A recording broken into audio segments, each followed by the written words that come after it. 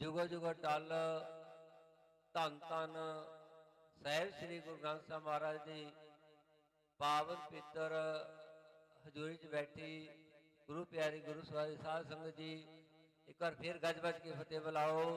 वाहिगुरु जी का खालसा वाहिगुरु जी की फतेह। आवड़ भागे हो ਜਿਹੜੇ कि अज कौमी इंसाफ मोर्चे ਦੇ ਵਿੱਚ ਹਾਜ਼ਰੀਆਂ ਭਰ ਰਹੇ ਹੋ, क्योंकि जिन्हां ते सतगुरु टुटते हैं प्रसन्न होंगे हैं उन्होंने संगत दे विच लैके आते हैं।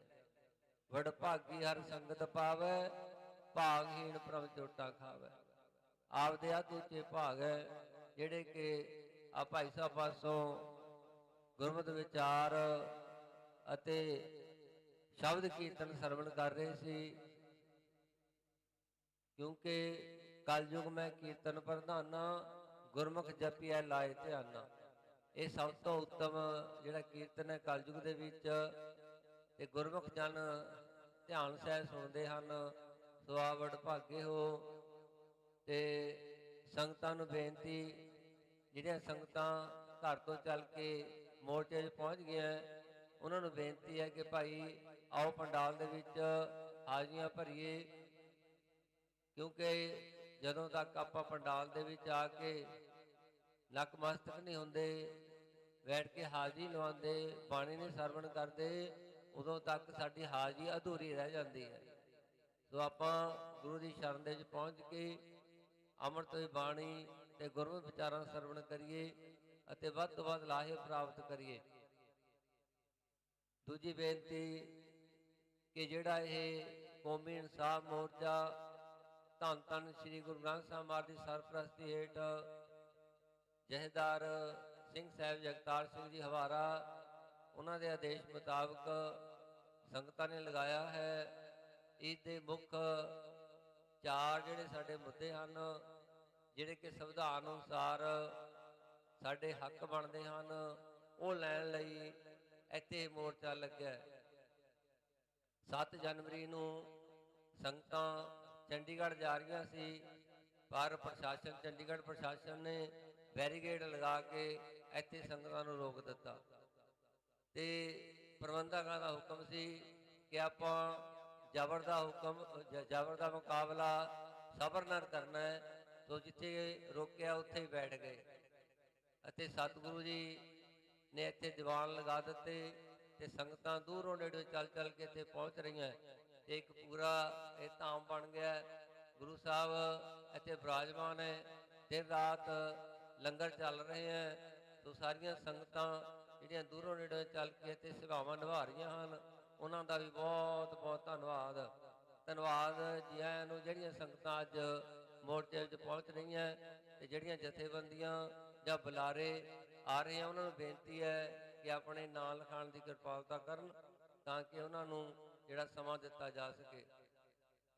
अगली बेनती कि ऐतवार 19 मार्च नूं अमृत दा बाटा तैयार होना है ते जिन्हां ने अमृत की दात लैनी है वो 10 कोले जां बाहर जिथे तुसीं साइन करते हाज़री लगाते हैं उत्थे भी अपने नाम लिखाए जा सकते हैं। ऐतवार नूं अमृत दा बाटा तैयार होना है ते ककार जिहड़े भेटा रह दिते जाणगे। ते एक बहुत ही दुखदाई गल है कि जथेदार बाबा गज्जर सिंह जी शहीदां मिसलां ओह जिहड़ा चढ़ाई कर गए हैं, अकाल चलाना कर गए हैं ते अज 4 बजे उन्हां दा संस्कार होना है।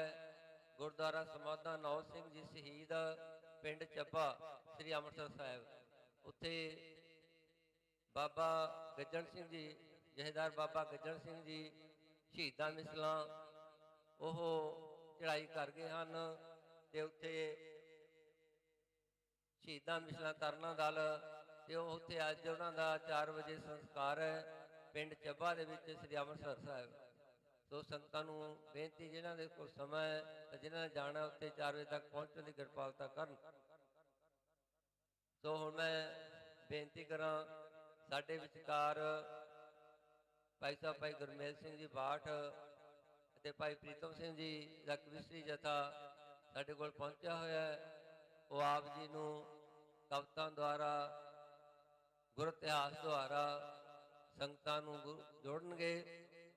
ਤੇ ਉਹਨਾਂ ਤੋਂ ਬਾਅਦ ਭਾਈ ਪੁਰਸ਼ੋਤਮ ਸਿੰਘ ਜੀ ਪਠਾਨਕੋਟ ਉਹ ਵੀ ਆਪਦੇ ਨਾਲ ਵਿਚਾਰ ਸਾਂਝੇ ਕਰਨਗੇ।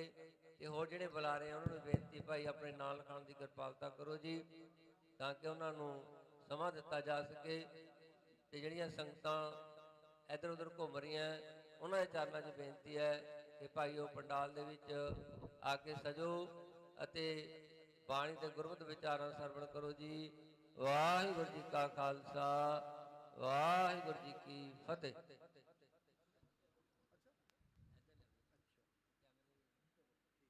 ਸੂਰਾ ਸੋ ਪਹਿਚਾਨਿਆ ਜੋ ਲਰ ਦੀਨ ਕੇ ਹੇਤ,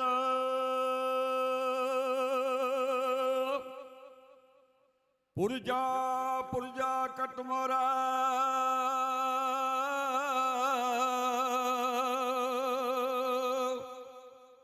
ਕਬੂ ਨਾ ਸਾਡੇ ਖੇਤ। ਸਤਿਗੁਰ ਨਾਨਕ ਦੇਵ ਨੇ ਜੋ ਬੂਟਾ ਲਾਇਆ, ਗੁਰੂ ਅਰਜਨ ਨੇ ਜਿੰਜ ਆਪਣਾ ਖੂਨ ਵਧਾਇਆ। ਛੇਵਾਂ ਰੂਪ ਕਾਲ ਦਾ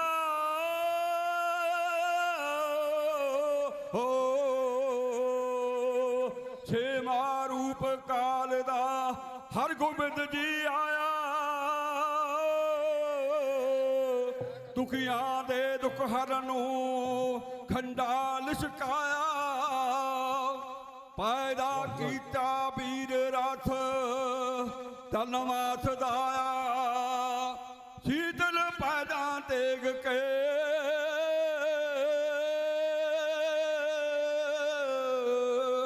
ਪਾਛਾ ਉਲਟਾਇਆ।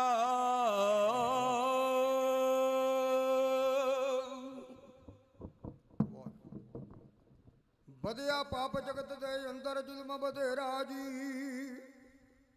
ਚੰਦ ਸੂਰਜ ਦੇ ਹੁੰਦਿਆਂ ਤਾਂ ਵੀ ਕੂਪਾਂ ਦੇ ਰਾਜੀ। ਗੁਰੂ ਨਾਨਕ ਨੇ ਆ ਕੇ ਬਾਣੀ ਤਾਈਂ ਰਚਾਇਆ ਹੈ, ਬਾਣੀ ਤਾਈਂ ਰਚਾਇਆ ਹੈ। ਹਿੰਦੁਸਤਾਨ ਬਗੀਚੇ ਨੂੰ ਸਰਸਬਜ਼ ਬਣਾਇਆ ਹੈ, ਹਿੰਦੁਸਤਾਨ ਬਗੀਚੇ ਨੂੰ ਸਰਸਬਜ਼ ਬਣਾਇਆ ਹੈ। ਹਿੰਦੁਸਤਾਨ ਬਗੀਚੇ ਨੂੰ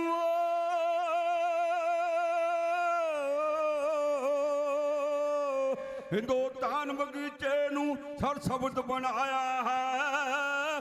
ਹਿੰਦੁਸਤਾਨ ਬਗੀਚੇ ਨੂੰ ਸਰਸਬਜ਼ ਬਣਾਇਆ ਹੈ। ਹਿੰਦੁਸਤਾਨ ਬਗੀਚੇ ਨੂੰ ਸਰਸਬਜ਼ ਬਣਾਇਆ। ਉਹ ਵਧਿਆ ਪਾਪ ਜਗਤ ਦੇ ਅੰਦਰ ਜ਼ੁਲਮ ਵਧੇਰਾ ਜੀ। ਚੰਦ ਸੂਰਜ ਦੇ ਹੁੰਦਿਆਂ ਤਾਂ ਵੀ ਕੂਪਾਂ ਦੇ ਰਾਜੀ। ਗੁਰੂ ਨਾਨਕ ਨੇ ਆ ਕੇ ਬਾਣੀ ਤਾਈਂ ਰਚਾਇਆ, ਬਾਣੀ ਤਾਈਂ ਰਚਾਇਆ। ਹਿੰਦੁਸਤਾਨ ਬਗੀਚੇ ਨੂੰ ਸਰਸਬਜ਼ ਬਣਾਇਆ ਹੈ।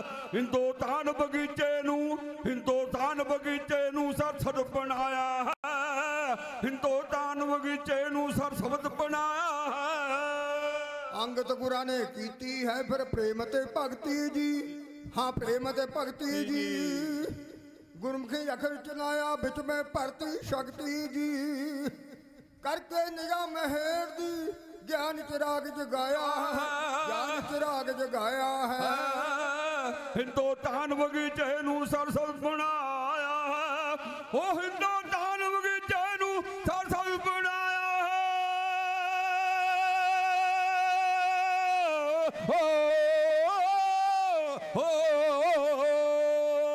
ਹਿੰਦੁਸਤਾਨ ਬਗੀਚੇ ਨੂੰ ਹਿੰਦੁਸਤਾਨ ਬਗੀਚੇ ਨੂੰ ਸਰਸਬਜ਼ ਬਣਾਇਆ ਹੈ। ਉਹ ਹਿੰਦੁਸਤਾਨ ਬਗੀਚੇ ਨੂੰ ਸਰਸਬਜ਼ ਬਣਾਇਆ ਹੈ। ਅਮਰਦਾਸ ਗੁਰ ਤੀਜੇ ਐਸੀ ਸੇਵਕ ਕਮਾਉਂਦੇ ਨੇ, ਐਸੀ ਸੇਵਕ ਕਮਾਉਂਦੇ ਨੇ। ਤੀਨ ਮੀਦ ਤੇ ਪਾਣੀ ਦੀ ਜੋ ਗਾਗਰ ਲਿਆਉਂਦੇ ਨੇ। ਕਰਕੇ ਨਿਗਾਹ ਮਿਹਰ ਦੀ ਗਿਆਨ ਚਿਰਾਗ ਜਗਾਇਆ ਹੈ, ਗਿਆਨ ਚਿਰਾਗ ਜਗਾਇਆ ਹੈ। ਹਿੰਦੁਸਤਾਨ ਬਗੀਚੇ ਨੂੰ ਸਰਸਬਜ਼ ਬਣਾਇਆ ਹੈ। ਹਿੰਦੁਸਤਾਨ ਬਗੀਚੇ ਨੂੰ ਸਰਸਬਜ਼ ਬਣਾਇਆ ਹੈ। ਹਿੰਦੁਸਤਾਨ ਬਗੀਚੇ ਨੂੰ ਸਰਸਬਜ਼ ਬਣਾਇਆ ਹੈ। ਓ ਰਾਮਦਾਸ ਗੁਰੂ ਚੌਥੇ ਐਸਾ ਤਾਲ ਬਣਾਇਆ।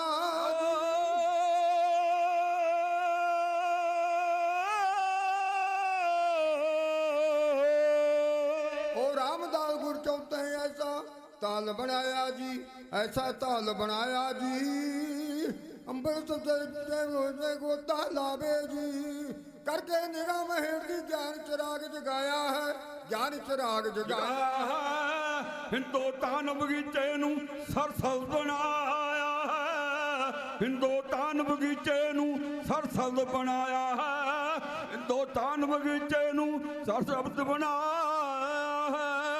ਰਾਮਦਾਸ ਗੁਰ ਚੌਥੇ ਐਸਾ ਤਾਲ ਬਣਾਇਆ ਜੀ, ਐਸਾ ਤਾਲ ਬਣਾਇਆ ਜੀ, ਕੱਟੀ ਜਾਵੇ ਜੂਨ 84 ਜਿਹੜਾ ਗੋਤਾ ਲਾਵੇ ਜੀ, ਅੰਮ੍ਰਿਤਸਰ ਦੇ ਅੰਦਰ ਅੰਮ੍ਰਿਤ ਜਲ ਛੜਕਾਇਆ ਹੈ, ਅੰਮ੍ਰਿਤ ਜਲ ਛੜਕਾਇਆ ਹੈ। ਹਿੰਦੁਸਤਾਨ ਬਗੀਚੇ ਨੂੰ ਸਰਸਬਜ਼ ਬਣਾਇਆ ਹੈ, ਹਿੰਦੁਸਤਾਨ ਬਗੀਚੇ ਨੂੰ ਸਰਸਬਜ਼ ਬਣਾਇਆ ਹੈ, ਉਹ ਹਿੰਦੁਸਤਾਨ ਬਗੀਚੇ ਨੂੰ ਸਰਸਬਜ਼ ਬਣਾਇਆ ਹੈ। ਪੰਜਵੇਂ ਗੁਰੂ ਜੀ ਕਹਿੰਦੇ ਔਖੀ ਬੜੀ ਮਰੀਦੀ ਹੈ, ਬੜੀ ਮਰੀਦੀ ਹੈ, ਲੋਹ ਤਤੀ ਤੇ ਬਹਿ ਕੇ ਤੋੜ ਲੈਣ ਸ਼ਹੀਦੀ ਹੈ, ਲੋਹ ਤਤੀ ਤੇ ਬਹਿ ਕੇ ਤੋੜ ਲੈਣ ਸ਼ਹੀਦੀ ਹੈ, ਤਤੀ ਤਵੀ ਤੇ ਬਹਿ ਕੇ ਭਾਣੇ ਨੂੰ ਵਰਤਾਇਆ ਹੈ, ਭਾਣੇ ਨੂੰ ਵਰਤਾਇਆ ਹੈ। ਹਿੰਦੁਸਤਾਨ ਬਗੀਚੇ ਨੂੰ ਸਰਸਬਜ਼ ਬਣਾਇਆ ਹੈ, ਹਿੰਦੁਸਤਾਨ ਬਗੀਚੇ ਨੂੰ ਸਰਸਬਜ਼ ਬਣਾਇਆ ਹੈ, ਹਿੰਦੁਸਤਾਨ ਬਗੀਚੇ ਨੂੰ ਸਰਸਬਜ਼ ਬਣਾਇਆ ਹੈ। ਹਰ ਗੋਬਿੰਦ ਗੁਰ ਸ਼ੇਮ ਹੋ, ਹਰ ਗੋਬਿੰਦ ਗੁਰ ਸ਼ੇਮੇ ਦੁਨੀਆ ਦੇ ਵਿੱਚ ਕੜਕੇ ਜੀ, ਦੁਨੀਆ ਦੇ ਵਿੱਚ ਕੜਕੇ ਜੀ, ਜ਼ਾਲਮ ਵੱਡੇ ਸ਼ਿੰਗਾਰੇ ਹੱਥ ਵਿੱਚ ਖੰਡਾ ਫੜ ਕੇ ਜੀ, ਜ਼ਾਲਮ ਜਬਰੇ ਤਾਈ ਸਿੱਧੇ ਰਸਤੇ ਪਾਇਆ ਹੈ, ਸਿੱਧੇ ਰਸਤੇ ਪਾਇਆ ਹੈ। ਹਿੰਦੁਸਤਾਨ ਬਗੀਚੇ ਨੂੰ ਸਰਸਬਜ਼ ਬਣਾਇਆ ਹੈ, ਹਿੰਦੁਸਤਾਨ ਬਗੀਚੇ ਨੂੰ ਸਰਸਬਜ਼ ਬਣਾਇਆ ਹੈ, ਹਿੰਦੁਸਤਾਨ ਬਗੀਚੇ ਨੂੰ ਸਰਸਬਜ਼ ਬਣਾਇਆ। ਹਰੀ ਰਾਏ ਗੁਰੂ ਸਤਵੇਂ ਜਾਂਦੇ, ਹਰੀ ਰਾਏ ਗੁਰੂ ਸਤਵੇਂ ਜਾਂਦੇ, ਭਾਗ ਲਗਾਉਂਦੇ ਨੇ, ਜਾਂਦੇ ਭਾਗ ਲਗਾਉਂਦੇ ਨੇ, ਭੁੱਲੇ ਭੜ ਕੇ ਲੋਕਾਂ ਨੂੰ ਸਿੱਧੇ ਮਾਰਗ ਪਾਉਂਦੇ ਨੇ, ਭੁੱਲੇ ਭੜ ਕੇ ਲੋਕਾਂ ਨੂੰ ਸਿੱਧੇ ਮਾਰਗ ਪਾਉਂਦੇ ਨੇ, ਲੈ ਕੇ ਸੰਗਤਾਂ ਨਾਲ ਦੇਸ਼ ਵਿੱਚ ਚੱਕਰ ਲਾਇਆ, ਦੇਸ਼ ਵਿੱਚ ਚੱਕਰ ਲਾਇਆ ਹੈ। ਉਹ ਹਿੰਦੁਸਤਾਨ ਬਗੀਚੇ ਨੂੰ ਸਰਸਬਜ਼ ਬਣਾਇਆ ਹੈ, ਹਿੰਦੁਸਤਾਨ ਬਗੀਚੇ ਨੂੰ, ਹਿੰਦੁਸਤਾਨ ਬਗੀਚੇ ਨੂੰ ਸਰਸਬਜ਼ ਬਣਾਇਆ ਹੈ, ਹਿੰਦੁਸਤਾਨ ਬਗੀਚੇ ਨੂੰ ਸਰਸਬਜ਼ ਬਣਾਇਆ ਹੈ।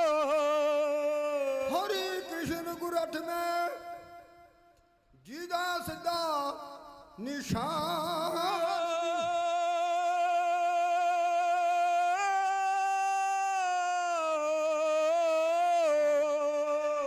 ਹਰੀ ਕ੍ਰਿਸ਼ਨ ਗੁਰੂ ਅਠਵੇਂ ਜੀ ਦਾ ਸਿੱਧਾ ਨਿਸ਼ਾਨ ਜੀ, ਜਿਹਦਾ ਸਿੱਧਾ ਨਿਸ਼ਾਨ ਜੀ, ਕਮਲੇ ਗੂੰਗਿਆ ਤਾਈ ਦੰਦਾ ਬਖਸ਼ ਜ਼ਬਾਨ ਜੀ, ਕਮਲੇ ਗੂੰਗਿਆ ਤਾਈ ਦੰਦਾ ਬਖਸ਼ ਜ਼ਬਾਨ ਜੀ, ਛੱਜੂ ਮੂਰਖ ਕੋਲੋਂ ਗੀਤਾਂ ਦਾ ਅਰਥ ਕਰਾਇਆ, ਅਰਥ ਕਰਾਇਆ ਹੈ। ਹਿੰਦੁਸਤਾਨ ਬਗੀਚੇ ਨੂੰ ਸਰਸਬਜ਼ ਬਣਾਇਆ ਹੈ, ਹਿੰਦੁਸਤਾਨ ਬਗੀਚੇ ਨੂੰ ਸਰਸਬਜ਼ ਬਣਾਇਆ ਹੈ। ਨੌਵੇਂ ਗੁਰੂ ਜੀ ਦਿੰਦੇ ਪਿਆਰ ਦਿਲਾਸਾ ਆਦਰ ਜੀ,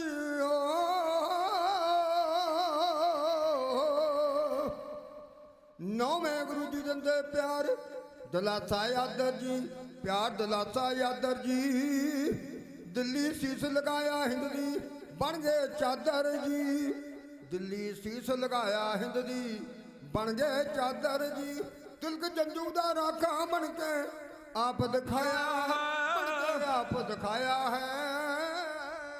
ਹਿੰਦੁਸਤਾਨ ਬਗੀਚੇ ਨੂੰ ਸਰਸਬਜ਼ ਬਣਾਇਆ ਹੈ, ਹਿੰਦੁਸਤਾਨ ਬਗੀਚੇ ਨੂੰ ਸਰਸਬਜ਼ ਬਣਾਇਆ ਹੈ, ਹਿੰਦੁਸਤਾਨ ਬਗੀਚੇ ਨੂੰ ਸਰਸਬਜ਼ ਬਣਾਇਆ। 10 10ਵੇਂ ਗੁਰੂ ਪਿਆਰੇ ਜਾਵੇ ਪੁਰਬ ਵਿਸਾਖੀ ਨੂੰ 10ਵੇਂ ਗੁਰੂ ਪਿਆਰੇ ਜਾਵੇ ਪੁਰਬ ਵਿਸਾਖੀ ਨੂੰ ਪੰਥ ਖਾਲਸਾ ਸਾਜਿਆ ਹਿੰਦ ਦੀ ਕਰਨੇ ਰਾਖੀ ਨੂੰ ਪੰਥ ਖਾਲਸਾ ਸਾਜਿਆ ਹਿੰਦ ਦੀ ਕਰਨੇ ਰਾਖੀ ਨੂੰ ਸਵਾ ਲੱਖ ਦੇ ਨਾਲ ਜਿਸਨੇ ਸਵਾ ਲੱਖ ਦੇ ਨਾਲ ਜਿਸਨੇ ਇੱਕ ਲੜਾਇਆ ਹੈ ਜਿਸਨੇ ਇੱਕ ਲੜਾਇਆ ਹੈ ਹਿੰਦੁਸਤਾਨ ਬਗੀਚੇ ਨੂੰ ਸਦ ਬਣਾਇਆ ਹੈ ਹਿੰਦੁਸਤਾਨ ਬਗੀਚੇ ਨੂੰ ਸਾਡੇ ਮਹਾਨ ਯੋਧੇ ਪਰਪਕਾਰੀ ਸਾਹਿਬੇ ਕਮਾਲ ਗੁਰੂ ਗੋਬਿੰਦ ਸਿੰਘ ਜੀ ਜਿਨ੍ਹਾਂ ਨੇ ਆਪ ਜਦੋਂ ਪੰਡਤ ਆਏ ਸੀ ਨਾ ਅਨੰਦਪੁਰ ਸਾਹਿਬ ਪਕਾਰ ਕਰਨ ਵਾਸਤੇ ਕਿ ਸਾਡਾ ਜਿਹੜਾ ਧਰਮ ਮੁਸਲਮਾਨ ਸਾਨੂੰ ਜੋਰਾ ਜਰਬੀ ਸਾਡੇ ਮੰਦਰ ਢਾਉਣੇ ਆ ਧੀਆਂ ਪੇ ਟੁੱਟਦੇ ਨੇ ਤੇ ਪੰਡਤ ਉੱਥੇ ਆਏ ਸਨ ਤਾਂ ਗੁਰੂ ਤੇਗ ਬਹਾਦਰ ਜੀ ਨੂੰ ਬੇਨਤੀ ਕੀਤੀ ਤਾਂ ਕੋਲ ਖੜੇ ਗੋਬਿੰਦ ਰਾਏ ਜੀ ਕਹਿੰਦੇ ਹਨ ਪਿਤਾ ਜੀ ਕਿਆ ਕਹਿੰਦੇ ਨੇ ਤਾਂ ਜਦੋਂ ਉਹਨਾਂ ਨੇ ਕਿਹਾ ਕਿ ਕੋਈ ਐਸਾ ਯੋਧਾ ਬਲਵਾਨ ਚਾਹੀਦਾ ਜਿਹੜਾ ਇਹਨਾਂ ਦੀ ਰੱਖਿਆ ਕਰ ਸਕੇ ਤਾਂ ਕੌਣ ਆਪਣੇ ਪੁੱਤ ਨੂੰ ਆਪਣੇ ਬਾਪ ਨੂੰ ਅੱਜ ਜੇਲ੍ਹ ਭੇਜ ਦੇਵੇ ਕੁਰਬਾਨੀ ਤੇ ਭੇਜ ਦੇਵੇ ਤੇ ਉਹ ਗੋਬਿੰਦ ਰਾਜ ਜੀ ਨੇ ਕਿਹਾ ਸੀ ਪਿਤਾ ਜੀ ਤੁਹਾਡੇ ਉੱਪਰ ਹੋਰ ਕੋਈ ਨਹੀਂ ਸਕਦਾ ਤੇ ਉਹਨਾਂ ਨੇ ਜਾ ਕੇ ਦਿੱਲੀ ਸ਼ਹਾਦਤ ਦੀ ਕਹਿੰਦੇ ਕਹਿ ਦਿਓ ਔਰੰਗਜ਼ੇਬ ਨੂੰ ਅਗਰ ਤੇਗ ਬਹਾਦਰ ਬੜਾ ਧਰਮ ਛੱਡ ਗਿਆ ਤਾਂ ਪੰਡਤ ਆਪੇ ਛੱਡ ਦੇਣਗੇ ਆਓ ਮੇਰੇ ਵੀ ਪ੍ਰੀਤ ਜੀ ਅਜੀਤ ਸਿੰਘ ਜੁਝਾਰ ਦੁੰਦੇ ਅਜੀਤ ਸਿੰਘ ਜੁਝਾਰ ਦੁੰਦੇ ਜੰਗ ਵਿੱਚ ਜੋੜ ਜੀ ਜੁੱਧੇ ਜੰਗ ਵਿੱਚ ਜੋੜ ਜੀ ਹਿੰਦਕਾਰ ਨੇ ਪਾਈ ਸ਼ਹੀਦੀ ਵਿੱਚ ਮਕਾਰ ਜੀ ਹਿੰਦਕਾਰ ਨੇ ਪਾਈ ਸ਼ਹੀਦੀ ਵਿੱਚ ਮਕਾਰ ਜੀ ਹਿੰਦਕਾਰ ਨੇ ਗੁਰਾਂ ਨੇ ਜੋ ਸਰ ਬੰਸ ਲਗਾਇਆ ਹੈ ਜੋ ਸਰ ਬੰਸ ਲਗਾਇਆ ਹੈ ਉਹ ਹਿੰਦੁਸਤਾਨ ਬਗੀਚੇ ਨੂੰ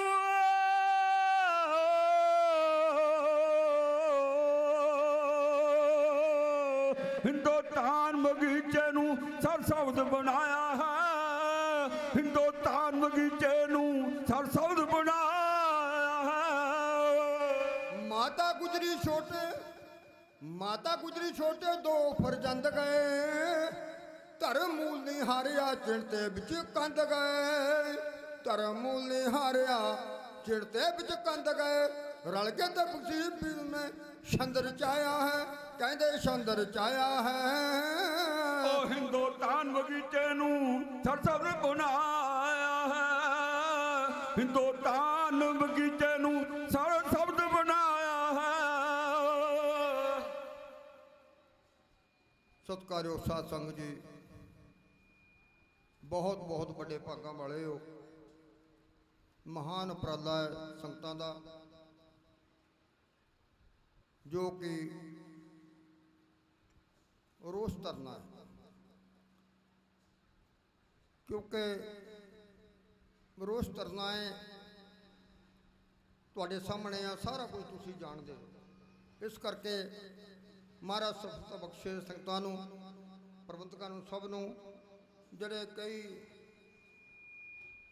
ਲਗਭਗ ਦਿਨਾਂ ਤੋਂ ਇੱਥੇ ਆਪਣੇ ਕਾਰੋਬਾਰਾਂ ਨੂੰ ਛੱਡ ਕੇ ਕੰਮ ਧੰਦਿਆਂ ਨੂੰ ਛੱਡ ਕੇ ਸਭ ਕੁਝ ਛੱਡ ਕੇ ਸਾਧ ਸੰਗਤ ਜੀ ਭੁਲਾ ਕੇ ਇੱਥੇ ਬੈਠੇ ਸਤਿਕਾਰਯੋਗ ਸਮੁੱਚੀ ਕਮੇਟੀ ਮੈਂ ਧੰਨਵਾਦ ਕਰਦਾ ਹਾਂ ਵੀਰ ਜੀ ਬਹੁਤ ਪਿਆਰ ਵਾਲੇ ਨੇ ਸਟੇਜ ਦੀ ਸੇਵਾ ਜੋ ਸੰਭਾਲੀ ਹੋਈ ਹੈ ਬੁਲਾਰਿਆਂ ਨੂੰ ਤੁਹਾਡੇ ਰੂਬਰੂ ਕਰਾਉਂਦੇ ਆ ਗੁਰੂ ਦਾ ਇਤਿਹਾਸ ਤੁਸੀਂ ਸਰਵਣ ਕਰਦੇ ਮੈਂ ਧੰਨਵਾਦ ਕਰਦਾ ਕਿਉਂਕਿ ਵਿਦਵਾਨਾਂ ਨੇ ਸ਼ਾਇਰਾਂ ਨੇ ਲਿਖਾਰੀਆਂ ਨੇ ਸਮੇਂ ਸਮੇਂ ਦੇ ਨਾਲ ਸਮੇਂ ਨੂੰ ਲਿਖਣ ਦਾ ਯਤਨ ਕੀਤਾ ਜਿਹੋ ਜਿਹਾ ਸਮਾਂ ਚੱਲਿਆ ਇਹ ਜਿਹੜਾ ਅੱਜ ਦਾ ਇਤਿਹਾਸ ਆ ਤੁਸੀਂ ਬੈਠੇ ਹੋ ਚੌਪੜੇ ਮਾਰ ਕੇ ਸਾਧ ਸੰਗਤ ਜੀ ਇਹ ਵੀ ਆਉਣ ਵਾਲੀ ਪੀੜ੍ਹੀਆਂ ਨੇ ਪੜ੍ਹਨਾ ਵੀ ਇਹੋ ਜਿਹੇ ਸਮੇਂ ਆਏ ਸੀ ਸਾਡੇ ਪਰ ਪਿਛਲੇ ਇਤਿਹਾਸ ਅਸੀਂ ਸਰਵਣ ਕਰ ਰਹੇ ਹੋ ਜਿਹੜੇ ਸਾਡੇ ਲਿਖਾਰੀਆਂ ਨੇ ਸਾਨੂੰ ਦਿੱਤੇ ਆ ਸੋ ਇਸ ਕਰਕੇ ਸਾਧ ਸੰਗਤ ਤੁਸੀਂ ਭਾਗਾਂ ਵਾਲੇ ਹੋ ਕਿਉਂਕਿ ਬੜ ਭਾਗੀ ਸਤ ਸੰਗਤ ਪਾਵੈ ਭਾਗਹੀਣ ਬ੍ਰਹਮ ਚੋਟਾ ਖਾਵੈ ਬਿਨ ਭਾਗਾ ਸਤ ਸੰਗ ਨਾ ਲੱਭੈ ਬਿਨ ਸੰਗਤ ਮੈਲ ਪ੍ਰੀਜਾਂ ਜੀਓ। ਇਹ ਜਿਹੜੀ ਸਤ ਸੰਗ ਆ ਭਾਈ ਭਾਗਾਂ ਵਾਲਿਆਂ ਦੇ ਹਿੱਸੇ ਚ ਆਈ। ਬੜੇ ਬੜੇ ਤਰਸਦੇ ਨੇ, ਬੜੇ ਬੜੇ ਦੇਵੀ ਦੇਵਤੇ ਪੀਰ ਪਕੰਬਰ ਇਸ ਸਮੇਂ ਨੂੰ ਤਰਸਦੇ ਨੇ, ਪਰ ਬਿਨਾਂ ਭਾਗਾਂ ਤੋਂ ਸਾਧ ਸੰਗ ਜੀ ਸਮਾਂ ਨਹੀਂ ਪਾਇਆ ਜਾਂਦਾ। ਮੈਂ ਧੰਨਵਾਦ ਕਰਦਾ ਕਿਉਂਕਿ ਹਾ ਦਾ ਨਾਰਾ ਹੈ।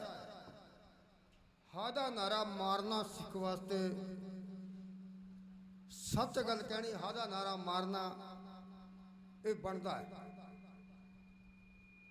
ਸੋ ਇਸ ਕਰਕੇ ਸਾਧ ਸੰਗਤ ਜਿਨ੍ਹਾਂ ਨੇ ਸਮੇਂ ਸਮੇਂ ਦੇ ਨਾਲ ਹਾ ਦਾ ਨਾਰਾ ਮਾਰਿਆ ਹੈ ਤੇ ਸਾਧ ਸੰਗਤ ਜੀ ਉਹਨਾਂ ਅੱਜ ਕੱਲ ਦੁਨੀਆ ਭੁੱਲ ਗਈ ਹੈ ਤੇਰੇ ਨਾਮ ਨੂੰ, ਤੇਰੇ ਨਾਮ ਨੂੰ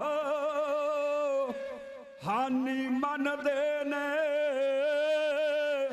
ਗੁਰਦੁਆਰੇ ਵਿੱਚ ਜਾਣਾ ਸਾਡੇ ਪਿੱਛੇ ਪਿਤਾ ਚਾਰੇ ਮਾਤਾ ਗੁਜਰੀ ਵਾਰੇ ਦਿੱਤਾ ਪੱਟ ਵੀਰੋ ਫੈਸ਼ਨ ਨੇ ਕਰਾਣਾ। ਦੇਖਦੇ ਹੀ ਆ ਅੱਜ ਕੱਲ ਲੜਕੀਆਂ ਨਿੱਕਰਾਂ ਪਾਈ ਤੇ ਆ ਗਈਆਂ, ਛੇਤੇ ਪੱਟ ਕੇ ਤਾਂ ਪਹਿਲੀ ਲੈ ਗਏ, ਹੁਣ ਨਿੱਕਰਾਂ ਤੇ ਆ ਗਈਆਂ। ਸਾਧ ਸੰਗਤ ਜੀ ਸ਼ਰਮ ਦੀ ਆ ਜਿਹੜੀ ਉਹ ਲੜਕੀ ਆਪਣੇ ਮਾਂ ਦੇ ਪਿੱਛੇ ਜੰਮ ਕੇ ਇਹ ਨਿੱਕਰਾਂ ਪਾ ਕੇ ਘੁੰਮਦੀ ਆ, ਸ਼ਰਮ ਲੈ ਗਈ। ਸੋ ਇਸ ਕਰਕੇ ਸਾਧ ਸੰਗਤ ਜੀ ਆਓ ਪਿਆਰ ਤੇ ਸਤਿਕਾਰ ਨਾਲ ਖੁਦ ਪਲਤਾ ਕਰੋ। ਸੋ ਸੰਗਤਾਂ ਦਾ ਬੜਾ ਧੰਨਵਾਦ ਕਰਦਾ ਹਾਂ। ਤਕਰੀਬਨ ਮਹੀਨੇ ਲਗਭਗ ਤੁਸੀਂ ਹਾਜ਼ਰੀਆਂ ਭਰ ਰਹੇ ਹੋ, ਮੈਂ ਧੰਨਵਾਦ ਕਰਦਾ ਕਿਉਂਕਿ ਹਾ ਦਾ ਨਾਰਾ ਆਪਣੇ ਵਾਸਤੇ ਆਪਣਾ ਮਾਰਦਾ ਹੈ ਕਿ ਇਹ ਭਾਈ ਗਲਤ ਹੋ ਰਿਹਾ ਹੈ, ਇਸ ਤਰ੍ਹਾਂ ਨਾ ਕਰੋ, ਇਸ ਤਰ੍ਹਾਂ ਹੋਣਾ ਨਹੀਂ ਚਾਹੀਦਾ। ਪਰ ਮੁਸਲਮਾਨ ਕੌਮ ਦੀ ਗੱਲ ਕਰੀਏ, ਭਾਵੇਂ ਉਹ ਸਾਹਿਬਜ਼ਾਦਿਆਂ ਨੂੰ ਨਹੀਂ ਬਚਾ ਸਕਿਆ, ਸ਼ੇਰ ਖਾਂ ਮਲੇਰ ਕੋਟਲੀਆ ਤੁਸੀਂ ਜਾਣਦੇ ਹੋ, ਭਾਵੇਂ ਉਹ ਸਾਹਿਬਜ਼ਾਦਿਆਂ ਨੂੰ ਨਹੀਂ ਬਚਾ ਸਕਿਆ, ਪਰ ਉਹਨੇ ਹਾ ਦਾ ਨਾਰਾ ਮਾਰਿਆ ਔਰ ਕਿਹਾ ਉਸ ਟਾਈਮ ਦੀ ਹਕੂਮਤ ਨੂੰ ਬਈ ਜੇ ਤੁਸੀਂ ਬਦਲਾ ਲੈਣਾ ਹੈ ਇਹਦੇ ਪਿਓ ਕੋਲੋਂ ਲਓ, ਇਹ ਬੱਚਿਆਂ ਦਾ ਕੀ ਕਸੂਰ ਆ। ਹਾ ਦਾ ਨਾਰਾ ਮਾਰਿਆ ਪਰ ਨਹੀਂ ਬੱਚਿਆਂ ਨੂੰ ਬਚਾ ਸਕਿਆ, ਉਹ ਗੱਲ ਲੱਗਾ। ਸਾਧ ਸੰਗਤ ਜੀ ਹਾ ਦਾ ਨਾਰਾ ਮਾਰਨਾ, ਕਿਉਂਕਿ ਉਸ ਸਮੇਂ ਸ਼ੇਰ ਖਾਂ ਮਲੇਰ ਕੋਟਲੀਆ ਸੀ ਜਿਹੜਾ ਸਾਧ ਸੰਗਤ ਤੁਹਾਨੂੰ ਪਤਾ ਹੈ ਕਿ ਮੁਸਲਮਾਨ ਕੌਮ ਵਿੱਚ ਹੋਇਆ, ਉਹ ਇੱਕ ਸਿੱਖਾਂ ਵਾਸਤੇ ਹਾ ਦਾ ਨਾਰਾ ਮਾਰਦਾ। ਜੇ ਅੱਜ ਦੀ ਗੱਲ ਕਰੀਏ, ਅੱਜ ਤਾਂ ਕੋਈ ਆਪਣੇ ਵਿੱਚ ਦੂਆ ਨਹੀਂ, ਆਪਣੇ ਨੁਮਾਇੰਦੇ ਬੈਠੇ ਨੇ ਉੱਪਰ, ਕੋਈ ਬਾਹਰ ਦੇ ਥੋੜਾ, ਆਪਣੇ ਨਗਰਾਂ ਦੇ ਵਿੱਚ ਬੈਠੇ ਨੇ, ਆਪਣੇ ਉੱਪਰ ਬੈਠੇ ਨੇ, ਆਪਣੀਆਂ ਸਰਕਾਰਾਂ, ਆਪਣੇ ਹੀ ਸਭ ਕੁਛ ਆ। ਸੋ ਇਸ ਕਰਕੇ ਉਹਨਾਂ ਨੂੰ ਜਗਾਉਣਾ, ਉਹਨਾਂ ਤੱਕ ਗੱਲ ਪਹੁੰਚਾਉਣੀ ਆ, ਇਹ ਸਾਡਾ ਫਰਜ਼ ਬਣਦਾ ਹੈ। ਹਾ ਦਾ ਨਾਰਾ ਰੋਸ ਕਰਨਾ, ਕੋਈ ਝਗੜਾ ਥੋੜਾ ਕਿਸੇ ਦੇ ਨਾਲ। ਸੋ ਇਸ ਸਾਧ ਸੰਗਤ ਜੀ ਮਹਾਰਾਜ ਗੁਰੂ ਗ੍ਰੰਥ ਸਾਹਿਬ ਜੀ ਮਹਾਰਾਜ ਤੁਹਾਡੀਆਂ ਮਨਾਂ ਦੀਆਂ ਕਾਮਨਾ ਪੂਰੀਆਂ ਕਰਨ, ਮਹਾਰਾਜ ਸੱਚੇ ਪਾਤਸ਼ਾਹ ਤੁਸੀਂ ਸਫਲਤਾ ਹੋਵੇ ਪਾਵੇ। ਸੋ ਇਸ ਕਰਕੇ ਸਾਧ ਸੰਗਤ ਜੀ ਆਓ ਪਿਆਰ ਨਾਲ, ਕਿਉਂਕਿ ਮਾਤਾ ਗੁਜਰੀ ਛੋਟੇ ਦੋ ਫਰਜ਼ੰਦ ਗਏ, ਧਰਮ ਮੂਲ ਨਹੀਂ ਹਾਰਿਆ, ਚਿੰਤੇ ਵਿੱਚ ਕੰਧ ਗਏ, ਰਲ ਕੇ ਤੇ ਬਖਸ਼ੀ ਪੀਨੇ ਛੰਦਰ ਚਾਇਆ, ਹਿੰਦੁਸਤਾਨ ਬਗੀਚੇ ਨੂੰ ਸਰ ਸਬਜ਼ ਬਣਾਇਆ। ਸਾਧ ਸੰਗਤ ਜੀ ਕੁਝ ਪਾਉਣ ਵਾਸਤੇ ਕੁਝ ਖੋਣਾ ਪੈਂਦਾ ਹੈ। ਹੁਣ ਜੰਗਾਂ ਯੁੱਧਾਂ ਵਿੱਚ ਵੀ ਜਾਣਾ ਹੈ, ਜੰਗ ਵੀ ਲੜਨਾ ਹੈ, ਮੁਕਾਬਲਾ ਵੀ ਕਰਨਾ ਹੈ, ਔਰ ਮਰਨਾ ਵੀ ਨਹੀਂ, ਬਚ ਕੇ ਵੀ ਆਉਣਾ। ਫਿਰ ਜੰਗ ਥੋੜਾ ਜਿੱਤੇ ਜਾਂਦੇ ਨੇ। ਜਿਹੜਾ ਬਚਣਾ ਵੀ ਚਾਹੁੰਦਾ, ਮਰਨਾ ਵੀ ਨਹੀਂ ਚਾਹੁੰਦਾ, ਲੜਨਾ ਵੀ ਚਾਹੁੰਦਾ, ਸਾਧ ਸੰਗਤ ਜੀ ਉਹ ਕਦੇ, ਸਿਆਣੇ ਕਹਿੰਦੇ ਨੇ ਕਿ ਉਹ ਕਦੇ ਜਿੱਤ ਕੇ ਨਹੀਂ ਆਉਂਦਾ, ਹਾਰ ਕੇ ਆਉਂਦਾ। ਇਸ ਕਰਕੇ ਜਿਹੜੇ ਸਾਧ ਸੰਗਤ ਜੀ, ਇਹ ਇੱਕ ਸੱਚਾਈ ਹੈ। ਮਾਤਾ ਗੁਜਰੀ ਛੋਟੇ ਦੋ ਫਰਜ਼ੰਦ ਗਏ, ਧਰਮ ਮੂਲ ਨਹੀਂ ਹਾਰਿਆ, ਚਿੰਤੇ ਵਿੱਚ ਗੰਧ ਗਏ, ਰਲ ਕੇ ਤੇ ਵਸੀਪ ਨੇ ਛੰਦਰ ਚਾਇਆ, ਹਿੰਦੁਸਤਾਨ ਬਗੀਚੇ ਨੂੰ ਸਰ ਸਬਜ਼ ਬਣਾਇਆ। ਇਹ ਸਦੀਆਂ ਤੋਂ ਸਿਲਸਿਲਾ ਇਸੇ ਤਰ੍ਹਾਂ ਚੱਲਦਾ ਆਇਆ ਸਾਧ ਸੰਗਤ ਜੀ। ਅੱਜ ਇਹ ਨਵੀਂ ਗੱਲ ਥੋੜਾ, ਪਰ ਕਹਿੰਦੇ ਨੇ ਕਿ ਸ਼ੇਰਾਂ ਦੀ ਗਿਣਤੀ ਹਮੇਸ਼ਾ ਹੀ ਘੱਟ ਹੁੰਦੀ ਹੈ। ਜੰਗਲਾਂ ਵਿੱਚ ਡਾਰਾਂ ਬੜੇ ਝੁੰਡ ਦੇਖੇ ਜਾਂਦੇ ਨੇ ਜਾਨਵਰਾਂ ਦੇ, ਪਰ ਸ਼ੇਰ ਜਦੋਂ ਆਪਣੀ ਬੱਬ ਮਾਰਦਾ ਨਾ ਜੰਗਲ ਦੇ ਵਿੱਚ, ਤਾਂ ਸਾਧ ਸੰਗਤ ਜੀ ਉਹਨਾਂ ਡਾਰਾਂ ਨੂੰ, ਉਹਨਾਂ ਨੂੰ ਭਾਜੜਾ ਪੈ ਜਾਂਦਾ, ਭਾਜੜਾ ਪੈ ਜਾਂਦੀਆਂ, ਲੁਕਦੇ ਫਿਰਦੇ ਨੇ। ਇਸ ਕਰਕੇ ਸਾਧ ਸੰਗਤ ਜੀ ਮਹਾਰਾਜ ਨੇ ਕਿਹਾ, ਅਨੰਦਪੁਰ ਸਾਹਿਬ ਨੂੰ ਜਦੋਂ ਗੁਰੂ ਗੋਬਿੰਦ ਸਿੰਘ ਮਹਾਰਾਜ ਨੇ ਛੱਡਿਆ ਤੇ ਕਮਸਾਨ ਦਾ ਜੰਗ ਸਰਸੇ ਨਦੀ ਤੇ ਹੋਇਆ, ਸਾਡੀ ਉੱਥੇ ਵੀ ਗਿਣਤੀ ਘਟੀ।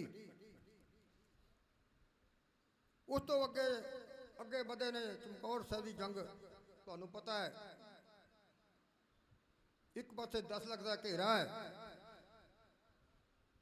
ਤੇ ਉੱਥੇ ਸਾਡੀ ਗਿਣਤੀ ਕਿਹੜੀ, ਸਿਰਫ 40 ਗਿਣਤੀ, 40 ਸਿੰਘਾਂ ਦੀ ਗਿਣਤੀ। ਪਰ ਸਾਧ ਸੰਗਤ ਜੀ ਅੰਮ੍ਰਿਤ ਦੀ ਸ਼ਕਤੀ ਜਿਹੜੀ ਗੁਰੂ ਗੋਬਿੰਦ ਸਿੰਘ ਮਹਾਰਾਜ ਨੇ 1699 ਦੀ ਵਿਸਾਖੀ ਨੂੰ ਹਾਸਲ ਕੀਤੀ ਹੈ, ਸ਼ਕਤੀ ਅੰਮ੍ਰਿਤ ਦੇ ਅੱਗੇ, ਇਸ ਸ਼ਕਤੀ ਦੇ ਅੱਗੇ ਕੋਈ ਟਿਕ ਨਹੀਂ ਸਕਿਆ। ਲਗਭਗ 14 ਜੰਗ ਮਹਾਰਾਜ ਨੇ ਲੜੇ ਤੋਂ ਜਿੱਤੇ ਵੀ ਆ। ਇਹ ਅੰਮ੍ਰਿਤ ਦੀ ਸ਼ਕਤੀ ਸੀ। ਸੋ ਪਿਆਰ ਵਾਲਿਓ, ਚਮਕੌਰ ਦੀ ਧਰਤੀ ਆ ਜਿੱਥੇ ਇੱਕ ਪਾਸੇ 10 ਲੱਖ ਦਾ ਘੇਰਾ ਹੈ, ਸਾਨੂੰ ਹੁਕੂਮਤ ਨੇ ਪਾਇਆ ਹੋਇਆ ਹੈ 10 ਲੱਖ ਦਾ ਘੇਰਾ, ਤੇ ਸਾਡੇ ਸਿੱਖਾਂ ਦੀ ਗਿਣਤੀ 40। ਤੇ ਉੱਥੇ ਗੁਰੂ ਗੋਬਿੰਦ ਸਿੰਘ ਮਹਾਰਾਜ ਜਿਵੇਂ ਬੋਲੀ, ਗੁਰੂ ਦਸ਼ਮੇਸ਼ ਨੂੰ ਮੁਗਲਾਂ ਨੇ ਮਾਰੀ, ਯੂੰ ਜਿਗਰ ਨੂੰ ਚੀੜ ਗਈ ਜਿਉਂ ਚੱਕਰ, ਯੂੰ ਜਿਗਰ ਨੂੰ ਚੀਰ ਗਈ ਜਿਉਂ ਲੱਕੜਾ ਆ ਰਹੀ।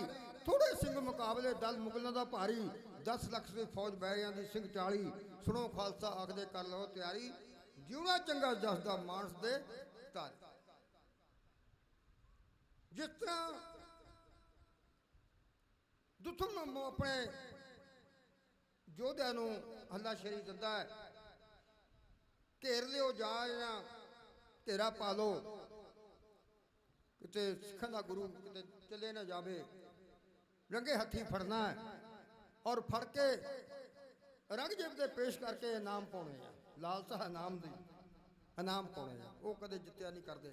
ਜੇ ਪਿੱਛੇ ਦੀ ਲਾਲਸਾ ਵੀ ਹੋਵੇ ਮਨ ਦੇ ਵਿੱਚ, ਉਹ ਕਦੇ ਜਿੱਤਦੇ ਨਹੀਂ ਹੁੰਦੇ। ਇਨਾਮ ਪਾਉਣੇ ਆ। ਤੇ ਉੱਥੇ ਗੁਰੂ ਗੋਬਿੰਦ ਸਿੰਘ ਮਹਾਰਾਜ ਨੇ ਕੀ ਕਿਹਾ ਸੀ? ਉੱਥੇ ਗੁਰੂ ਗੋਬਿੰਦ ਸਿੰਘ ਮਹਾਰਾਜ ਕਹਿੰਦੇ ਕੋਈ ਡਰਨ ਦੀ ਲੋੜ ਨਹੀਂ, ਸਿੱਖੋ ਕੋਈ ਘਬਰਾਉਣ ਦੀ ਲੋੜ ਨਹੀਂ। ਬੇਸ਼ੱਕ ਸਾਡੀ ਗਿਣਤੀ ਘੱਟ ਆ, ਅੱਜ ਮੇਰਾ ਜਿਹੜਾ ਇੱਕ ਸਿੱਖ ਆ, ਇੱਕ ਸਿੱਖ ਜਿਹੜਾ ਉਹ ਸਵਾ ਲੱਖ ਦੇ ਨਾਲ ਮੁਕਾਬਲਾ ਕਰੂਗਾ। ਡਰਨ ਦੀ ਕੀ ਲੋੜ ਆ? ਤੇ ਗੁਰੂ ਗੋਬਿੰਦ ਸਿੰਘ ਮਹਾਰਾਜ ਨੇ ਚਿੜੀਆਂ ਤੋਂ ਮੈਂ ਬਾਜ ਤੜਾऊं, ਗਿੱਦੜਾਂ ਤੋਂ ਮੈਂ ਸ਼ੇਰ ਬਣਾऊं, 1.25 ਲੱਖ ਨਾਲ ਇੱਕ ਲੜਾऊं, ਤਵੈ ਗੋਬਿੰਦ ਸਿੰਘ ਨਾਮ ਕਹਾਂ। ਜਿਨ੍ਹਾਂ ਦਾ ਗੁਰੂ ਸਮਰੱਥ ਹੋਵੇ ਨਾ, ਉਹਦੇ ਕੋਲ ਕੋਈ ਸ਼ੰਕਾ ਨਹੀਂ ਹੁੰਦੀ ਸਾਧ ਸੰਗਤ ਜੀ। ਸੋ ਇਸ ਕਰਕੇ ਉਹ ਆਪ ਵੀ ਤਰਦਾ ਹੈ ਤੇ ਕਹਿੰਦੇ ਨੇ ਜਿਹੜਾ ਉਹਦੇ ਨਾਲ ਲੱਗ ਜਾਂਦਾ, ਜੁੜ ਜਾਂਦਾ, ਉਹ ਉਹਨੂੰ ਵੀ ਤਾਰਦਾ। ਸੋ ਇਸ ਕਰਕੇ ਆਓ ਪਿਆਸ ਕਰਦੇ ਨਾਲ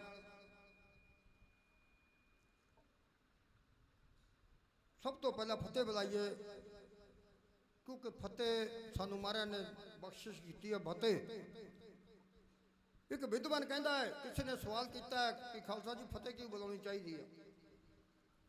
ਜਦੋਂ ਸਿੱਖ ਮਿਲਦਾ ਹੈ, ਸਿੱਖ ਸਾਹਮਣੇ ਆਉਂਦਾ ਹੈ, 5 ਕਕਾਰਾਂ ਦੇ ਵਿੱਚ ਸਿੱਖ ਨੂੰ ਸਿੱਖ ਮਿਲਦਾ ਹੈ, ਤਾਂ ਕਹਿੰਦੇ ਨੇ ਉਹ ਸਭ ਤੋਂ ਪਹਿਲਾਂ ਫਤਿਹ ਬੁਲਾਉਂਦਾ। ਫਤਿਹ ਕਿਉਂ ਬੁਲਾਈ ਜਾਂਦੀ ਹੈ, ਕੀ ਮਤਲਬ ਆ? ਤਾਂ ਇੱਕ ਵਿਦਵਾਨ ਨੇ ਬੜਾ ਸੋਹਣਾ ਲਿਖਿਆ ਫਤਿਹ ਬਾਰੇ। ਉਹ ਕਹਿੰਦਾ ਫਤਿਹ ਸਾਡੀ ਹੋਈ ਸਦਾ ਇਸੇ ਫਤਿਹ ਸਦਕੇ ਹੀ, ਫਤਿਹ ਸਾਡੇ ਕੋਲ ਤੇ ਘਾਟਾ ਕਿਹੜੀ ਗੱਲ ਦਾ, ਫਤਿਹ ਦਾ ਗਜਾਈ ਜਿੱਥੇ ਇੱਕ ਵਾਰੀ ਖਾਲਸੇ ਨੇ ਫਤਿਹ ਸੁਣ, ਖਾਲਸੇ ਦੀ ਬਹਿਰੀ ਨਹੀਂ ਸੀ ਖਲਦਾ। ਫਤਿਹ ਨੂੰ ਬਸਾਰੀਏ ਨਾ ਫਤਿਹ ਰਹਿੰਦੀ ਅੰਗ ਸੰਗ, ਫਤਿਹ ਤੋਂ ਬਗੈਰ ਸਿੰਘੋ ਕੰਮ ਕੋਈ ਨਹੀਂ ਚੱਲਦਾ। ਇੱਕ ਮਨ ਇੱਕ ਚਿੱਤ ਹੋ ਕੇ ਗੁਰੂ ਖਾਲਸਾ ਜੀ, ਹੱਥ ਜੋੜ ਗੁਰਾਂ ਅੱਗੇ ਸੀਸ ਨੂੰ ਝੁਕਾਓ ਖਾਂ। ਫਤਿਹ ਜੀ ਦੇ ਆਸਰੇ ਤੇ ਕੰਮ ਹੋਣੇ ਗੁੰਚਾ ਸਭੇ, ਫਤਿਹ ਉਸ ਵੈਗਰੂ ਦੀ ਗੱਜ ਕੇ ਬੁਲਾ। ਸੋ ਸਾਧ ਸੰਗਤ ਜੀ, ਫਤਿਹ 'ਚ ਬੜੀਆਂ ਬਰਕਤਾਂ ਹੈ। ਜਿਹਦੀ ਜ਼ੁਬਾਨ 'ਚ ਫਤਿਹ ਉਹਦੀ ਮੈਦਾਨ 'ਚ ਫਤਿਹ। ਜੇ ਸਿੱਧੀ ਜੀ ਗੱਲ ਕਰ ਲਈਏ, ਜਿਹਦੀ ਬੁੱਲਾਂ ਵਿੱਚ ਫਤਿਹ ਉਹਦੀ ਕੁੱਲਾਂ ਵਿੱਚ ਫਤਿਹ। ਸੋ ਜਿਹਦੇ ਮੂੰਹ ਵਿੱਚ ਫਤਿਹ ਉਹ ਫਤਿਹ ਹੀ ਫਤਿਹ। ਉਹ ਕਾਰਜ ਕਦੇ ਢਿੱਲਾ ਮਿੱਲਾ ਥੋੜਾ ਰਹਿ ਸਕਦਾ, ਉਹ ਫਤਿਹ ਹੋ ਜਾਂਦਾ ਕਿਸੇ ਤਰ੍ਹਾਂ ਦਾ ਵੀ ਕਾਰਜ ਹੋਵੇ। ਸੋ ਇਸ ਕਰਕੇ ਆਓ ਪਿਆਰ ਨਾਲ ਫਤਿਹ ਬੁਲਾਈਏ। ਸਾਰੀਆਂ ਸੰਗਤਾਂ ਨੂੰ ਬੇਨਤੀ ਭਾਈ ਗੱਜ ਵੱਜ ਕੇ ਆਖੋ ਵਾਹਿਗੁਰੂ ਜੀ ਕਾ ਖਾਲਸਾ, ਵਾਹਿਗੁਰੂ ਜੀ ਕੀ ਫਤਿਹ। ਸੋ ਮਹਾਰਾਜ ਨੇ ਸਾਨੂੰ ਇਹ ਤੋਹਫੇ ਦਿੱਤੇ ਨੇ, ਸਾਧ ਸੰਗਤ ਜੀ ਫਤਿਹ ਦਾ ਵੀ ਤੋਹਫਾ ਦਿੱਤਾ ਹੈ। ਇਸ ਕਰਕੇ ਜਦੋਂ ਖਾਲਸਾ ਫਤਿਹ ਬੁਲਾਉਂਦਾ ਸਾਧ ਸੰਗਤ ਜੀ, ਇਹ ਜਿਹੜੇ ਸਾਡੇ 3 ਕਰੋੜ ਰੂਪ ਨੇ ਇਹ ਖਿੜ ਜਾਂਦੇ ਨੇ। 4 ਮਿਲੇ 64 ਖਿਲੇ ਵਿਸ਼ੋ ਕਾ ਕਰ ਜੋੜ। 4 ਮਿਲੇ 64 ਖਿਲੇ ਵਿਸ਼ੋ ਕਾ ਕਰ ਜੋੜ। ਗੁਰਸਿੱਖ ਨੂੰ ਗੁਰਸਿੱਖ ਮਿਲੇ, ਖਿੜ ਗਏ 7 ਕਰੋੜ। ਸੋ ਅੱਜ ਕਈ ਵਾਰ ਇਹ ਵੀ ਦੇਖਿਆ ਜਾਂਦਾ ਹੈ ਕਿ ਕੁਝ ਇਹੋ ਜਿਹੀਆਂ ਵੀ ਗੱਲਾਂ ਸਾਡੇ 'ਚ ਪੈਦਾ ਹੋ ਗਈਆਂ। ਕਈ ਵਾਰ ਸਿੱਖ ਨੂੰ ਫਤਿਹ ਨਹੀਂ ਦਾ ਜਵਾਬ ਹੀ ਨਹੀਂ ਦੇਣਾ ਚਾਹੁੰਦਾ। ਪਤਾ ਨਹੀਂ ਕੁਝ ਮਾਇਆ ਆ ਜਾਂਦੀ ਹੈ ਵਿੱਚ, ਪਤਾ ਨਹੀਂ ਉਹਦਾ ਵੱਡਾ ਅਹੁਦਾ ਵਿੱਚ ਆ ਜਾਂਦਾ ਹੈ। ਸੋ ਇਸ ਕਰਕੇ ਵੱਡਾ ਛੋਟਾ ਦੇਖਿਆ ਜਾਂਦਾ ਕਈ ਵਾਰ ਦੇਖਣ ਨੂੰ ਮਿਲਦਾ। ਇਸ ਕਰਕੇ ਜਦੋਂ ਵੀ ਸਿੱਖ ਮਿਲਦਾ, ਸਾਧ ਸੰਗਤ ਜੀ ਗੁਰਸਿੱਖ ਮਿਲਦਾ ਪੰਜਾਂ ਕਕਾਰਾਂ ਦੇ ਵਿੱਚ, ਸਿਰ ਤੇ ਦਸਤਾਰ ਹੋਵੇ ਤੇ ਸਾਧ ਸੰਗਤ ਜੀ, ਸੋ ਉਹਨੂੰ ਗੱਲ ਬੱਕੜੀ ਪਾਉਣੀ ਚਾਹੀਦੀ ਆ। ਖੁਸ਼ੀ ਫਤਿਹ ਬੁਲਾਉਣੀ ਚਾਹੀਦੀ, ਖੁਸ਼ੀ ਮਹਿਸੂਸ ਕਰਨੀ ਚਾਹੀਦੀ ਹੈ। ਸਾਨੂੰ ਆਪਣਾ ਕੋਈ ਪਿਆਰਾ ਮਿਲਿਆ, ਉਹ ਗੁਰੂ ਦਾ ਸਿੱਖ ਮਿਲਿਆ। ਸੋ ਇਸ ਕਰਕੇ ਸਾਧ ਸੰਗਤ ਜੀ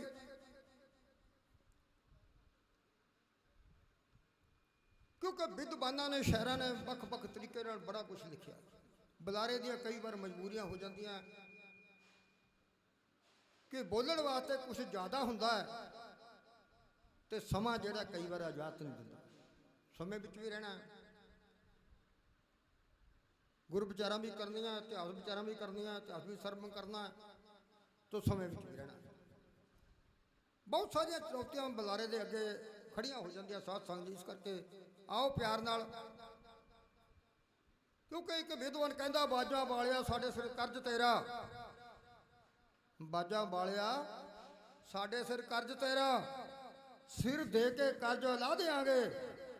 ਤੇਰੇ ਅੰਮ੍ਰਿਤ ਵਿੱਚ ਹੈ ਜਾਨ ਕਿੰਨੀ, ਤੇਰੇ ਅੰਮ੍ਰਿਤ ਵਿੱਚ ਹੈ ਜਾਨ ਕਿੰਨੀ। ਮੌਕਾ ਲੱਗਾ ਤਾਂ ਇਹ ਵੀ ਦਿਖਾ ਦੇ। ਤੇਰੇ ਅੰਮ੍ਰਿਤ ਵਿੱਚ ਹੈ ਜਾਨ ਕਿੰਨੀ, ਮੌਕਾ ਲੱਗਾ ਤਾਂ ਇਹ ਵੀ ਦਿਖਾ ਦੇਾਂਗੇ। ਜਿਹੜੇ ਲੋਕ ਨੇ ਤਖਤਾਂ ਦਾ ਮਾਣ ਕਰਦੇ, ਜਿਹੜੇ ਲੋਕ ਨੇ ਤਖਤਾਂ ਦਾ ਮਾਣ ਕਰਦੇ, ਤੇਰੇ ਤਖਤ ਦੇ ਅੱਗੇ ਝੁਕਾ ਦੇਾਂਗੇ। ਗੁਰੂ ਘਰ ਨਾਲ ਆਣ ਕੇ ਖੈਣ ਜਿਹੜੇ, ਕਹੋ ਉਹਨਾਂ ਨੂੰ ਸਬਕ ਸਿਖਾ ਦੇਾਂਗੇ। ਪਿਛਲੇ ਇਤਿਹਾਸਾਂ ਦੇ ਵਿੱਚ ਜਿਹੜੇ ਸਾਨੂੰ ਮਾਰਨ ਲਿਖਾਰੀਆਂ ਨੇ ਦਿੱਤੇ ਆ, ਸਾਡੇ ਗੁਰੂਆਂ ਨੇ ਸਾਨੂੰ ਸੁਭਾਇਆ ਹੈ ਵਿਰਸਾ, ਉਹਨਾਂ ਨੂੰ ਪੜ੍ਹ ਕੇ ਪਤਾ ਲੱਗਦਾ ਸਾਧ ਸੰਗਤ ਜੀ ਬੜੇ ਬੜੇ ਯੋਧੇ ਹੋਏ ਨੇ। ਤਾਰੂ ਸਿੰਘ ਬਹਾਦਰ ਵਰਗੇ ਯੋਧੇ ਸੂਰਮੇ,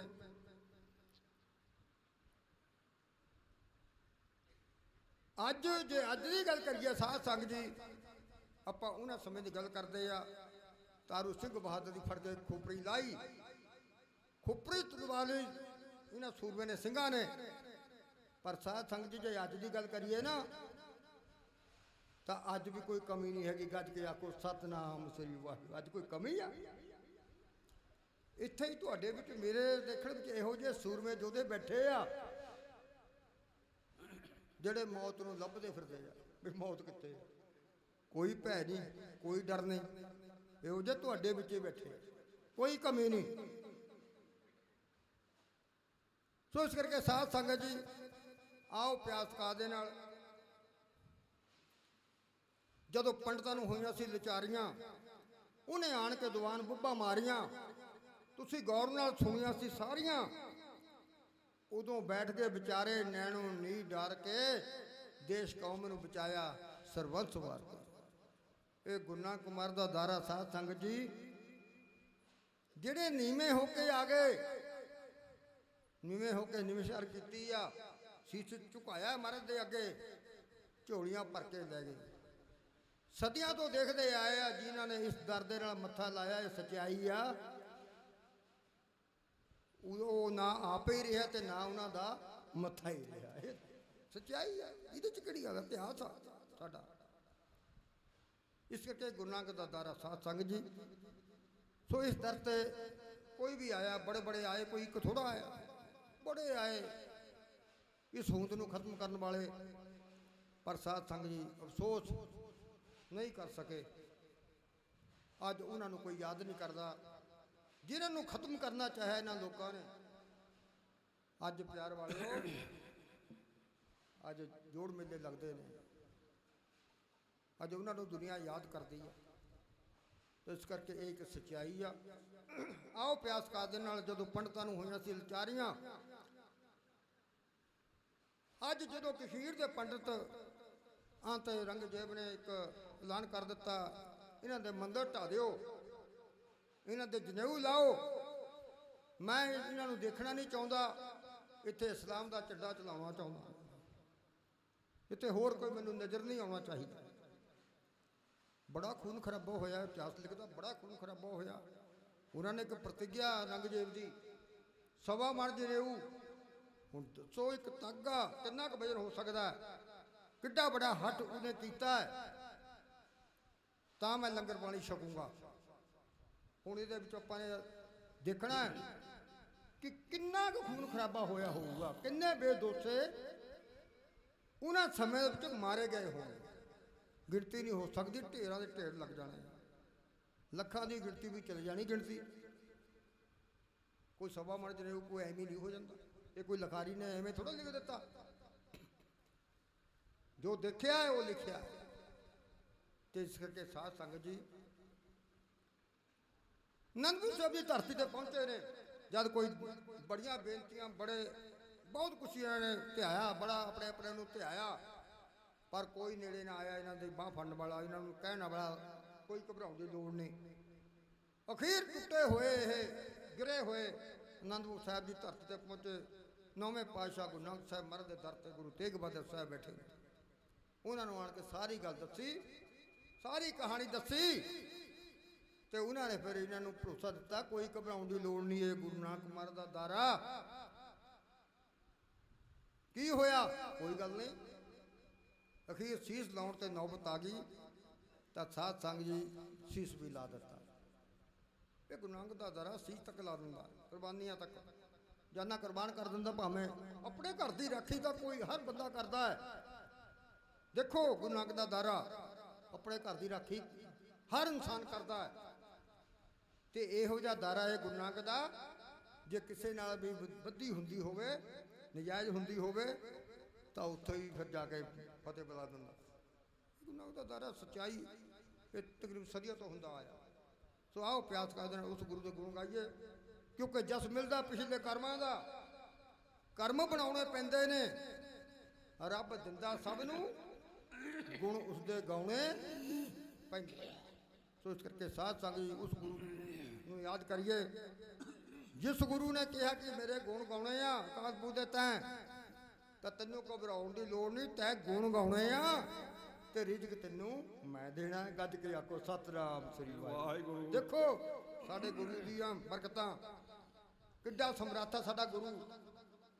ਉਹ ਕਹਿੰਦੇ ਤੇ ਗੁਣ ਗਾਉਣੇ ਆ, ਤੈਂ ਗੁਣ ਗਾਉਣੇ ਆ, ਫਿਰ ਤੈਨੂੰ ਘਬਰਾਉਣ ਦੀ ਲੋੜ ਨਹੀਂ, ਰਿਜ਼ਕ ਤੈਨੂੰ ਮੈਂ ਦੇਣਾ। ਆ ਤੁਸੀਂ ਸਾਨੂੰ ਮਾਇਆ ਦੇ ਰਹੇ ਹੋ ਨਾ, ਆ ਦੇ ਰਹੇ ਨਾ ਮਾਇਆ। ਅੱਜ ਤੱਕ ਕਿਸੇ ਨੂੰ ਨਹੀਂ ਕਿਹਾ ਵੀ ਸਾਨੂੰ ਮਾਇਆ ਦਿਓ, ਕਿਸੇ ਨੂੰ ਨਹੀਂ ਕਿਹਾ। ਪਰ ਗੁਰੂ ਨਾਲ ਪਿਆਰ ਆ। ਗੁਰੂ ਨੇ ਸਾਡਾ ਜਿਹੜਾ ਪਾਲਣ ਪੋਸ਼ਣ ਹੈ ਤੁਹਾਨੂੰ ਦਿੱਤਾ ਹੋਇਆ। ਭਾਈ ਜਿਹੜਾ ਮੇਰਾ ਸਿੱਖ ਇਤਿਹਾਸ ਦੀ ਗੱਲ ਕਰਦਾ, ਗੁਰੂ ਦੀ ਗੱਲ ਕਰਦਾ, ਰੱਬ ਦੀ ਗੱਲ ਕਰਦਾ, ਉਹਦੇ ਗੁਣ ਗਾਉਂਦਾ, ਉਹਦਾ ਭਾਈ ਪਾਲਣ ਪੋਸ਼ਣ ਸੰਗਤ ਨੇ ਕਰਨਾ। ਗੱਜ ਕੇ ਆਖੋ ਸਤਿਨਾਮ ਸ੍ਰੀ ਵਾਹਿਗੁਰੂ। ਸਾਨੂੰ ਕਾਹਦੀ ਚਿੰਤਾ, ਤੁਸੀਂ ਕਰ ਰਹੇ ਹੋ। ਆ ਲੰਗਰ ਚੱਲ ਰਹੇ ਨੇ ਮਹਾਂਪੁਰਖ, ਹੋਰ ਤੁਹਾਡੇ ਸਾਹਮਣੇ ਆ। ਜਿਹੜਾ ਅੱਜ ਇਸ ਚੰਡੀਗੜ੍ਹ ਦੇ ਇਲਾਕੇ ਦੇ ਵਿੱਚ ਪਾਣੀ ਵੀ ਦਾ ਗਲਾਸ ਵੀ 10-20 ਰੁਪਏ ਦਾ ਵਿਕਦਾ ਹੈ ਪਾਣੀ ਦਾ ਗਲਾਸ। ਆਓ ਸਾਹਮਣੇ ਤੁਸੀਂ ਰਸ ਦੇ ਗਲਾਸ ਪੀਓ, 2 ਪੀਓ, 4 ਪੀਓ, 6 ਪੀਓ, ਜਿਹੜਾ 20-25, 25, 30 ਰੁਪਏ ਦਾ ਨਹੀਂ ਮਿਲ ਰਿਹਾ ਚੰਡੀਗੜ੍ਹ ਦੇ ਵਿੱਚ। ਤੁਹਾਨੂੰ ਛਕਣ ਵਾਸਤੇ ਤਰ੍ਹਾਂ ਤਰ੍ਹਾਂ ਦੇ ਪਦਾਰਥ ਮਿਲ ਰਹੇ ਨੇ। ਹੀਰਾ ਜਨਮ ਮੋਲਕ ਮਿਲਿਆ ਐਵੇਂ ਨੂੰ ਗਵਾਈ ਨਾ, ਦਿਲ ਦਿਲਾਂ ਦੇ ਵਿੱਚ ਬਸਦੇ ਕਿਸੇ ਦਾ ਦਿਲ ਗੁਖਾਈ ਨਾ। ਉਹ ਪੜ ਕੇ ਵੇਖ ਗੁਨਾਹ ਦੀ ਬਾਣੀ,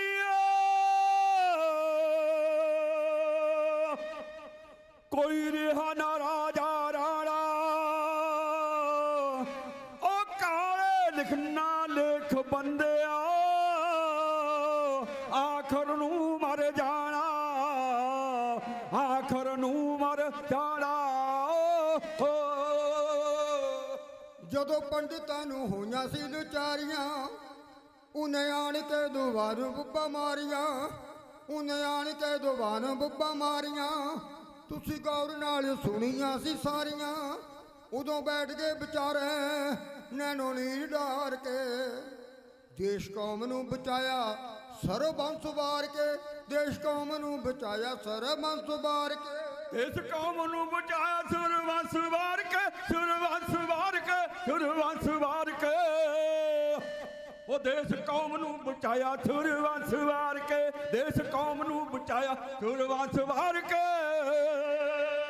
ਜਦੋਂ ਪੰਡਿਤਾਂ ਨੂੰ ਹੋਈਆਂ ਸੀ ਵਿਚਾਰੀਆਂ, ਉਹਨੇ ਆਣ ਕੇ ਦੀਵਾਨ ਬੱਬਾ ਮਾਰੀਆਂ।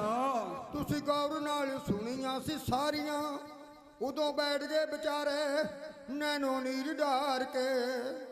ਦੇਸ਼ ਕੌਮ ਨੂੰ ਬਚਾਇਆ ਸਰਬੰਸ ਵਾਰ ਕੇ, ਦੇਸ਼ ਕੌਮ ਨੂੰ ਬਚਾਇਆ ਸੁਰਵੰਸ ਵਾਰ ਕੇ, ਦੇਸ਼ ਕੌਮ ਨੂੰ ਬਚਾਇਆ ਸੁਰਵੰਸ ਵਾਰ ਕੇ, ਦੇਸ਼ ਕੌਮ ਨੂੰ ਬਚਾਇਆ ਸੁਰਵੰਸ ਵਾਰ ਕੇ। ਬਾਈ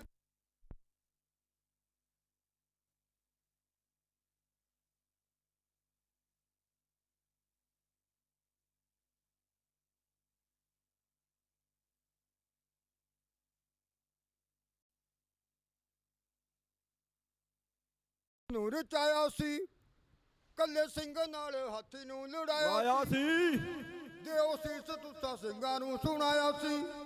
ਤੁਸਾਂ ਆਪ ਚੋਣ ਕੀਤੀ, ਤੁਸਾਂ ਆਪ ਚੋਣ ਕੀਤੀ ਨਾਲ ਤਲਵਾਰ ਦੇ। ਦੇਸ਼ ਕੌਮ ਨੂੰ ਬਚਾਇਆ ਸੁਰਵੰਸ ਵਾਰ ਕੇ, ਦੇਸ਼ ਕੌਮ ਨੂੰ ਬਚਾਇਆ ਸੁਰਵੰਸ ਵਾਰ ਕੇ, ਦੇਸ਼ ਕੌਮ ਨੂੰ ਬਚਾਇਆ ਸੁਰਵੰਸ ਵਾਰ ਕੇ। ਬਾਈ ਤਾਰਾ ਆਣ ਜੰਗ ਨੂੰ ਰਚਾਇਆ ਸੀ, ਕੱਲੇ ਸਿੰਘ ਨਾਲ ਹਾਥੀ ਨੂੰ ਲੜਾਇਆ ਸੀ। ਆਇਆ ਸੀ ਬਾਈ ਤਾਰਾ ਆਣ ਜੰਗ ਨੂੰ ਰਚਾਇਆ ਸੀ, ਕੱਲੇ ਸਿੰਘ ਨਾਲ ਹਾਥੀ ਨੂੰ ਲੜਾਇਆ ਸੀ। ਉਦੋਂ ਸਿਆਣ ਨੂੰ ਹੁਕਮ ਤੁਸਾਂ ਲਾਇਆ ਸੀ, ਉਦੋਂ ਭੱਜ ਗਿਆ ਹਾਥੀ, ਉਦੋਂ ਚੀਕਾਂ ਮਾਰ ਕੇ। ਦੇਸ਼ ਕੌਮ ਨੂੰ ਬਚਾਇਆ ਸੁਰਵੰਸ ਵਾਰ ਕੇ, ਦੇਸ਼ ਕੌਮ ਨੂੰ ਬਚਾਇਆ ਸੁਰਵੰਸ ਵਾਰ ਕੇ, ਦੇਸ਼ ਕੌਮ ਨੂੰ ਬਚਾਇਆ ਸੁਰਵੰਸ ਵਾਰ ਕੇ। ਹੋਇਆ ਮਰਦਾ ਨਦੀ ਤੇ ਡਾਡਾ ਜੰਗ ਸੀ।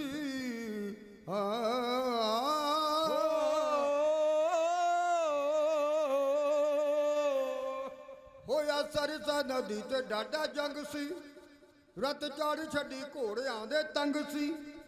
ਲਹੂ ਪਾਣੀ ਦਾ ਬੜਾਤਾ ਲਾਲ ਰੰਗ ਸੀ, ਹੋ ਜੋ ਸਰਸੇ ਤੋਂ ਪਾਰ ਸਿੰਘੋ ਛਾਲਾ ਮਾਰ ਕੇ।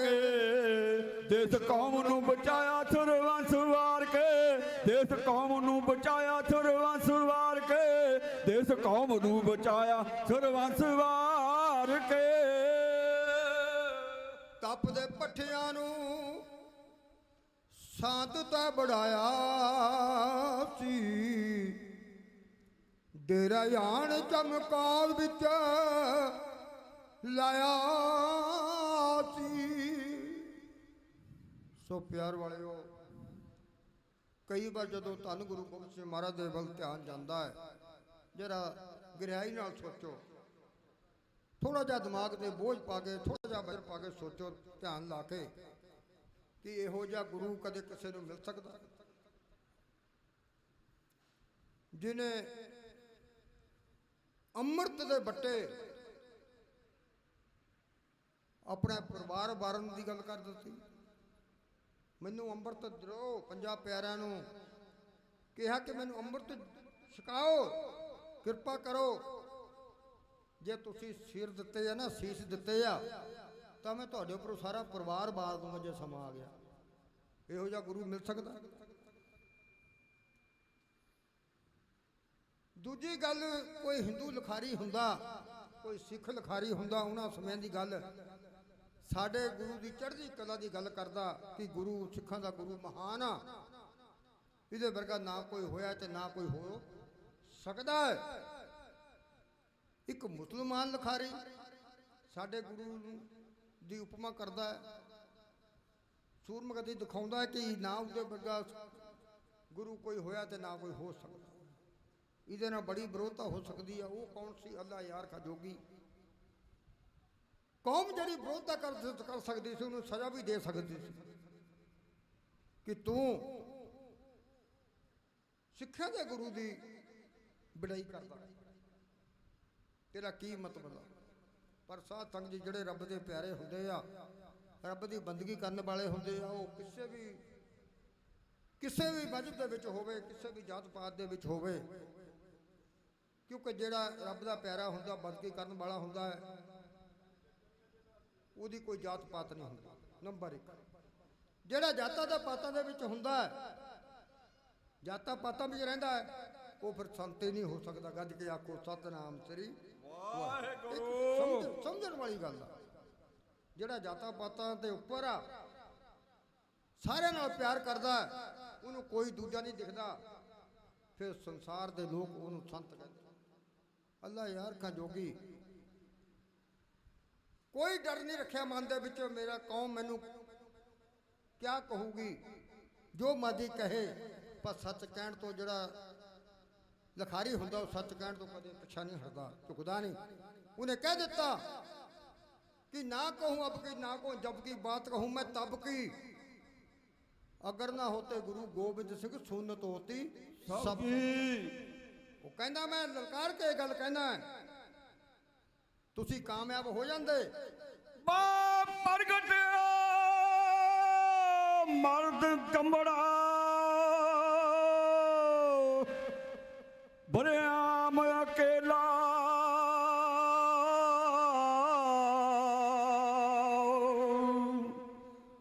बाहो बाहो गोबिंद सिंह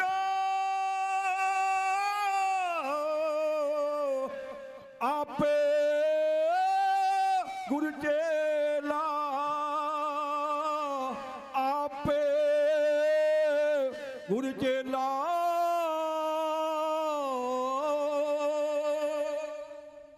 अल्लाह यार खा जोगी कहता है,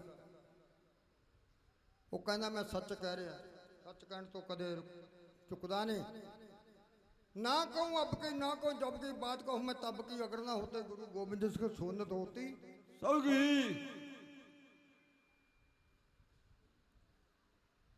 कहता तुसीं हादरी झंडे चलाउण दे विच कामयाब हो जाना सी, हो जाते, पर हुण नामुमकिन आ, क्योंकि सिखा दा गुरु बलवान आ, जोधा है सूरमा है, ये हुण नहीं हो सकता। गज के आखो सतनाम श्री वाहिगुरू।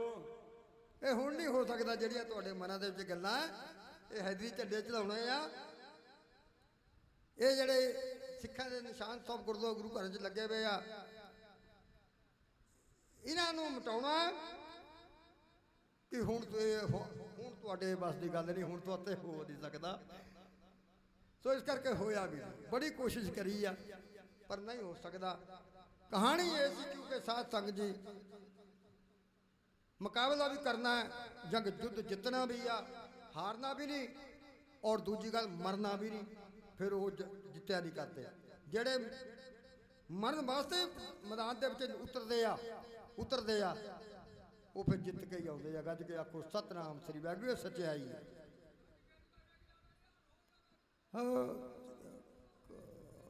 ਸ੍ਰੀ ਅਕਾਲ। ਫਿਰ ਉਹ ਜਿੱਤ ਕੇ ਆਉਂਦੇ ਆ, ਇਹ ਸੱਚਾਈ ਆ। ਸੋ ਉਹਦੇ ਲੈਣ ਵਾਲੇ, ਜ਼ਮੀਨਾਂ ਜਾਇਦਾਦਾਂ ਲੈਣ ਵਾਲੇ, ਮਤਾਬੇ ਪਾਉਣ ਵਾਲੇ ਸਾਧ ਸੰਗ ਜੀ। ਸੋ ਇਸ ਕਰਕੇ ਸਾਧ ਸੰਗ ਜੀ ਜਰੇਲੀਆਂ ਲੈਣ ਵਾਲੇ, ਸੋ ਫਿਰ ਇਹ ਹਾਰ ਕੇ ਆਉਂਦੇ ਆ, ਕਦੇ ਜਿੱਤ ਕੇ ਨਹੀਂ ਆਉਂਦੇ। ਆਓ ਪਿਆਰ ਨਾਲ। ਤਬ ਦੇ ਪੱਠਿਆਂ ਨੂੰ ਸਾਦਤ ਐ ਬਣਾਇਆ ਸੀ, ਡੇਰਾ ਜਾਣ ਚਮਕੌਰ ਵਿੱਚ ਲਾਇਆ ਸੀ। ਉਦੋਂ ਸਿਆਣੇ ਨੂੰ ਹੁਕਮ ਤੁਸਾਂ ਲਾਇਆ ਸੀ, ਉਦੋਂ ਭੱਜ ਗਿਆ ਹਾਥੀ, ਉਦੋਂ ਚੀਕਾਂ ਮਾਰ ਕੇ ਦੇਸ਼ ਕੌਮ ਨੂੰ ਬਚਾਇਆ ਸਰਬੱਤ ਵਾਰ ਕੇ। ਦੇਸ਼ ਕੌਮ ਨੂੰ ਬਚਾਇਆ ਸਰਬੱਤ ਵਾਰ ਕੇ, ਦੇਸ਼ ਕੌਮ ਨੂੰ ਬਚਾਇਆ ਸਰਬੱਤ ਵਾਰ ਕੇ, ਦੇਸ਼ ਕੌਮ ਨੂੰ ਬਚਾਇਆ ਸਰਬੱਤ ਵਾਰ ਕੇ। ਆਪਣੇ ਪੱਠਿਆਂ ਨੂੰ ਸਾਧ ਤਾਂ ਬਣਾਇਆ ਸੀ, ਡੇਰਾ ਜਾਣ ਚਮਕੌਰ ਵਿੱਚ ਲਾਇਆ ਸੀ। ਤਬ ਦੇ ਪੱਠਿਆਂ ਨੂੰ ਸਾਧ ਤਾਂ ਬਣਾਇਆ ਸੀ, ਡੇਰਾ ਜਾਣ ਚਮਕੌਰ ਵਿੱਚ ਲਾਇਆ ਸੀ।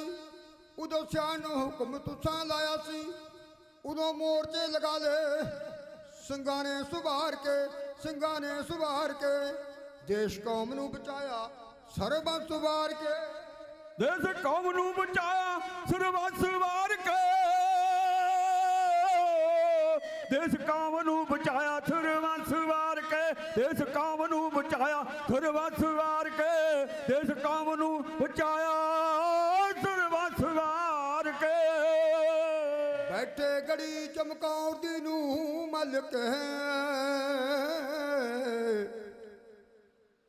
ਸਿੰਘੋ ਜਾਣਾ ਨੀ ਮੈਦਾਨ ਵਿੱਚੋਂ, ਹਲਕੇ ਹਲਕੇ। ਬੈਠੇ ਗੜੀ ਚਮਕੌਰ ਦੀ ਨੂੰ ਮਲਕੇ, ਸਿੰਘੋ ਜਾਣਾ ਨੀ ਮੈਦਾਨ ਵਿੱਚੋਂ ਹਲਕੇ, ਸਿੰਘੋ ਜਾਣਾ ਨੀ ਮੈਦਾਨ ਵਿੱਚੋਂ ਹਲਕੇ। ਜਿਹੜਾ ਨੇੜੇ ਆਵੇ ਸੁੱਟ ਦਿਓ ਥਲ ਕੇ। ਤੁਸੀਂ ਆਪ ਜੰਗ ਦੇਖੇ ਲੜ ਲੈ ਕੁਮਾਰ ਕੇ, ਲੜ ਲੈ ਕੁਮਾਰ ਕੇ। ਦੇਸ਼ ਕੌਮ ਨੂੰ ਬਚਾਇਆ ਸਰਬੱਤ ਵਾਰ ਕੇ, ਦੇਸ਼ ਕੌਮ ਨੂੰ ਬਚਾਇਆ ਸਰਬੱਤ ਵਾਰ ਕੇ, ਦੇਸ਼ ਕੌਮ ਨੂੰ ਬਚਾਇਆ ਸਰਬੱਤ ਵਾਰ ਕੇ। ਉਦੋਂ ਪੰਜਾਂ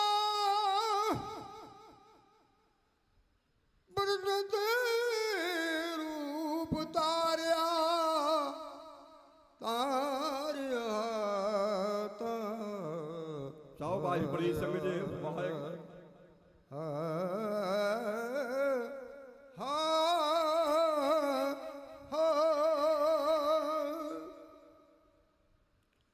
ਉਦੋਂ ਪੰਜਾਂ ਪੰਚਾਇਤੀ ਰੂਪ ਤਾਰਿਆ, ਤਾਰਿਆ ਛੱਡੋ ਗੜੀ ਨੂੰ ਇਹ ਬੋਲ ਕੇ ਵਿਚਾਰਿਆ।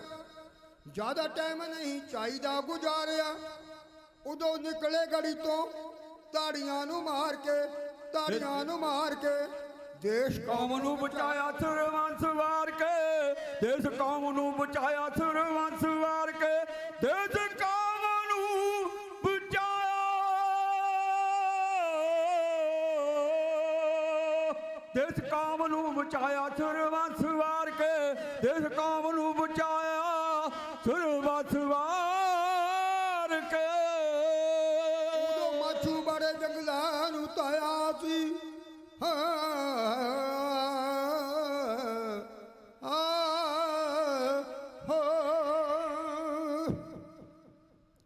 ਉਦੋਂ ਮਾਛੂ ਬੜੇ ਜੰਗਲਾਂ ਨੂੰ ਤਾਇਆ ਸੀ। ਆਪ ਟਿੰਡ ਦਾ ਸਰਾਣਾ ਤੁਸਾਂ ਲਾਇਆ ਸੀ, ਸਥੜਿਆਣੇ ਦਾ ਆਪਨੇ ਵਿਛਾਇਆ ਸੀ। ਪੱਠ ਖੇੜਿਆਂ ਦਾ ਰਹਿਣਾ ਆਖਿਆ ਉਚਾਰ ਹਾਰ ਕੇ, ਦੇਸ਼ ਕੌਮ ਨੂੰ ਬਚਾਇਆ ਸਰਬੱਤ ਵਾਰ ਕੇ, ਦੇਸ਼ ਕੌਮ ਨੂੰ ਬਚਾਇਆ ਸਰਬੱਤ ਵਾਰ ਕੇ, ਦੇਸ਼ ਕੌਮ ਨੂੰ ਬਚਾਇਆ ਸਰਬੱਤ ਵਾਰ ਕੇ। ਮਾਤਾ ਗੁਜਰੀ ਤੇ ਛੋਟੇ ਦੋਵੇਂ ਲਾਲ ਜੀ, ਗੰਗੂ ਸਰਸੇ ਤੇ ਲਿਆ ਫਿਰ ਨਾਲ ਜੀ।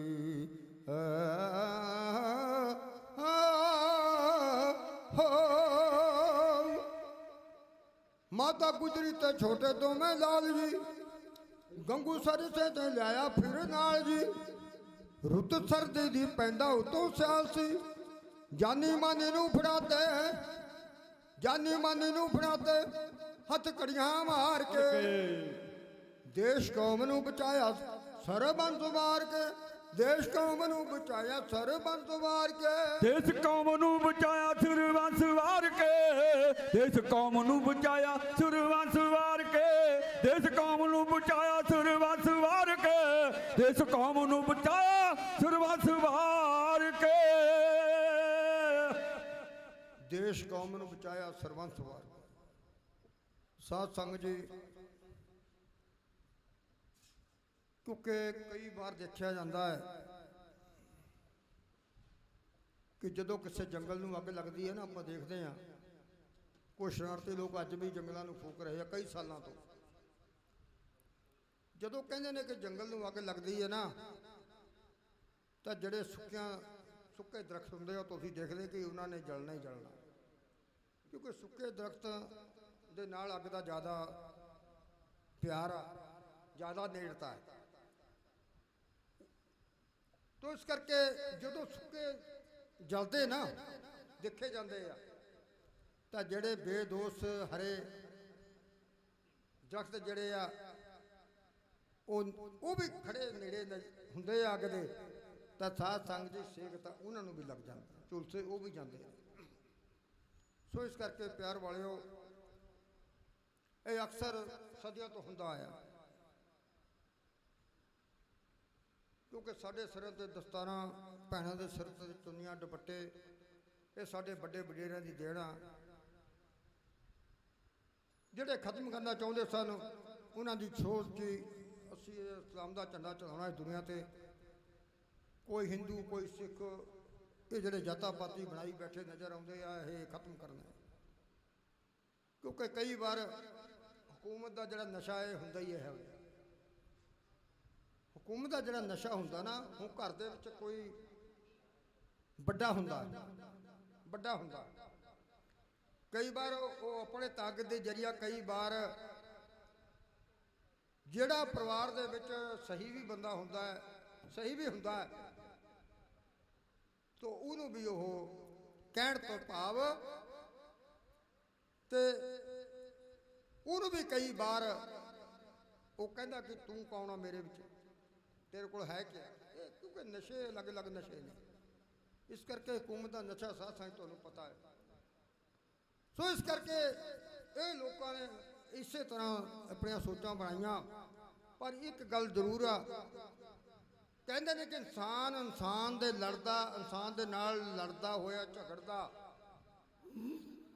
ਜਿੱਤ ਸਕਦਾ। ਇਨਸਾਨ ਦੇ ਨਾਲ ਇਨਸਾਨ ਲੜੇ ਤਾਂ ਜਿੱਤ ਸਕਦਾ, ਇਹ ਇੱਕ ਸੱਚਾਈ ਆ, ਜਿੱਤ ਸਕਦਾ ਹੈ। ਪਰ ਜੇ ਕਹਿੰਦੇ ਨੇ ਕਿ ਇੱਕ ਇਨਸਾਨ ਰੱਬ ਦੇ ਨਾਲੇ ਟੱਕਰ ਲਾ ਕੇ ਬਹਿ ਜਵੇ, ਤਾਂ ਭਲਾ ਉਹ ਕਿਵੇਂ ਕਾਮਯਾਬ ਹੋ ਸਕਦਾ, ਕਿਵੇਂ ਜਿੱਤ ਸਕਦਾ। ਇਹ ਕੀ ਐਸੇ ਤਰ੍ਹਾਂ ਹੋਇਆ। ਕੁਝ ਲੋਕ ਰੱਬ ਨਾਲੇ ਟੱਕਰ ਲਾ ਕੇ ਬੈਠ ਕੇ ਸਾਧ ਸੰਗਤ ਜੀ, ਉਹ ਕਦੇ ਜਿੱਤ ਸਕਦੇ। ਇਸ ਕਰਕੇ ਸਾਡੇ ਸਿਰਾਂ ਤੇ ਦਸਤਾਰਾਂ, ਭੈਣਾਂ ਦੇ ਸਿਰ ਤੇ ਚੁੰਨੀਆਂ ਦੁਪੱਟੇ ਗੁਰੂਆਂ ਦੀ ਦੇਣਾ, ਸਾਡੇ ਵੱਡੇ ਵਡੇਰਿਆਂ ਦੀ ਦੇਣਾ, ਉਹਨਾਂ ਨੂੰ ਕਦੇ ਭੁਲਾਈਏ ਨਾ ਸਾਧ ਸੰਗਤ। ਉਹਨਾਂ ਦੀ ਬਦੌਲਤ ਤੇ ਜੋ ਵੀ ਨਜ਼ਰ ਆਉਂਦਾ, ਉਹਨਾਂ ਦੀ ਬਦੌਲਤ ਤੇ ਨਜ਼ਰ ਆਉਂਦਾ। ਅੱਜ ਉਹਨਾਂ ਦੀ ਦੇਣ, ਉਹਨਾਂ ਨੂੰ ਸਦਾ ਯਾਦ ਰੱਖੀਏ। ਮੇਰੇ ਬਲ ਜੇ ਸਤਿਗੁਰੂ ਹੋ ਜਾਵੇ, ਉਹ ਕਿਸੇ ਗੱਲ ਦਾ ਰਹੇ ਨਾ ਤੋੜਦਾ, ਰਾਖਾ ਆਪ ਜੋ ਬਣੇ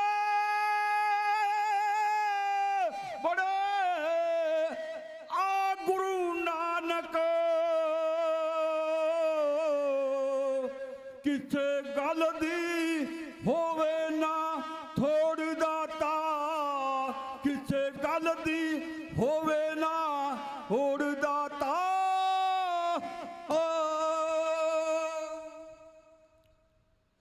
ਕਿਉਂਕਿ ਟਾਈਮ ਔਰ ਤੂਫਾਨ ਕਿਸੇ ਦਾ ਲਿਹਾਜ਼ ਨਹੀਂ ਕਰਦਾ ਪਿਆਰ ਵਾਲਿਓ। ਸੋ ਇਸ ਕਰਕੇ ਸਮਾਂ ਜਿਹੜਾ ਹੈ ਉਹ ਮੇਰਾ ਜਿਹੜਾ ਸਮਾਂ ਸਮਾਪਤ ਹੈ, ਮੈਂ ਧੰਨਵਾਦ ਕਰਦਾ। ਲਾਸਟ 4 ਲਾਈਨਾਂ ਕਹਿ ਕੇ ਤੁਹਾਡੇ ਖਿਮਾ ਮੰਗ ਰਿਹਾ। ਕਿਉਂਕਿ ਵਿਦਵਾਨ ਕਹਿੰਦਾ ਪੱਗ ਨਾਲ ਵੱਖਰੀ ਪਹਿਚਾਣ, ਸਾਡੀ ਕੌਮਾਂ ਜਿਉਂਦੀਆਂ ਬਸਦੀਆਂ ਸਾਰੀਆਂ ਪੱਗ ਨਾਲ। ਸਾਡੇ ਗੁਰੂ ਨੇ ਸਾਡੀ ਪਹਿਚਾਣ ਬਣਾਈ ਆ, ਗੁਰੂ ਧੰਨ ਗੁਰੂ ਗੋਬਿੰਦ ਸਿੰਘ ਮਹਾਰਾਜ ਨੇ ਪਹਿਚਾਣ ਬਣਾ ਦਿੱਤੀ। ਕਿਉਂਕਿ ਜਦੋਂ ਭਾਈ ਜੇਤਾ ਜੀ ਸੀਸ ਲੈ ਕੇ ਦਿੱਲੀ ਤੋਂ ਅਨੰਦਪੁਰ ਸਾਹਿਬ ਪਹੁੰਚੇ ਆ, ਉਹਨਾਂ ਨੂੰ ਪੁੱਛਿਆ ਸੀ ਮਹਾਰਾਜ ਨੇ, ਭਾਈ ਜੇਤਾ ਜੀ ਜਦੋਂ ਪਿਤਾ ਦਾ ਸੀਸ ਧੜ ਨਾਲ ਵੱਢ ਹੋਇਆ ਹੈ ਤੇ ਕੋਈ ਹਾਦਾ ਨਾਰਾ ਮਾਰਨ ਵਾਸਤੇ ਕੋਈ ਨਜ਼ਰ ਆਇਆ? ਤਾਂ ਭਾਈ ਜੇਤਾ ਜੀ ਨੇ ਕੀ ਕਿਹਾ ਸੀ? ਭਾਈ ਜੇਤਾ ਜੀ ਕਹਿਣ ਲੱਗੇ, ਸੱਚੇ ਪਾਤਸ਼ਾਹ ਹਾਦਾ ਨਾਰਾ ਮਾਰਨ ਵਾਲੇ ਬੜੇ ਹੋਣਗੇ, ਬਹੁਤ ਹੋਣਗੇ, ਇਹੋ ਜਿਹੀ ਗੱਲ ਵੀ ਨਹੀਂ ਹੋਣਗੇ, ਪਰ ਪਹਿਚਾਣ ਨਹੀਂ ਹੋ ਸਕੀ ਕਿਸੇ ਦੀ। ਗੱਜ ਕੇ ਆਖੋ ਸਤਨਾਮ ਸ੍ਰੀ ਨਾਮ ਸ੍ਰੀ ਵਾਹਿਗੁਰੂ। ਪਹਿਚਾਣ ਨਹੀਂ ਹੋ ਸਕੀ, ਸਾਰੇ ਇੱਕੋ ਜਿਹੇ ਨਜ਼ਰ ਆਉਂਦੇ ਸੀ।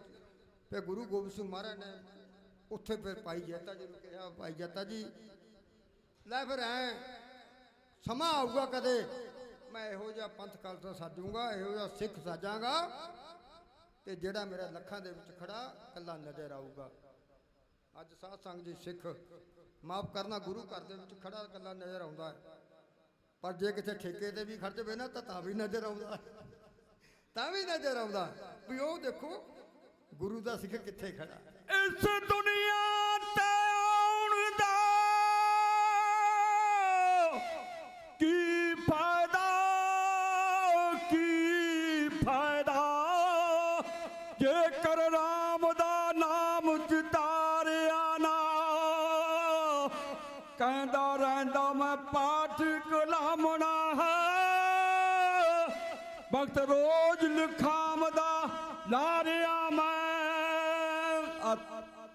3 ਮਹੀਨੇ ਹੋਏ ਅਸੀਂ ਪਾਠ ਕੀਤਾ ਇੱਥੇ ਸਤਵੇਸ। ਉਹਨਾਂ ਨੂੰ ਪੁੱਛਿਆ ਸੀ ਕਾਹਦੇ ਸੰਬੰਧ ਚ? ਕਹਿੰਦੇ ਜੀ ਮੈਂ ਤਾਂ ਉਹਦੀ ਨਹੁੰ ਆ, ਉਹ ਵੀ 80 ਸਾਲ ਦੀ ਹੋ ਗਈ ਨਹੁੰ, ਸੱਸ ਨੇ ਸੁੱਖਿਆ ਸੀ, ਪੈਸੇ ਬਥੇਰੇ ਆ ਪਰ ਟਾਈਮ ਨਹੀਂ ਲੱਗਿਆ। ਤੋ ਅਸੀਂ ਸੁੱਖਾ ਚੁੱਕ ਲੈਂਦੇ ਆ ਸਾਧ ਸੰਗਤ ਜੀ, ਉਨੀ ਕੁ ਸੁੱਖ ਸਕੋ ਜਿੰਨੀ ਕਿ ਸਾਤੇ ਲਾ ਹੋ ਜਾ। ਤੋ ਆਓ ਬੜੇ ਪ੍ਰੇਮ ਤੇ ਸਤਿਕਾਰ ਨਾਲ ਤੁਸੀਂ ਅਸੀਂ ਸਮਾਂ ਜੋ ਸਾਨੂੰ ਸੰਗਤਾਂ ਵੱਲੋਂ ਪ੍ਰਬੰਧਕ ਵੱਲੋਂ ਮਿਲਿਆ ਹੈ, ਅੱਜ ਅਸੀਂ ਜੋੜੇ ਝਾੜੇ ਆਪ ਜੀ ਦੀ ਸੇਵਾ ਵਿੱਚ ਜੋ ਵੀ ਬੋਲਿਆ ਕਈ ਪ੍ਰਕਾਰ ਦੀਆਂ ਅਣਤਾਈਆਂ ਦੀ ਸੰਗਤ ਵਾਸ਼ਣਯੋਗਾ। ਬੁਲਾਓ ਫਤਿਹ। ਵਾਹਿਗੁਰੂ ਜੀ ਕਾ ਖਾਲਸਾ, ਵਾਹਿਗੁਰੂ ਜੀ ਕੀ ਫਤਿਹ।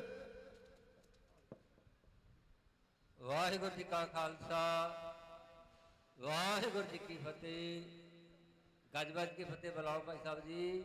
ਵਾਹਿਗੁਰੂ ਜੀ ਕਾ ਖਾਲਸਾ, ਵਾਹਿਗੁਰੂ ਜੀ ਕੀ ਫਤਿਹ। ਜਦੋਂ ਆਪਾਂ ਫਤਿਹ ਬੁਲਾਉਂਦੇ ਆ ਤਾਂ ਸਤਿਗੁਰਾਂ ਦਾ ਨਾਮ ਜਿਹੜਾ ਹੈ ਉਹ 4 ਵਾਰ ਲਿਆ ਜਾਂਦਾ ਹੈ। ਮਹਾਰਾਜ ਕਿਰਪਾ ਕਰਦੇ ਹੈਗੇ।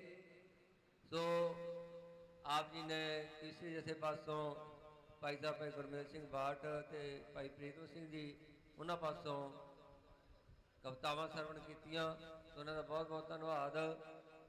ਤੇ ਮੈਂ ਹੁਣ ਬੇਨਤੀ ਕਰਾਂ ਭਾਈ ਪੁਰਸ਼ੋਤਮ ਸਿੰਘ ਜੀ ਪਠਾਨਕੋਟ, ਉਹ ਆਪ ਜੀ ਨਾਲ ਗੁਰੂ ਵਿਚਾਰਾਂ ਸਾਂਝੀਆਂ ਕਰਨਗੇ। ਤੇ ਇੱਕ ਸੰਗਤਾਂ ਨੂੰ ਬੇਨਤੀ ਫੇਰ ਕਿ ਬਹੁਤ ਹੀ ਸਤਿਕਾਰਯੋਗ ਜਥੇਦਾਰ ਬਾਬਾ ਗੱਜਣ ਸਿੰਘ ਜੀ ਜਿਹੜੇ ਸ਼ਹੀਦਾਂ ਮਿਸਲਾਂ ਤਰਨਾ ਦਲ ਉਹ ਕਾਲ ਚਲਾਣਾ ਕਰ ਗਏ ਹਨ।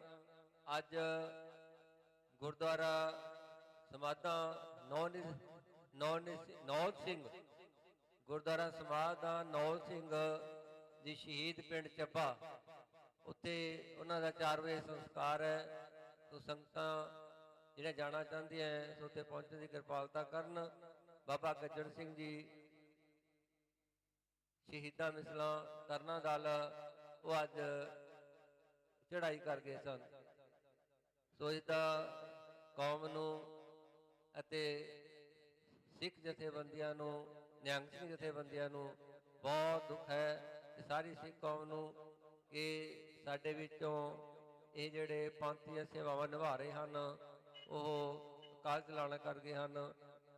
ਸੋ ਮੈਂ ਬੇਨਤੀ ਕਰਾਂ ਭਾਈ ਪੁਰਸ਼ੋਤਮ ਸਿੰਘ ਜੀ ਪਠਾਨਕੋਟ, ਉਹ ਆਪ ਜੀ ਨਾਲ ਵਿਚਾਰਾਂ ਸਾਂਝੀਆਂ ਕਰਨਗੇ। ਵਾਹਿਗੁਰੂ ਜੀ ਕਾ ਖਾਲਸਾ, ਵਾਹਿਗੁਰੂ ਜੀ ਕੀ ਫਤਿਹ।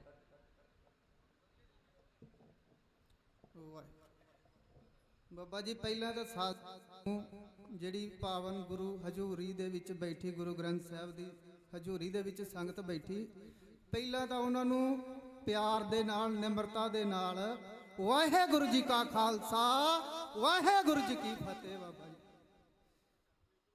ਬਾਬਾ ਜੀ ਤੁਹਾਡੇ ਨਾਲ ਆਪਾਂ ਵਿਚਾਰਾਂ ਸਾਂਝੀਆਂ ਕਰਨੀਆਂ, ਕਿਉਂਕਿ ਮੇਰਾ ਜਨਮ ਜਿਹੜਾ ਹੋਇਆ ਇਧਰ ਹਿਮਾਚਲ 'ਚ ਹੋਇਆ ਬਾਬਾ ਜੀ, ਡਿਸਟ੍ਰਿਕਟ ਚੰਬੇ ਦੇ। ਉੱਥੋਂ ਆਉਂਦੇ ਆਉਂਦੇ ਬਾਬਾ ਜੀ ਆਪਾਂ ਗੱਡੀਆਂ ਦੇ ਨਾਲ ਰਹੇ ਇਧਰ, ਤੇ ਗੱਡੀਆਂ ਦੇ ਨਾਲ ਰਹਿ ਕੇ ਆਪਾਂ ਡਰਾਈਵਰ ਬਣ ਗਏ। ਡਰਾਈਵਰੀ ਕਰਦਿਆਂ ਕਰਦਿਆਂ ਬਾਬਾ ਜੀ ਇੱਥੇ ਪਠਾਨਕੋਟ ਦੇ ਰਹਿਣ ਲੱਗ ਪਏ ਆਪਾਂ, ਕਿਉਂਕਿ ਆਪਾਂ ਹੈਗੇ ਬਾਬਾ ਜੀ ਹਿੰਦੂ ਪਰਿਵਾਰ 'ਚ।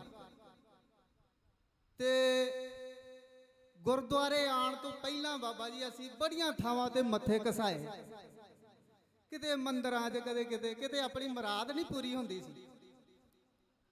ਡਿਸਟ੍ਰਿਕਟ ਗੁਰਦਾਸਪੁਰ ਦੇ ਵਿੱਚ ਸੰਤ ਬਾਬਾ ਹਜ਼ਾਰਾ ਸਿੰਘ ਦਾ ਡੇਰਾ ਹੈ। ਇੱਥੇ ਦਿੱਲੀ ਕਰਦਾ ਸੀ ਬਾਬਾ ਜੀ ਮੈਂ ਡਰਾਈਵਰੀ। ਉੱਥੇ ਦਿੱਲੀ ਵਾਲੀ ਸੰਗਤ ਉਹਨਾਂ ਡੇਰੇ ਤੇ ਆਉਂਦੀ ਸੀ ਬਾਬਾ ਜੀ ਦੇ, ਤੇ ਉਹਨਾਂ ਮਾਲਕਾਂ ਨੇ ਜਿਨ੍ਹਾਂ ਦੇ ਨਾਲ ਮੈਂ ਰਹਿੰਦਾ ਸੀ ਉਹ ਮੈਨੂੰ ਕਹਿੰਦੇ ਕਿਤੇ ਬਾਬੇ ਨਾਨਕ ਦਾ ਵੀ ਨਾਂ ਲਿਆਇਆ ਕਰ, ਕਿਤੇ ਬਾਬੇ ਨਾਨਕ ਦੇ ਘਰ ਵੀ ਜਾਇਆ ਕਰ, ਤੇਰੀ ਸ਼ਾਇਦ ਮੁਰਾਦ ਪੂਰੀ ਹੋ ਜੇ।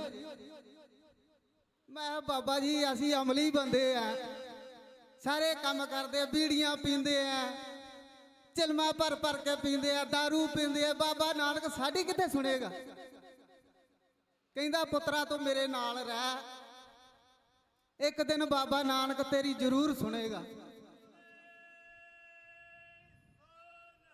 ਸਤਿ ਸ੍ਰੀ ਅਕਾਲ। ਇਸ ਤਰ੍ਹਾਂ ਕਰਦਿਆਂ ਬਾਬਾ ਜੀ ਉਹਨਾਂ ਦੇ ਨਾਲ ਮੈਨੂੰ ਰਹਿੰਦੇ 2.5-3 ਸਾਲ ਹੋ ਗਏ। ਉਹ ਐਸੀ ਬਾਬਾ ਜੀ ਨੇ ਕਿਰਪਾ ਕੀਤੀ ਹੈ ਕਿ 2008-9 ਦੀ ਗੱਲ ਹੈ। ਬਾਬਾ ਜੀ ਨੇ ਜਿਹੜੇ ਬਾਬਾ ਜੀ ਦੇ ਪੋਤਰੇ ਹੈਗੇ ਬਾਬਾ ਬੁੱਧ ਸਿੰਘ ਜੀ, ਉਹਨਾਂ ਨੇ ਦਿੱਲੀ ਤੋਂ ਗੱਡੀਆਂ ਮੰਗਾਈਆਂ 70-80, ਕਿਉਂਕਿ ਉਹਨਾਂ ਨੇ ਗੁਰਦੁਆਰਾ ਬਣਾਉਣਾ ਸੀਗਾ ਬਾਬਾ ਅੰਗੀਠਾ ਸਾਹਿਬ, ਜਿਹੜਾ ਜਿੱਥੇ ਬਾਬਾ ਜੀ ਦਾ ਸੰਸਕਾਰ ਹੋਇਆ, ਉੱਥੇ ਗੁਰਦੁਆਰਾ ਤਿਆਰ ਕਰਾਉਣਾ ਸੀ। ਉਹਦੇ ਵਾਸਤੇ ਰੇਤਾ ਬਜਰੀ ਵਾਸਤੇ ਗੱਡੀਆਂ ਮੰਗਾਈਆਂ 70-80 ਦਿੱਲੀ ਤੋਂ। ਤੇ ਉੱਥੇ ਮਹਾਂਪੁਰਸ਼ਾਂ ਨੇ ਮੇਰੇ ਤੇ ਵੀ ਕਿਰਪਾ ਕੀਤੀ ਹੈ ਕਿ ਮੈਂ ਵੀ ਉੱਥੇ ਮੇਰਾ ਵੀ ਨੰਬਰ ਲੱਗ ਗਿਆ। ਚਲੋ ਜੀ ਦਰ ਤੇ ਆ ਗਏ ਬਾਬਾ ਜੀ ਦੇ। ਮੈਨੂੰ ਮਾਲਕ ਨੇ ਕਹਿਣਾ ਕਿ ਪੁੱਤਰਾ ਇੱਥੇ ਦਰ ਤੇ ਆਏ ਸੇਵਾ ਕਰਿਆ ਕਰ। ਮੈਂ ਕਿਹਾ ਸੇਵਾ ਤਾਂ ਕਰਾਂਗਾ ਮੈਂ ਜੇ ਮੇਰੇ ਮਨ ਦੀ ਮੁਰਾਦ ਪੂਰੀ ਕਰੇ ਬਾਬਾ ਦੇ। ਆਪਣੇ ਹੰਕਾਰ 'ਚ ਰਹਿਣਾ ਜੀ, ਕੋਈ ਗੱਲ ਨਹੀਂ ਮੰਨਣੀ, ਕੋਈ ਉਦਾਂ ਦੀ। ਇੱਕ ਦਿਨ ਪਠਾਨਕੋਟ ਤੋਂ ਗੱਡੀ ਭਰ ਕੇ ਇੱਥੇ ਧਾਰੀਵਾਲ ਦੇ ਲਾਗੇ ਆ ਰਹੇ ਆ, ਤੇ ਮੈਨੂੰ ਕਹਿੰਦਾ ਪੁੱਤਰਾ ਹੁਣ ਤੇਰਾ ਲਾਸਟ ਟਾਈਮ ਹੈ।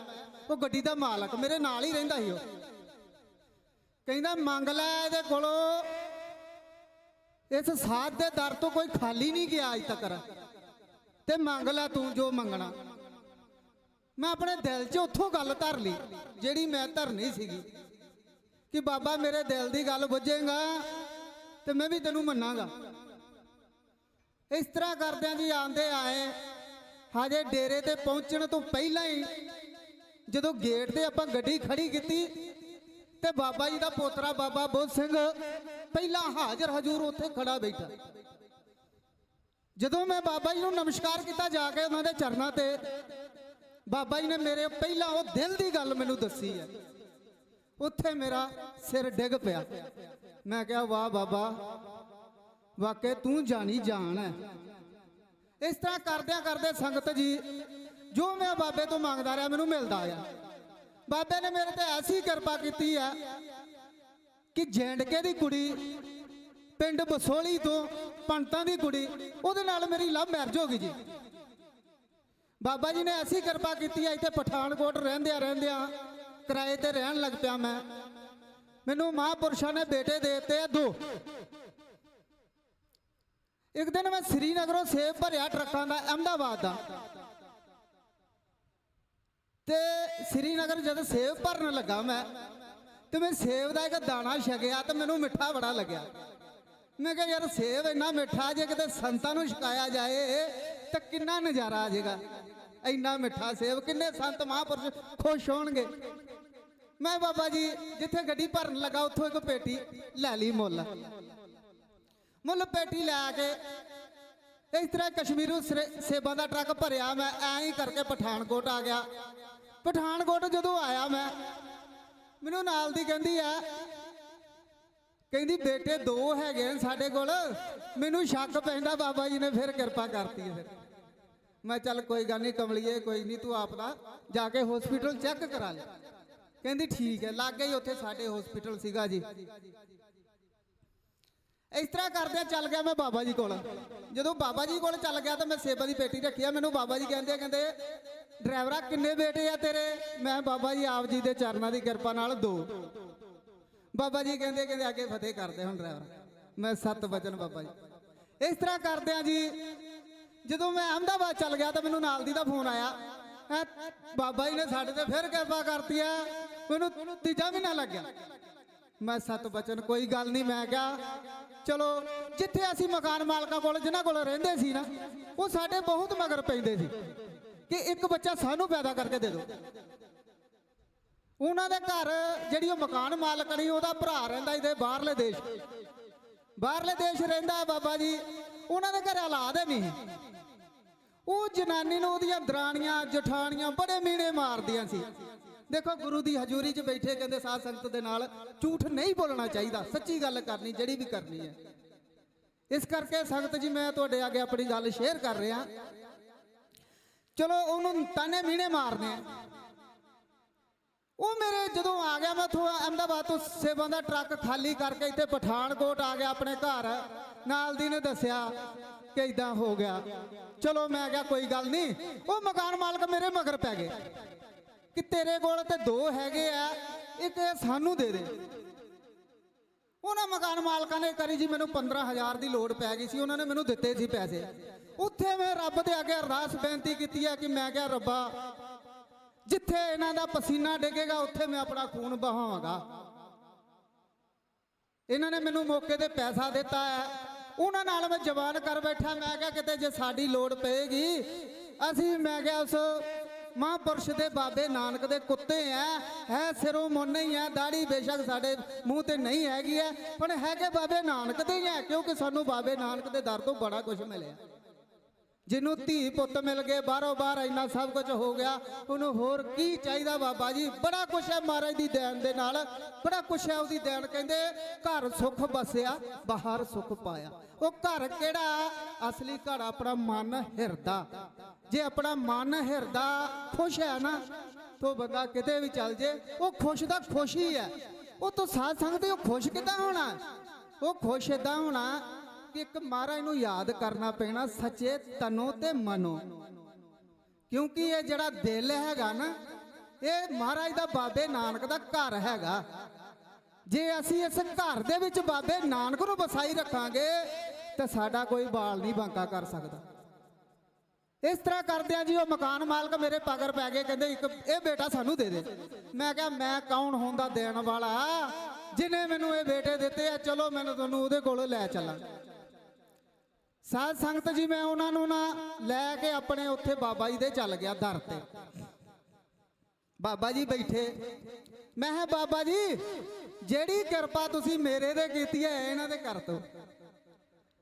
ਮਹਾਂਪੁਰਸ਼ ਚਲੋ ਬੋਲੇ ਨਹੀਂ, ਐ ਗੱਲ ਕਰਕੇ ਤੇ ਆਪਾਂ ਆ ਗਏ।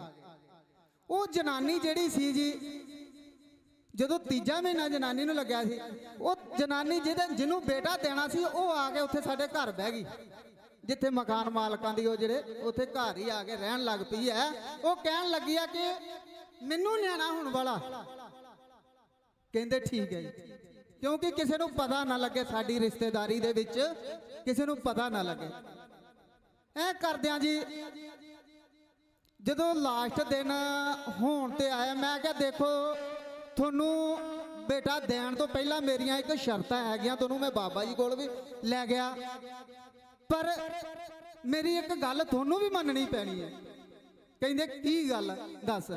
ਮੇਰੇ ਬਾਬਾ ਜੀ ਜਿਹੜੇ 2 ਬੇਟੇ ਹੋਏ, ਬੇਸ਼ੱਕ ਮੈਂ ਸਿਰੋਂ ਮੋਨਾ ਸੀ, ਮੇਰੇ ਮੂੰਹ ਤੇ ਦਾੜੀ ਕੇਸ ਨਹੀਂ ਸੀਗਾ, ਤੇ ਤਦ ਵੀ ਮੈਂ ਬੇਟਿਆਂ ਦੇ ਨਾਂ ਜਾ ਕੇ ਗੁਰੂ ਗ੍ਰੰਥ ਸਾਹਿਬ ਦੇ ਵਿੱਚੋਂ ਅੱਖਰ ਕਢਾਏ ਜੀ, ਦੋਨਾਂ ਬੇਟਿਆਂ ਦੇ। ਉਹ ਜਿਹੜਾ ਤੀਜਾ ਹੋਇਆ ਜੀ, ਉਹਨਾਂ ਮੈਂ ਮਾਲਕਾਂ ਨੂੰ ਇਹ ਗੱਲ ਕਹੀ ਸੀ, ਇਹ ਤੀਜੇ ਬੇਟੇ ਦਾ ਨਾਂ ਵੀ ਬਾਬਾ ਜੀ ਦੇ ਕੋਲ ਜਾ ਕੇ ਰਖਾਉਣਾ ਤੁਸੀਂ, ਤੇ ਬਾਬਾ ਜੀ ਨੂੰ ਮਿਲਾ ਕੇ ਫਿਰ ਗਾਂ ਬੇਟਾ ਲੈ ਕੇ ਜਾਣਾ, ਜਿੱਥੇ ਵੀ ਲੈ ਕੇ ਜਾਣਾ। ਉਹ ਜਿੱਦਾਂ ਵੀ ਜਿਵੇਂ ਆਪਣਾ ਬੇਟਾ ਹੋਇਆ ਸਰਕਾਰੀ ਹਸਪੀਟਲ 3 ਵੱਡੇ ਆਪਰੇਸ਼ਨ ਨਾਲ ਬੇਟੇ ਹੋਏ ਜੀ। ਜਦੋਂ 8 ਦਿਨ ਪੂਰੇ ਹੋ ਗਏ ਹਸਪੀਟਲ ਦੇ ਵਿੱਚ ਉਸ ਤਸੀਲੇ ਜਾ ਕੇ ਅਸੀਂ ਉਹ ਬੇਟਾ ਲਿਖ ਪੜਤ ਕਰਕੇ ਉਹਨਾਂ ਨੂੰ ਦੇ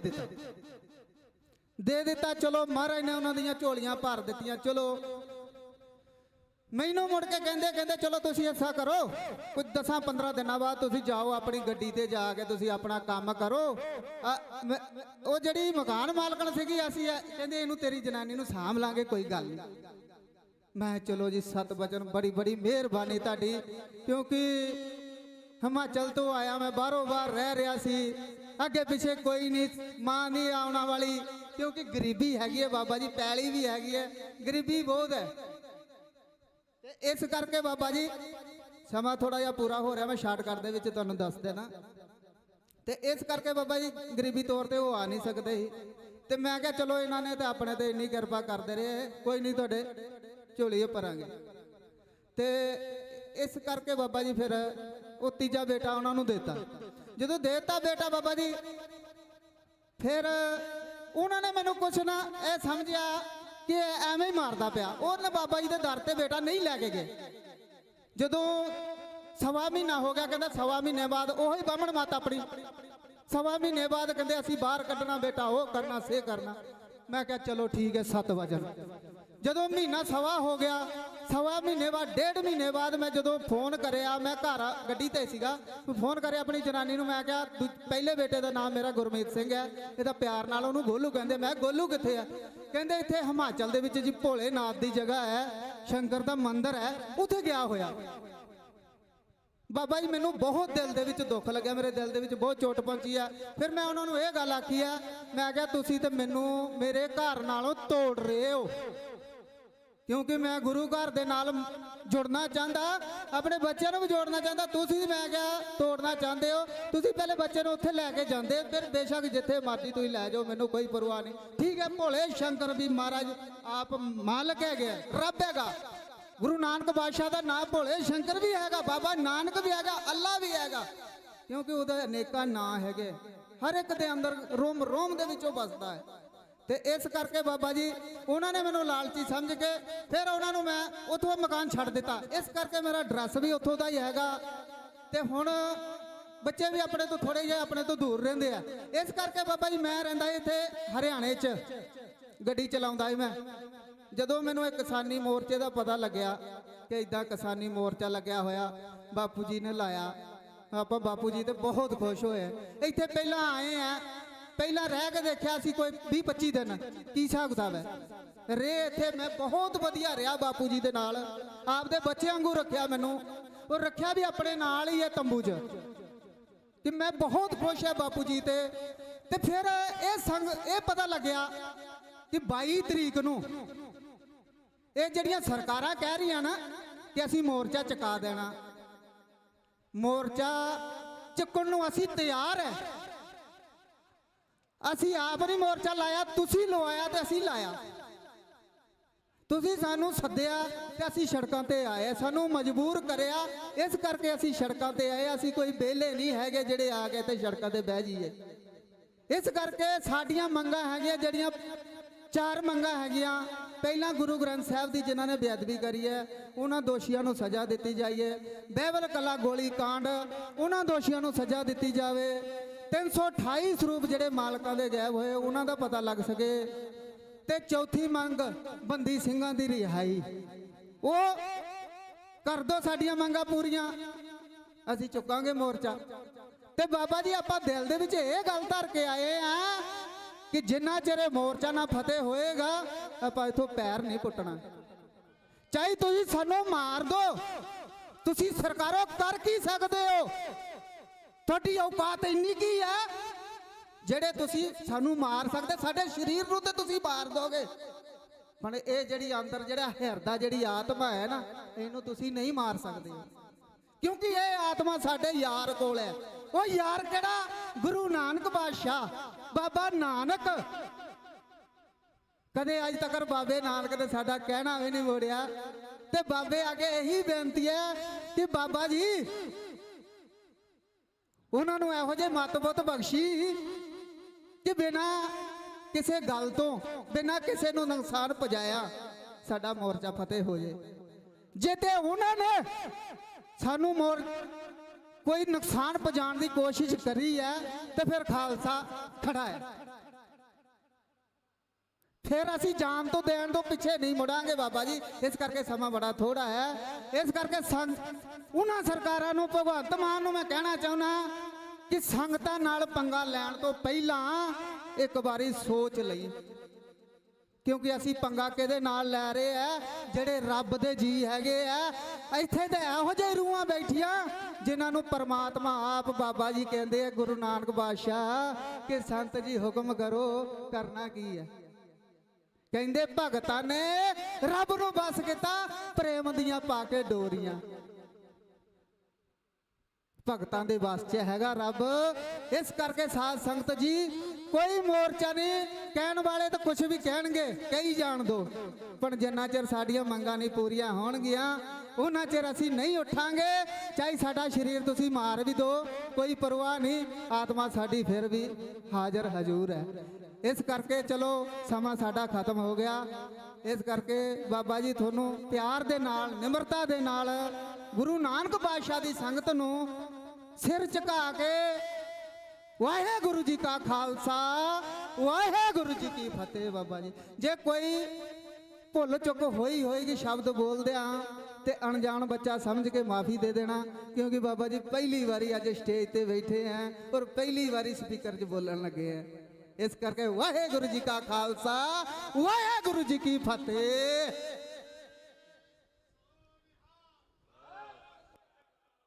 ਵਾਹਿਗੁਰੂ ਜੀ ਕਾ ਖਾਲਸਾ, ਵਾਹਿਗੁਰੂ ਜੀ ਕੀ ਫਤਿਹ।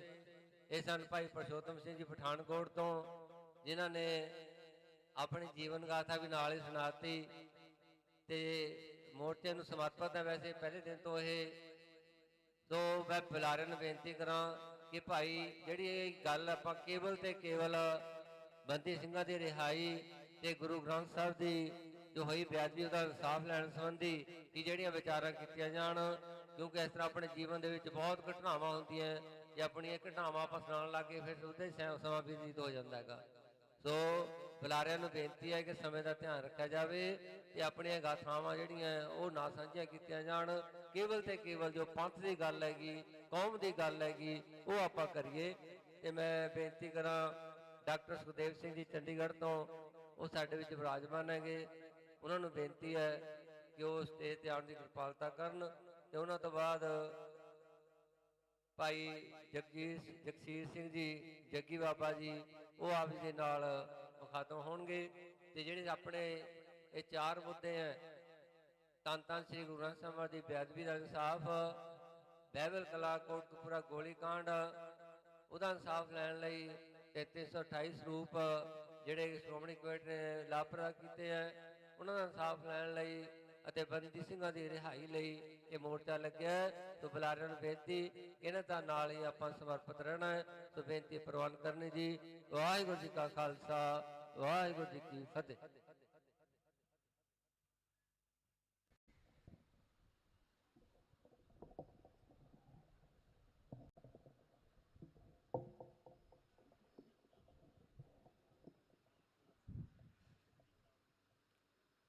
ਧੰਨ ਧੰਨ ਸਾਹਿਬ ਸ੍ਰੀ ਗੁਰੂ ਗ੍ਰੰਥ ਸਾਹਿਬ ਪਾਤਸ਼ਾਹ ਜੀ, ਪਾਵਨ ਪਵਿੱਤਰ ਨਿੱਘੀ ਗੋਦ ਵਿੱਚ ਬਿਰਾਜਮਾਨ ਸਤਿਕਾਰਯੋਗ ਸਾਧ ਸੰਗਤ, ਫਤਿਹ ਬੁਲਾਓ। ਵਾਹਿਗੁਰੂ ਜੀ ਕਾ ਖਾਲਸਾ, ਵਾਹਿਗੁਰੂ ਜੀ ਕੀ ਫਤਿਹ। ਦਾਸ ਨੂੰ ਹੁਕਮ ਹੋਇਆ ਆਪ ਦੇ ਨਾਲ ਮੁਖਾਤਬ ਹੋਵਾਂ। ਮੈਂ ਡਾਕਟਰ ਸੁਖਦੇਵ ਸਿੰਘ ਕਾਲੋਂ, ਪੰਜਾਬ ਗੌਰਮੈਂਟ ਤੋਂ ਰਿਟਾਇਰਡ ਹਾਂ, ਚੰਡੀਗੜ੍ਹ ਇੱਥੇ ਬਿਲਕੁਲ ਨਾਲ ਹੀ ਗੁਆਂਢ ਵਿੱਚ ਰਹਿ ਰਹੇ। ਸਮਾਜ ਦੀਆਂ ਸੇਵਾਵਾਂ ਗੁਰੂ ਪਾਤਸ਼ਾਹ ਜੀ ਆਪ ਲੈਂਦੇ ਆ। ਆਪਾਂ ਜਿੰਨੇ ਇੱਥੇ ਬੈਠੇ ਆ, ਜਿੰਨਿਆਂ ਨੇ ਇੱਥੇ ਆਣ ਕੇ ਮੋਰਚੇ 'ਚ ਹਿੱਸਾ ਪਾਇਆ ਜਾਂ ਪਾ ਰਿਹਾ ਜਾਂ ਪਾਉਣਗੇ, ਇਹ ਪਰਮੇਸ਼ਰ ਦੇ ਹੁਕਮ ਵਿੱਚ ਹੈ। ਸਾਡੀਆਂ ਭਾਈ ਸਾਹਿਬ ਹੋਣਾ ਨੇ, ਸਟੇਟ ਸੈਕਟਰੀ ਸਾਹਿਬ ਹੋਣਾ ਨੇ ਜਿਵੇਂ ਕਿਹਾ ਸਾਡੀਆਂ ਚਾਰ ਹੀ ਮੰਗਾਂ ਹੈ।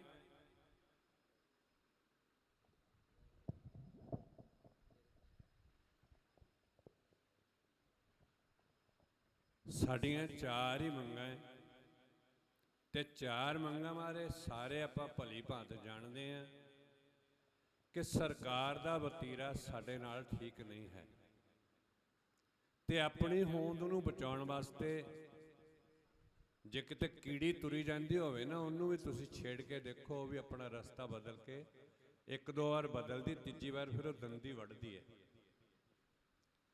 ਤੇ ਸਾਨੂੰ ਤਾਂ ਮਾਲਕ ਨੇ ਬੜੀ ਕਿਰਪਾ ਕੀਤੀ ਹੈ ਤੇ ਸਾਨੂੰ ਤਾਂ ਆਪਣੇ ਵਿੱਚੋਂ ਜਨਮ ਦਿੱਤਾ ਹੈ ਤੇ ਅਸੀਂ ਆਪਣਾ ਰਸਤਾ ਕਿੱਦਾਂ ਬਦਲ ਲਾਂਗੇ? ਅਸੀਂ ਆਪਣੀ ਹੋਂਦ ਨੂੰ ਕਿੱਦਾਂ ਖਤਮ ਹੋਣ ਦੇਵਾਂਗੇ? ਇਹ ਨਹੀਂ ਹੋ ਸਕਦੀ।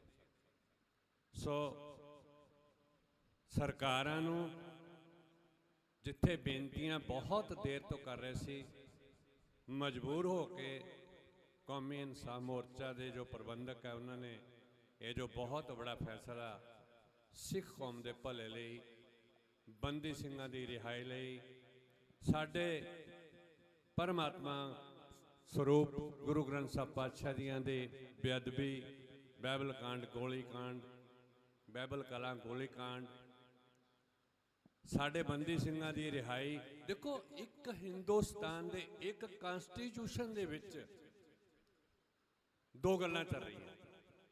ਇੱਕ ਬੰਨੇ ਚੰਗੇ ਭਲਿਆਂ ਨੂੰ ਜਿਹੜੇ ਕੈਦ ਕੱਟ ਬੈਠੇ ਆ, ਉਹਨਾਂ ਨੂੰ 15-15 ਸਾਲ ਤੋਂ ਫੇਰ ਬੰਦੀ ਰੱਖਿਆ ਹੋਇਆ।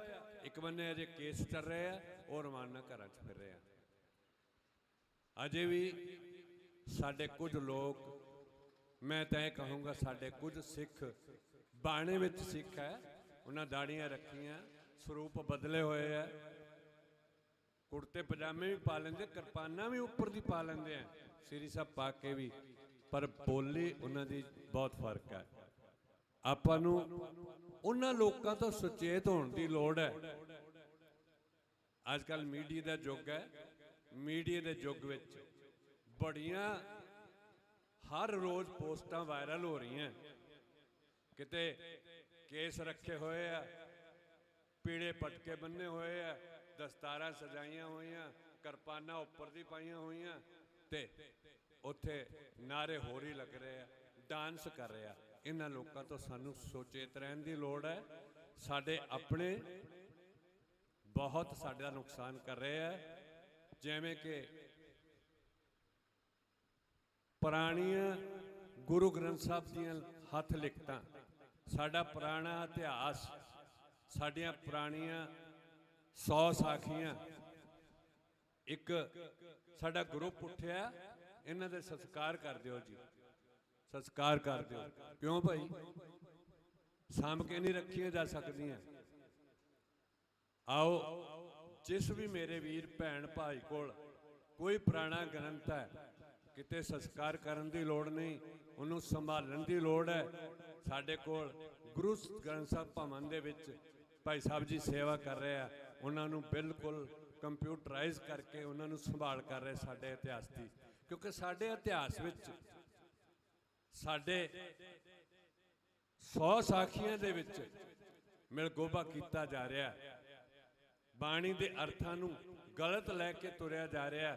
ਆਪ ਜੀ ਕਿਤੇ ਚੈਨਲਾਂ ਤੇ ਸੁਣਿਓ ਲੋਕਾਂ ਨੂੰ, ਉਹ ਬਾਣੀ ਕੁਝ ਹੋਰ ਕਹਿੰਦੀ ਹੈ, ਗੁਰੂ ਸਾਹਿਬ ਸਾਡੇ ਕੁਝ ਹੋਰ ਕਹਿੰਦੇ ਆ, ਤੇ ਉਹਦਾ ਹੋਰ ਹੀ ਕੋਈ ਮਤਲਬ ਕੱਢ ਕੇ ਬੈਠੇ ਹੋਏ ਆ। ਸੋ ਆਓ ਆਪਾਂ ਇਹਨਾਂ ਸਾਰੀਆਂ ਚੀਜ਼ਾਂ ਨੂੰ ਆਪ ਪੜ੍ਹੀਏ, ਗੁਰੂ ਸਾਹਿਬ ਦੀ ਬਾਣੀ ਦੇ ਨਾਲ ਆਪ ਜੁੜੀਏ, ਆਪਣਾ ਆਪ ਆਪਾਂ ਸਿਮਰਨ ਕਰੀਏ। ਕਿਉਂਕਿ ਬਾਣੀ ਤੋਂ ਪਹਿਲਾਂ ਗੁਰੂ ਪਾਤਸ਼ਾਹ ਜੀ ਨੇ ਸਾਨੂੰ ਹੁਕਮ ਕੀਤਾ ਹੈ ਕਿ ਸਭ ਤੋਂ ਵੱਡਾ ਸਤਿਗੁਰੂ ਨਾਨਕ ਜਿਨ ਕਲ ਰਾਖੀ ਮੇਰੀ, ਜਿਨ ਜਿਨ ਨਾਮ ਧਿਆਇਆ ਗਏ ਮਸਕਤ ਘਾਲ, ਨਾਨਕ ਤੇ ਮੁਖ ਉਜਲੇ ਕੀਤੀ ਛੁੱਟੀ ਨਾਲ। ਨਾਮ ਸਿਮਰਨ ਕਰਨਾ, ਨਾਮ ਸਿਮਰਨ ਕਰਨ ਤੋਂ ਬਾਅਦ ਪਰਮੇਸ਼ਰ ਸਾਨੂੰ ਸਮਤ ਬਖਸ਼ਿਸ਼ ਕਰਦੇ ਆ। ਕਿਉਂਕਿ ਜਿਸ ਪਿਓ ਦਾ ਨਾਂ ਲਵਾਂਗੇ, ਜਿਸ ਪਿਤਾ ਦੇ ਕੋਲ ਬਵਾਂਗੇ, ਜਿਸ ਵੱਡੇ ਭਾਈ ਦੇ ਕੋਲ ਬਵਾਂਗੇ, ਉਹ ਸਾਨੂੰ ਜ਼ਰੂਰ ਪਿਆਰ ਕਰੇਗਾ, ਸਾਨੂੰ ਜ਼ਰੂਰ ਸਮਤ ਬਖਸ਼ਿਸ਼ ਕਰੇਗਾ।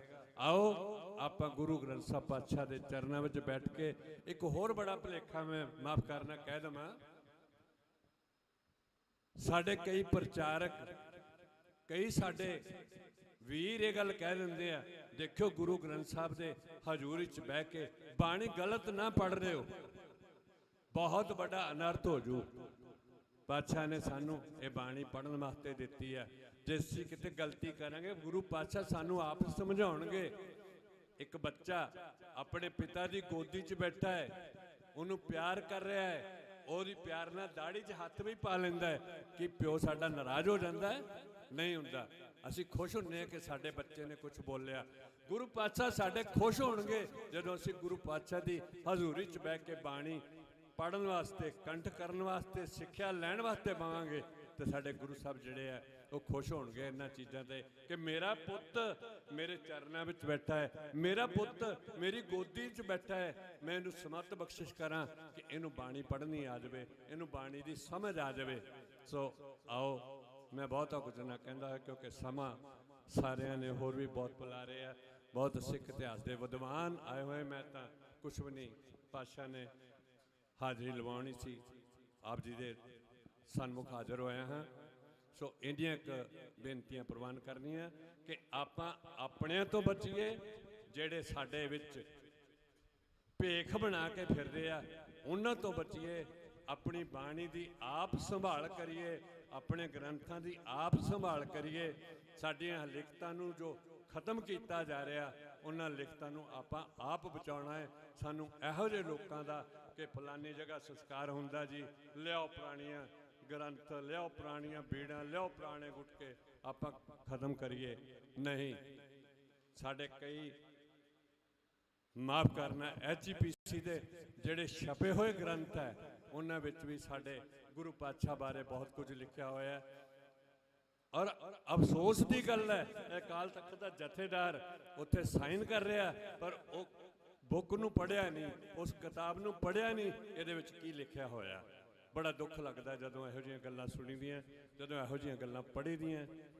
ਪੰਜ ਬਾਣੀਆਂ ਕਿਹੜੀਆਂ? ਅਜੇ ਤੱਕ ਸਾਡਾ ਇਹਦੇ 'ਤੇ ਹੀ ਰੌਲਾ ਚੱਲੀ ਜਾ ਰਿਹਾ। ਸ਼੍ਰੋਮਣੀ ਗੁਰਦੁਆਰਾ ਪ੍ਰਬੰਧਕ ਕਮੇਟੀ ਦੇ ਜੇ ਪੋਥੀਆਂ ਛਪੀਆਂ ਹੋਈਆਂ, ਉਹਦੇ 'ਚ 3 ਬਾਣੀਆਂ ਸਵੇਰੇ ਲਿਖੀਆਂ, 2 ਸ਼ਾਮ ਨੂੰ ਲਿਖੀਆਂ। ਆਓ ਇਹ ਸਾਰੀਆਂ ਜੋ ਸਾਡੀਆਂ ਮਸਲੇ ਆ, ਇਹਨਾਂ ਨੂੰ ਮਿਲ ਬਹਿ ਕੇ ਆਪਾਂ ਹੱਲ ਕਰੀਏ ਤੇ ਆਪਣੇ ਭਰਾਵਾਂ ਦੇ, ਆਪਣੇ ਪੰਥ ਦੇ, ਗੁਰੂ ਸਾਹਿਬ ਦੇ ਹਜ਼ੂਰੀ 'ਚ ਬੈਠ ਕੇ ਇਹ ਸਾਰੇ ਫੈਸਲੇ ਲੈ ਕੇ ਆਪਾਂ ਸਿੱਖ ਪੰਥ ਦੀ ਜੋ ਸੇਵਾਵਾਂ ਸਾਨੂੰ ਲਾਈਆਂ ਪਾਤਸ਼ਾਹ ਨੇ ਪੂਰੀਆਂ ਕਰੀਏ। ਇਹਨਾਂ ਕੁਝ ਕਹਿੰਦਾ ਹੋਇਆ ਮੈਂ ਖਿਮਾ ਦਾ ਜਾਚਕਾਂ, ਬੋਲਦਿਆਂ ਕੋਈ ਅੱਖਰ ਵੱਧ ਘੱਟ ਬੋਲ ਕੇ ਹੋਵਾਂ, ਖਿਮਾ ਦਾ ਜਾਚਕਾਂ। ਬੁਲਾਓ ਫਤਿਹ। ਵਾਹਿਗੁਰੂ ਜੀ ਕਾ ਖਾਲਸਾ, ਵਾਹਿਗੁਰੂ ਜੀ ਕੀ ਫਤਿਹ। ਵਾਹਿਗੁਰੂ ਜੀ ਕਾ ਖਾਲਸਾ, ਵਾਹਿਗੁਰੂ ਜੀ ਕੀ ਫਤਿਹ। ਇਹ ਸਨ ਡਾਕਟਰ ਸੁਖਦੇਵ ਸਿੰਘ ਜੀ ਚੰਡੀਗੜ੍ਹ ਤੋਂ, ਜਿਨ੍ਹਾਂ ਨੇ ਕਿ ਸਾਨੂੰ ਕਹਿ ਕੇ ਵੱਧ ਤੋਂ ਵੱਧ ਬਾਣੀ ਪੜ੍ਹਨੀ ਤੇ ਨਾਲ ਆਪਣਾ ਇਤਿਹਾਸ ਤੇ ਜਿਹੜੇ ਪੁਰਾਤਨ ਗ੍ਰੰਥ ਹੈ ਉਹਨਾਂ ਨੂੰ ਆਪਾਂ ਭਾਈ ਸੰਭਾਲ ਕੇ ਰੱਖਣਾ ਹੈ, ਉਹਨਾਂ ਨੂੰ ਅਗਨ ਭੇਟ ਨਹੀਂ ਕਰਾ ਦੇਣਾ। ਕਈ ਇਹੋ ਜਿਹੇ ਬਾਬੇ ਆ ਜਾਂਦੇ ਪਿੰਡਾਂ ਦੇ ਵਿੱਚ, ਕਹਿੰਦੇ ਜਿਹੜੇ ਪੁਰਾਤਨ ਗ੍ਰੰਥ ਹੈ ਸਾਨੂੰ ਦੇ ਦਿਓ ਜੀ, ਅਸੀਂ ਸਤਿਕਾਰ ਨਾਲ ਉਹਨਾਂ ਸੰਸਕਾਰ ਕਰਨਾ। ਭਾਈ ਉਹ ਬੜਮੁੱਲਾ ਖਜ਼ਾਨਾ ਹੈ ਸਿੱਖ ਕੌਮ ਦਾ, ਉਹਨੂੰ ਆਪਾਂ ਇਸ ਤਰ੍ਹਾਂ ਨਹੀਂ ਦੇਣਾ। ਤੇ ਜਿਵੇਂ ਇਹੋ ਜਿਹੀਆਂ ਸੰਸਥਾਵਾਂ ਕੰਪਿਊਟਰਾਈਜ਼ ਕਰਕੇ ਉਹਨੂੰ ਜਿਹੜੇ ਦੁਬਾਰਾ ਬਣਾਉਂਦੀਆਂ ਤਾਂ ਉਹਨਾਂ ਨੂੰ ਸੰਭਾਲਿਆ ਜਾਵੇ ਉਹ। ਸੋ ਇਹਨਾਂ ਦਾ ਬਹੁਤ ਬਹੁਤ ਧੰਨਵਾਦ ਹੈ। ਇਹ ਭਾਈ ਸਾਹਿਬ ਚੰਡੀਗੜ੍ਹ ਤੋਂ ਮੋਰਚੇ ਨੂੰ ਸਮਰਪਿਤ ਇਹ ਸੰਦੇਸ਼ ਦੇਣ ਆਏ ਹੈਗੇ। ਪਰ ਇੱਕ ਉਹ ਵੀ ਵੀਰ ਹੈ ਜਿਹੜੇ ਮੋਰਚੇ ਦੇ ਖਿਲਾਫ ਜਿਹੜਾ FIR ਕਰਾ ਰਹੇ ਹੈਗੇ, ਮੋਰਚੇ ਦੇ ਖਿਲਾਫ ਜਿਹੜਾ ਉਹ ਬਿਆਨ ਦੇ ਰਹੇ ਮੋਰਚਾ ਚੱਕਿਆ ਜਾਵੇ, ਵੀ ਸਾਨੂੰ ਜਿਹੜਾ ਫੋਟੀ ਜਾਣ ਦੀ ਪ੍ਰੋਬਲਮ ਆਉਂਦੀ ਹੈਗੀ। ਉਹਨਾਂ ਨੂੰ ਅਸੀਂ ਕਹਿੰਦੇ ਭਾਈ ਇਹ ਜਿਹੜੇ ਤੁਸੀਂ ਬਣਾਏ ਹੈ ਨਾ NGO ਦਾ ਜਿਹੜੀ 10ਵੇਂ ਪਾਤਸ਼ਾਹ ਨੇ ਸ਼ੁਰੂ ਕੀਤੀ ਸੀ। 10ਵੇਂ ਪਾਤਸ਼ਾਹ ਜਦੋਂ ਜੰਗ ਯੁੱਧ ਦੇ ਵੀ ਜਾਂਦੇ ਸੀ, ਉਹਨਾਂ ਦੇ ਤੀਰ ਦੇ ਨਾਲ ਸੋਨਾ ਲੱਗਿਆ ਹੁੰਦਾ ਸੀ ਵੀ ਜੇ ਕੋਈ ਜ਼ਖਮੀ ਹੋ ਜਾਵੇ ਤਾਂ ਉਹ ਆਪਣਾ ਇਲਾਜ ਕਰਾ ਲਵੇ, ਜੇ ਚੜ੍ਹਾਈ ਕਰ ਜਾਵੇ ਫਿਰ ਉਹਦੇ ਨਾਲ ਉਹਦਾ ਸੰਸਕਾਰ ਕੀਤਾ ਜਾ ਸਕੇ, ਉਹਦੇ ਪਰਿਵਾਰ ਦੀ ਪਰਵਰਿਸ਼ ਹੋ ਸਕੇ। ਇਹ NGO 10ਵੇਂ ਪਾਤਸ਼ਾਹ ਨੇ ਸ਼ੁਰੂ ਕੀਤੀ ਸੀ। ਇਹ ਲੋਕਾਂ ਦੇ ਅਗੇਂਸਟ ਚੱਲਣ ਵਾਸਤੇ ਨਹੀਂ ਹੁੰਦੀ, ਇਹ ਭਲਾ ਕਰਨ ਵਾਸਤੇ ਹੈ। NGO ਹੈ ਜਿਵੇਂ ਭਾਈ ਰਵੀ ਸਿੰਘ ਜੀ ਦੇਸ਼ਾਂ ਵਿਦੇਸ਼ਾਂ 'ਚ ਜਾ ਕੇ ਚੱਲਦੀਆਂ ਗੋਲੀਆਂ ਦੇ ਵਿੱਚ ਵੀ ਜੇ ਸੇਵਾਵਾਂ ਕਰਦੇ ਹੈ, ਉਹ ਉਹਨੂੰ NGO ਕਹਿੰਦੇ ਆ। ਇਹਨੂੰ NGO ਨਹੀਂ ਕਹਿੰਦੇ ਵੀ ਸਿੱਖ ਕੌਮ ਬੈਠੀ ਇਨਸਾਫ ਮੰਗ ਰਹੀ ਹੈ ਸੰਵਿਧਾਨ ਮੁਤਾਬਕ, ਉਹਨਾਂ ਦੇ ਖਿਲਾਫ ਤੁਸੀਂ ਜਿਹੜਾ ਕੋਰਟਾਂ ਦੇ ਵਿੱਚ ਉਲਟਾ ਪਰਚੇ ਦਰਜ ਕਰਾ ਦਿਓ ਤੇ ਉਹਨਾਂ ਦੇ ਖਿਲਾਫ ਕੇਸ ਦਰਜ ਕਰਾ ਦਿਓ। ਸੋ ਇਹਨੂੰ ਐਨਜੀਓ ਨਹੀਂ ਕਹਿੰਦੇ ਭਾਈ, ਐਨਜੀਓ ਹੈ ਜਿਹੜੀ ਭਾਈ ਕਨ੍ਹਈਆ ਜੀ ਨੇ ਚਲਾਈ ਸੀ, ਦੁਸ਼ਮਣ ਨੂੰ ਵੀ ਪਾਣੀ ਪਿਲਾਉਂਦੇ ਸੀ, ਮੱਲਮ ਪੱਟੀਆਂ ਕਰਦੇ ਸੀ, ਇਹਨੂੰ ਐਨਜੀਓ ਕਹਿੰਦੇ ਆ। ਸੋ ਇਸ ਕਰਕੇ ਉਹਨਾਂ ਨੂੰ ਬੇਨਤੀ ਹੈ ਕਿ ਦੇਖੋ ਡਾਕਟਰ ਸਾਹਿਬ ਮੋਰਚੇ ਨਾਲ ਸਮਰਪਿਤ ਹੈ, ਚੰਡੀਗੜ੍ਹ ਤੇ ਮੋਹਾਲੀ ਦੀਆਂ ਸੰਗਤਾਂ ਮੋਰਚੇ ਨਾਲ ਸਮਰਪਿਤ ਹੈਗੀਆਂ, ਹਰ ਰੋਜ਼ ਆ ਕੇ ਇੱਥੇ ਸੇਵਾਵਾਂ ਕਰਦੀਆਂ। ਸੋ ਇਹੋ ਜਿਹੇ ਜਿਹੜੇ ਸਰਕਾਰਾਂ ਇਹੋ ਜਿਹੇ ਬੰਦੇ ਖੜੇ ਕਰਕੇ ਤੇ ਉਹਨਾਂ ਤੋਂ ਜਿਹੜੇ ਮੋਰਚੇ ਦੇ ਖਿਲਾਫ ਕਾਰਵਾਈਆਂ ਕਰਵਾਉਂਦੇ ਹੈਗੇ, ਸੋ ਉਹਨਾਂ ਨੂੰ ਸਮਝਣਾ ਚਾਹੀਦਾ ਭਾਈ ਐਨਜੀਓ ਦਾ ਮਤਲਬ ਕੀ ਹੈਗਾ।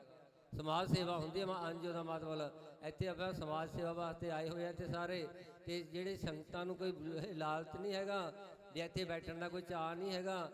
ਸਾਰੀਆਂ ਸੰਗਤਾਂ ਜਿਹੜੀਆਂ ਉਹ ਚੰਡੀਗੜ੍ਹ ਜਾਣਾ ਚਾਹੁੰਦੀਆਂ ਸੀ, ਚੰਡੀਗੜ੍ਹ ਸਾਡੇ ਪਿੰਡ ਉਜਾੜ ਕੇ ਤਾਂ ਬਣਾਈ ਗਈ ਹੈ ਰਾਜਧਾਨੀ ਸਾਡੀ, ਤੇ ਉੱਥੇ ਬਣਨ ਵਾਸਤੇ ਸਿੱਖ ਸੰਗਤਾਂ ਨੂੰ ਜਾਣ ਨਹੀਂ ਦਿੱਤਾ ਜਾਂਦਾ। ਤੇ ਨਾਲ ਜਿਹੜਾ ਉੱਥੇ ਭਗਵੰਤ ਮਾਨ ਉਹਨਾਂ ਨੂੰ ਜਿਹੜਾ ਮਿਲਣ ਵਾਸਤੇ ਜਾਣਾ, ਜਿਨ੍ਹਾਂ ਨੂੰ ਸੰਗਤਾਂ ਨੇ ਵੋਟਾਂ ਪਾ ਕੇ ਮੁੱਖ ਮੰਤਰੀ ਬਣਾਇਆ ਹੈਗਾ। ਅਸੀਂ ਕਹਿੰਦੇ ਉੱਥੇ ਲੜਾਈ ਕਰਨ ਵਾਸਤੇ ਨਹੀਂ ਸੀ ਜਾ ਰਹੀਆਂ ਸੰਗਤਾਂ। ਸੋ ਸੰਗਤਾਂ ਨੂੰ ਰੋਕਿਆ ਕਿਹਨੇ ਹੈ? ਚੰਡੀਗੜ੍ਹ ਪ੍ਰਸ਼ਾਸਨ ਨੇ। ਜੇ ਚੰਡੀਗੜ੍ਹ ਪ੍ਰਸ਼ਾਸਨ ਇੱਥੇ ਬੈਰੀਕੇਡ ਨਾ ਲਾਉਂਦੀ, ਸਾਨੂੰ ਕਿਆ ਲੋੜ ਸੀ ਇੱਥੇ ਬੈਠਣ ਦੀ? ਇਸ ਕਰਕੇ ਚੰਡੀਗੜ੍ਹ ਪ੍ਰਸ਼ਾਸਨ ਨੇ ਰੋਕਿਆ ਹੈ, ਉਹਨੇ ਸੜਕਾਂ ਰੋਕੀਆਂ ਹੋਈਆਂ, ਅਸੀਂ ਕੋਈ ਸੜਕਾਂ ਨਹੀਂ ਰੋਕੀਆਂ ਹੋਈਆਂ। ਸੋ ਜੇ ਕਹਿੰਦੇ ਸਾਨੂੰ ਛੋਟੀ ਜਾਣ ਦੀ ਪ੍ਰੋਬਲਮ ਹੈਗੀ, ਸਾਡੇ ਕੋਲ ਸਾਡਾ ਇੱਥੇ ਆ ਜਾਵੇ, ਸਾਡੇ ਕੋਲ ਐਂਬੂਲੈਂਸ ਖੜੀਆਂ, ਜਿਸ ਕਿਸੇ ਨੂੰ ਮੋਹਾਲੀ ਦੇ ਨੂੰ ਜਾਂ ਚੰਡੀਗੜ੍ਹ ਕਿਸੇ ਨੂੰ ਪ੍ਰੋਬਲਮ ਹੈ ਇੱਥੇ ਫੋਨ ਕਰਨ, ਅਸੀਂ ਐਂਬੂਲੈਂਸ ਭੇਜ ਦੇਵਾਂਗੇ ਭਾਈ, ਉਹਦਾ ਇਲਾਜ ਕਰਾਉਣ ਨੂੰ ਵੀ ਤਿਆਰ ਹੈ ਅਸੀਂ। ਸੋ ਇਸ ਕਰਕੇ ਇਹਨੂੰ ਐਨਜੀਓ ਕਹਿੰਦੇ ਆ। ਐਨਜੀਓ ਅਗੇਂਸਟ ਕਰ ਚੱਲਣ ਵਾਸਤੇ ਨਹੀਂ ਹੁੰਦੀ ਸੰਗਤਾਂ ਦੇ। ਸੋ ਉਹਨਾਂ ਵੀਰਾਂ ਨੂੰ ਬੇਨਤੀ ਹੈ ਕਿ ਭਾਈ ਆਪਾਂ ਸੇਵਾ ਕਰਨੀ ਹੈ, ਸਮਾਜ ਸੇਵਾ ਕਰਨੀ ਹੈ ਤਾਂ ਉਹ ਢੰਗ ਨਾਲ ਕਰੀਏ। ਸੋ ਮੈਂ ਬੇਨਤੀ ਕਰਾਂ ਹੁਣ ਭਾਈ ਜਗਜੀਤ ਸਿੰਘ ਜੀ, ਜੱਗੀ ਬਾਬਾ ਜੀ, ਜਿਹੜੇ ਕਿ ਦਿੱਲੀ ਮੋਰਚੇ ਵਿੱਚ ਵੀ ਡਟ ਕੇ ਖੜੇ ਸੀ ਮੋਰਚੇ ਦੇ ਨਾਲ, ਤੇ ਇਹਨਾਂ ਦੀਆਂ ਫੋਟੋਆਂ ਵੀ ਵਿਕਦੀਆਂ ਰਹੀਆਂ। ਸੋ ਆਪ ਜੀ ਨੂੰ ਜਿਹੜਾ 5-7 ਮਿੰਟ ਲਈ ਵਿਖਾਤੋ ਹੋਣਗੇ, ਤੇ ਉਹਨਾਂ ਤੋਂ ਬਾਅਦ ਭਾਈ ਮੋਹਰ ਸਿੰਘ ਜੀ ਖਾਲਸਾ ਭਾਗੋ ਮਾਜਰੇ ਵਾਲੇ, ਤੇ ਉਹਨਾਂ ਤੋਂ ਬਾਅਦ ਸਾਡੇ ਕੋਲ ਭਾਈ ਅਜੀਤ ਸਿੰਘ ਜੀ ਰਾਜਸਥਾਨ ਤੋਂ, ਉਹ ਆਪਣੇ ਕਵਿਤਾਵਾਂ ਦੁਆਰਾ ਨਿਹਾਲ ਕਰਨਗੇ। ਵਾਹਿਗੁਰੂ ਜੀ ਕਾ ਖਾਲਸਾ, ਵਾਹਿਗੁਰੂ ਜੀ ਕੀ ਫਤਿਹ।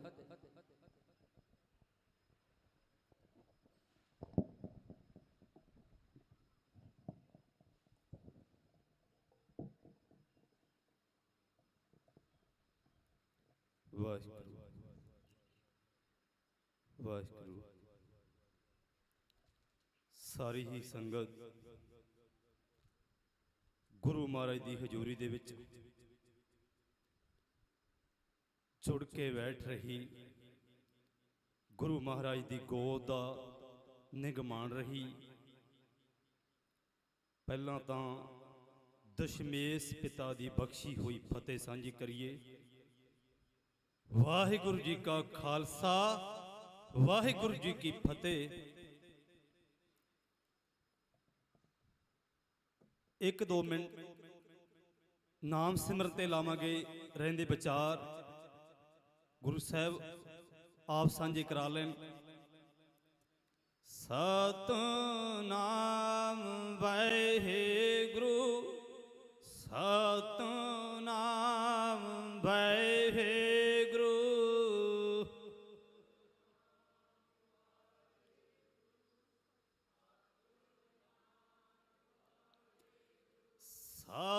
ਸਤਿਨਾਮ ਵਾਹਿਗੁਰੂ,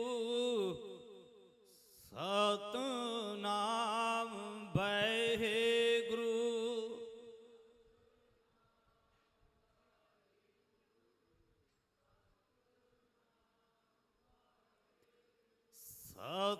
ਸਤਿਨਾਮ ਵਾਹਿਗੁਰੂ, ਸਤਿਨਾਮ ਵਾਹਿਗੁਰੂ।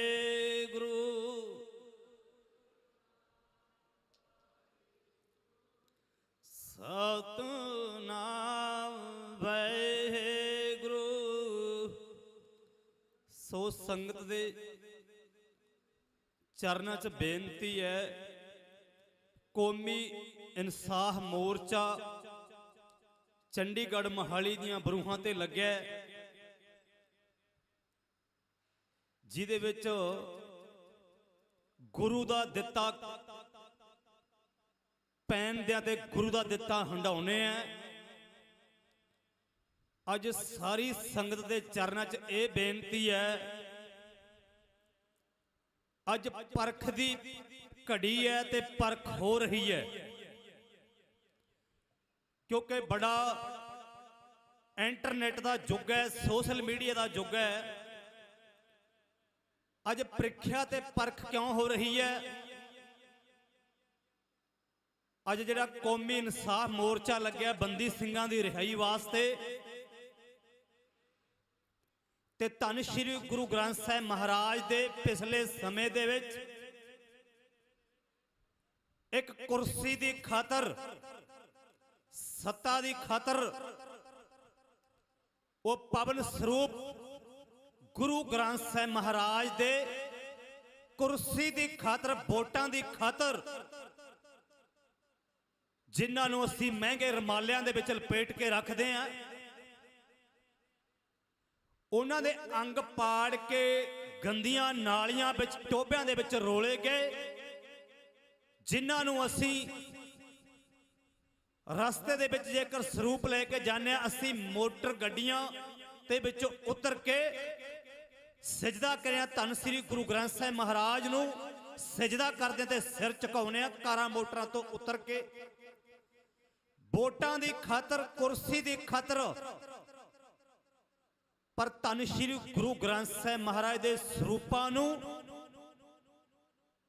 ਗੰਦੀਆਂ ਨਾਲੀਆਂ ਦੇ ਵਿੱਚ ਰੋਲਿਆ, ਜਿਹਦੇ ਵਿੱਚ ਅਸੀਂ ਹਿਸਾਬ ਲਾਉਣਾ ਹੈ। ਤਕਰੀਬਨ ਅੱਜ 2 ਮਹੀਨਿਆਂ ਤੋਂ ਉੱਤੇ ਮੋਰਚਾ ਲੱਗੇ ਨੂੰ ਹੋ ਗਿਆ। ਜਿਹੜੇ ਗੁਰੂ ਗ੍ਰੰਥ ਸਾਹਿਬ ਦੇ ਨਾਂ ਤੇ ਜਿਨ੍ਹਾਂ ਨੇ ਰੋਟੀਆਂ ਸੇਕਦੇ ਨੇ ਜਾਂ ਸੇਕ ਰਹੇ ਨੇ, ਅੱਜ ਉਹਨਾਂ ਨੂੰ ਪਤਾ ਨਹੀਂ ਲੱਗਿਆ ਵੀ ਕੌਮੀ ਇਨਸਾਫ ਮੋਰਚਾ ਚੰਡੀਗੜ੍ਹ ਮਹਾਲੀ ਦੀਆਂ ਬਰੂਹਾਂ ਤੇ ਲੱਗਿਆ। ਉਹ ਕਿ ਗੁਰੂ ਦਾ ਦਿੱਤਾ ਨਹੀਂ ਖਾਂਦੇ, ਉਹ ਗੁਰੂ ਦਾ ਦਿੱਤਾ ਪਹਿਨਦੇ ਨਹੀਂ। ਜੇ ਅੱਜ ਨਾ ਸਮਝ ਸਕੇ ਪਰ ਕਦੋਂ ਸਮਝਣਾ ਹੈ?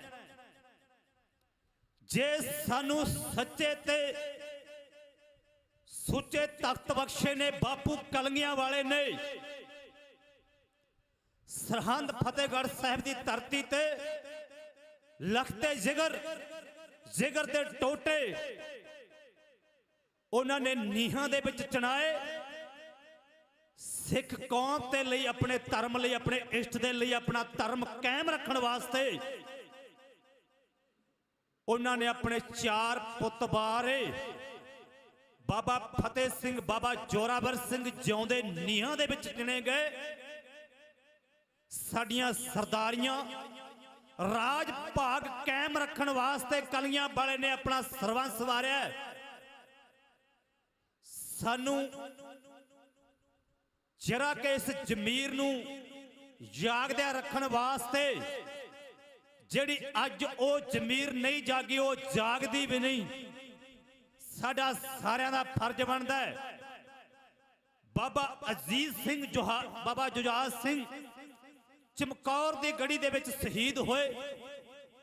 ਜਾਨ ਤੋਂ ਪਿਆਰੇ ਸਿੱਖ ਚਮਕੌਰ ਦੀ ਗੜੀ ਦੇ ਵਿੱਚ ਬਾਪੂ ਕਲਗੀਆਂ ਵਾਲਾ, ਉਸ ਟਾਈਮ ਤੇ ਵਿਦਵਾਨ ਜਦੋਂ ਸ਼ਬਦ ਬੋਲਦੇ ਨੇ,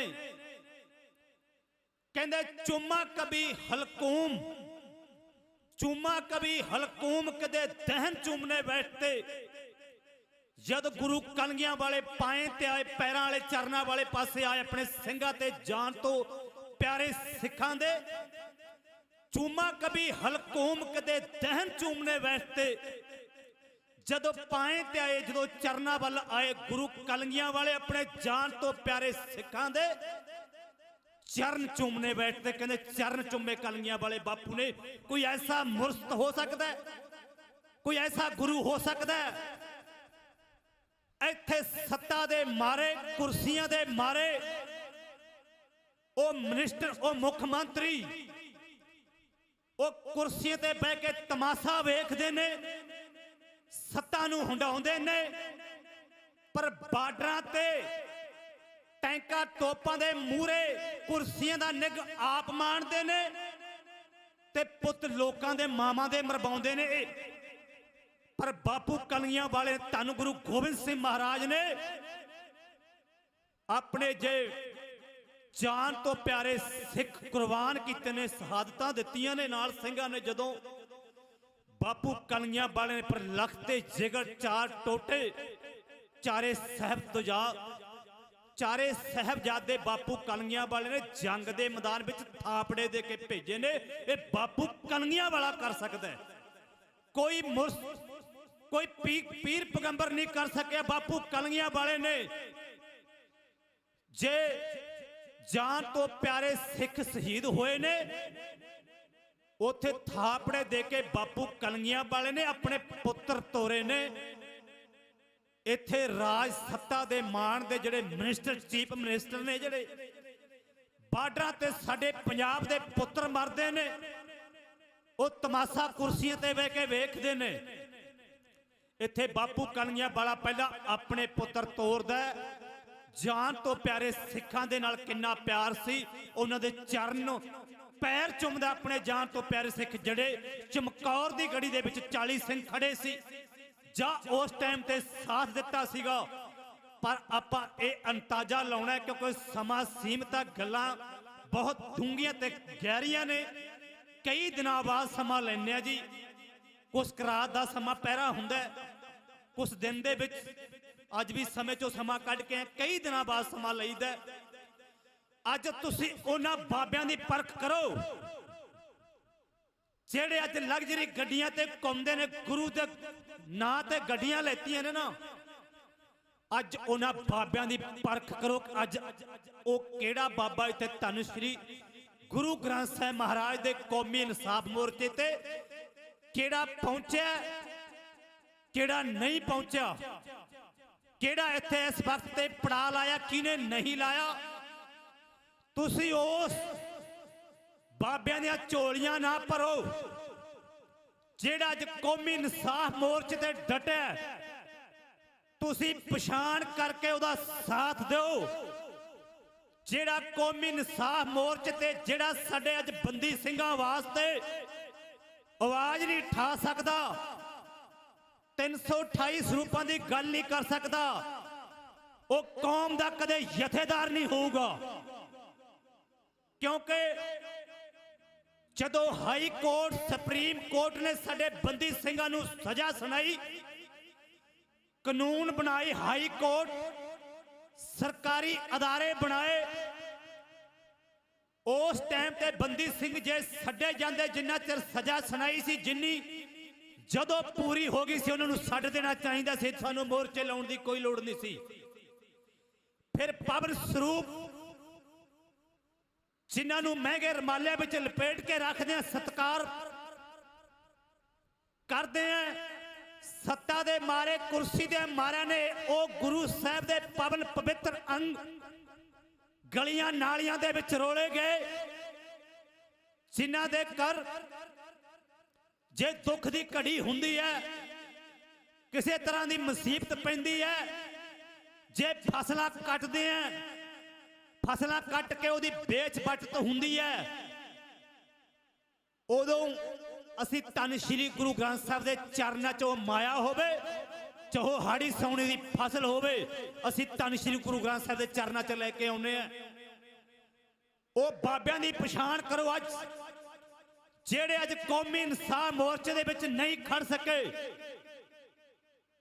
ਉਹ ਕੌਮ ਦੇ ਨਾਲ ਦਗਾ ਨਹੀਂ ਕਮਾ ਰਹੇ, ਜਿਸ ਤਰ੍ਹਾਂ ਪੂਲੇ ਨਿੰਗ ਵਰਗੇ ਉਸ ਟਾਈਮ ਤੇ ਸਰਕਾਰਾਂ ਦੇ ਪਿੱਠੂ ਬਣੇ ਹੋਏ ਸੀ।